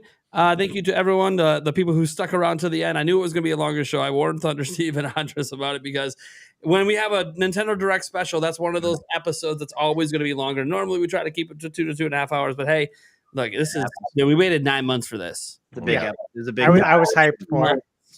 Yeah, So I like, begged Nate for me. yeah, to you get on the did pod. beg me. I was like, Nate, please. I need to yap. about it. It's Yeah, already you got to tomorrow, man. lead that Mario Party combo. You were. I was ready. Like, there's so many good combos in here. I might have to split up just the individual game discussions. yeah, for real. The No, podcast actually, channel, so. this direct has inspired me to make a lot of cool content in the future that isn't just stream related. For real, right? I Yeah, love that. yeah. Guys, I got a spoiler for you guys. It's already the 20th over here and no Switch 2 yet. So just let you know. Yeah, no guys Switch know 2. over on the other side of the world. It's You have to keep me updated when I get lost at sea in the Caribbean coming up because I don't know. Yeah, at least it wasn't. At least it didn't. The direct didn't happen while you were on vacation. It happened like on the perfect Dude, timing. For you. hey. The last time we went on a little, it was just a little 3-day 2-night cruise or whatever we went on. When we did that, literally the Xenoblade Direct happened. Oh, that's. And I live streamed it with one single screen from because I had my laptop with. I live streamed it from the boat. The stream turned out. I can't remember how I ran it because I'm like, well, I can't see anything I'm doing. I'm just watching the direct and hoping my stream's running. Have a good day. Yeah. Anyways, we're gonna end it right there. Thank you guys so much. Wait, let's go ahead and go around. Wait, where can we find everyone? First, we'll shout out the people who have fallen, our fallen heroes. Andres Restart. Sure to go check out Andres Restart. He is linked down below. Makes excellent content every single day. You can expect a lot of Zelda and Metroid content coming up from that man. He already teased. He's got 9 video ideas ready for Metroid. That's like in his Metroid video today or yesterday. His trailer analysis popped off for 10K. Dude, that guy's going to be spamming Metroid because he loves it. He's been waiting a decade for this moment, pretty much. So you go check him out. I'm going to be doing Metroid content too, but his Metroid content is going to be next level. I'm just covering news. He's going to go into like every minute aspect of the game. Then you guys should go follow Nick with no K. He finally brought back his normal YouTube channel. He's on a couple podcasts as well. The Nerdiest Podcast is the one that we usually advertise, but we're actually going to advertise his main channel. He's back to making content. It's linked down below in the description. You guys should go check it out.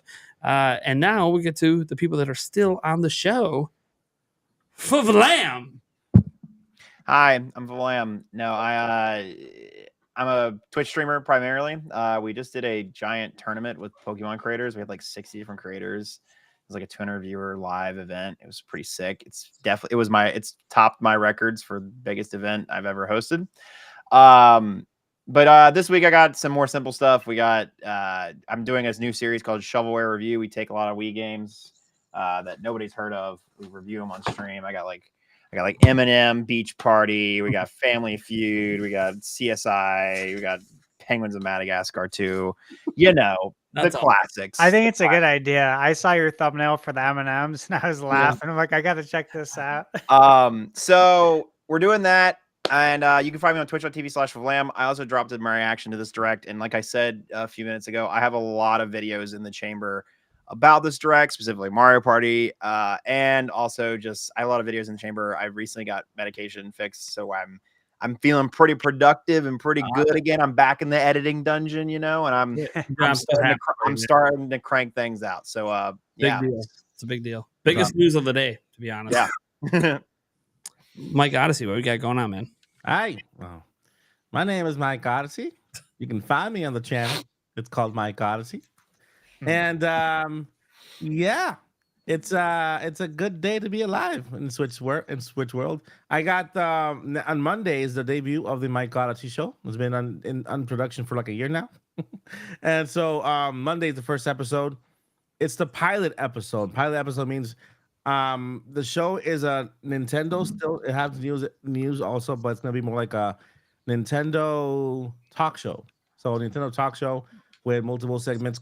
Consider Tonight's Show with Jimmy Fallon, but Nintendo theme everything. So we have guests, we have segments, we have reviews, we have news, comedy sketches. We have so it's like a little variety show. Everything in under 10 minutes. So I'm not taking too much of your time. Every episode's gonna be like 10 minutes. You'll get a whole bunch of little snippets here. I'm not telling you what it is, so you can go watch. And if you can watch it, if you watch it, leave your review in the description, because based on that, I can configure the show to, for future episodes. But I normally have around 10 segments.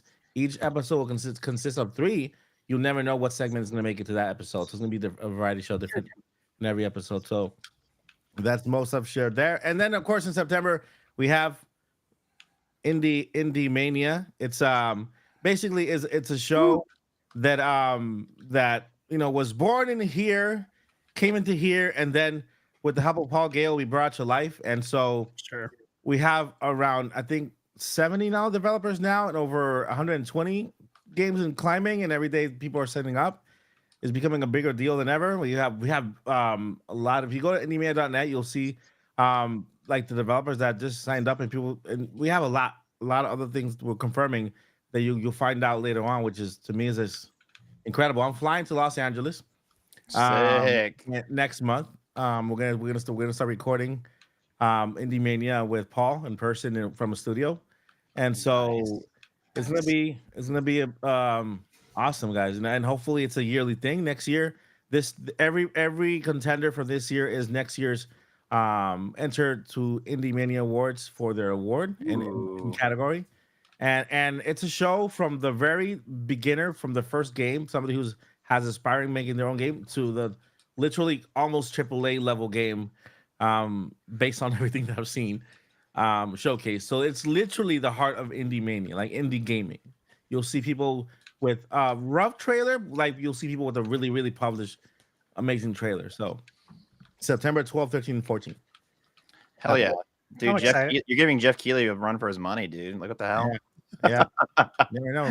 We might join him next year. So Let's say, look out, Jeff. He's coming for you.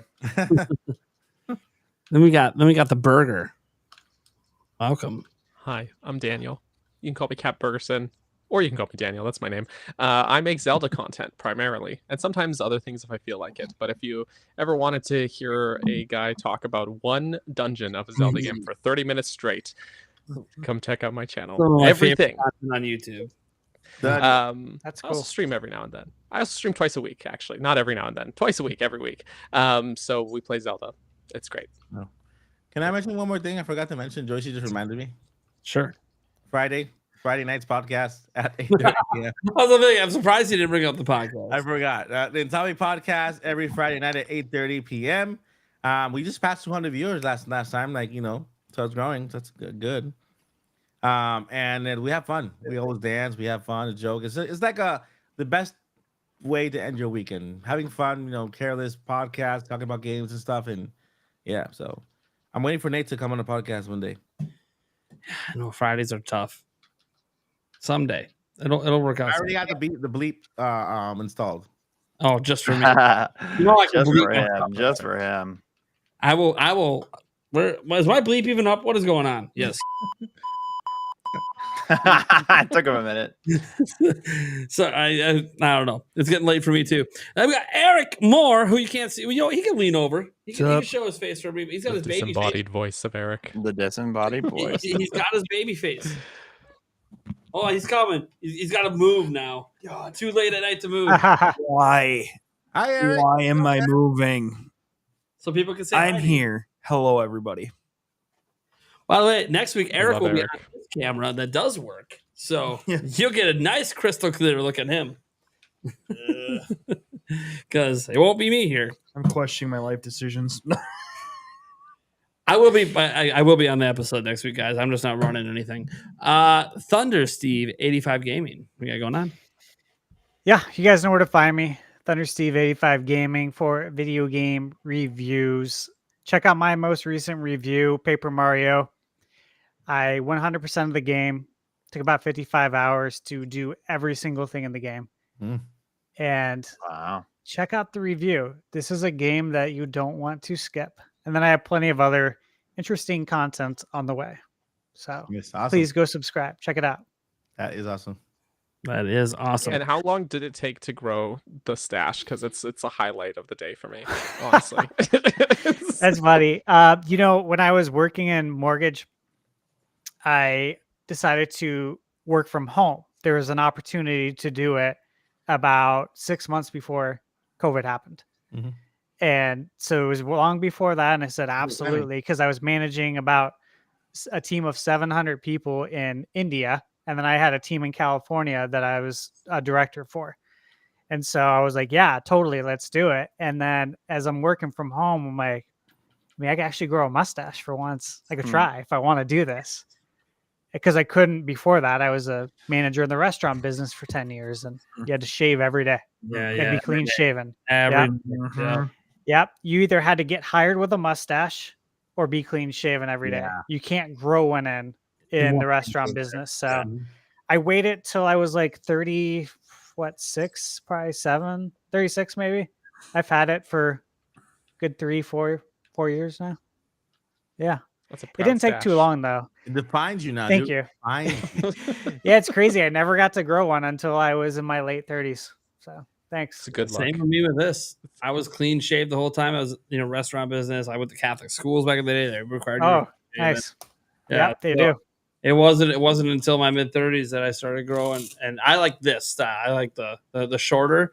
And now it's funny. I told because I'm on this weight loss journey. Down, by the way, guys, down 42 pounds. Woohoo! It's good. Yeah, you're looking thinner, man. In 120 Congrats. days. So we got to keep it going.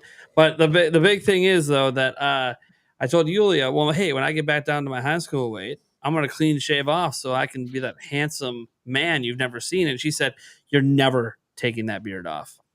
So you know, what happens, guys, we're gonna have a wheel of death moment where removing the beard is on there. And the funny thing is, it's so short; it only takes me like 3 days to grow it back, so it's not even that big a deal. But she'll hate it for those 3 days. I gotta tell you, Nate, you inspired me when you started your weight loss journey. I also joined you. I've been joining you, like kind of using you as inspiration. Dave's doing it. Let me join him along the way there. I've lost 25 pounds, not 45 pounds, but 25 since I started, which is good, man. I'm trying to get back to my black belt form because right now the belt doesn't fit. I'm trying to put it in there. Yeah, I told Yulia that I might put the beard shave thing on the wheel of death, and she said, "I'd rather you go buy some more of the world's hottest hot sauce and do that." I'm like, I don't care what you'd rather do. I don't know that I'd rather do that. You have a Buffalo Wild Wings near you? Yeah, of course I do. They got the hot wing challenge. Oh, it gets hotter than that. It's way hotter than that. Plus, that sauce tastes like absolute. Well, dumpster it does. fire Well, gasoline. most like super hot sauces taste really, really bad. Yeah, but not as bad as the bomb. God, the bomb, be honest, that is disgusting. You know what though? I had the last dab finally, which is one of the world's hottest hot sauces. Dude, they got some good flavor in that thing. Yeah. Good flavor. Anyways, that's gonna do it, guys. Thank you so much. You had a little bonus conversation here. Have a good night. Bye, everybody. Have a good night.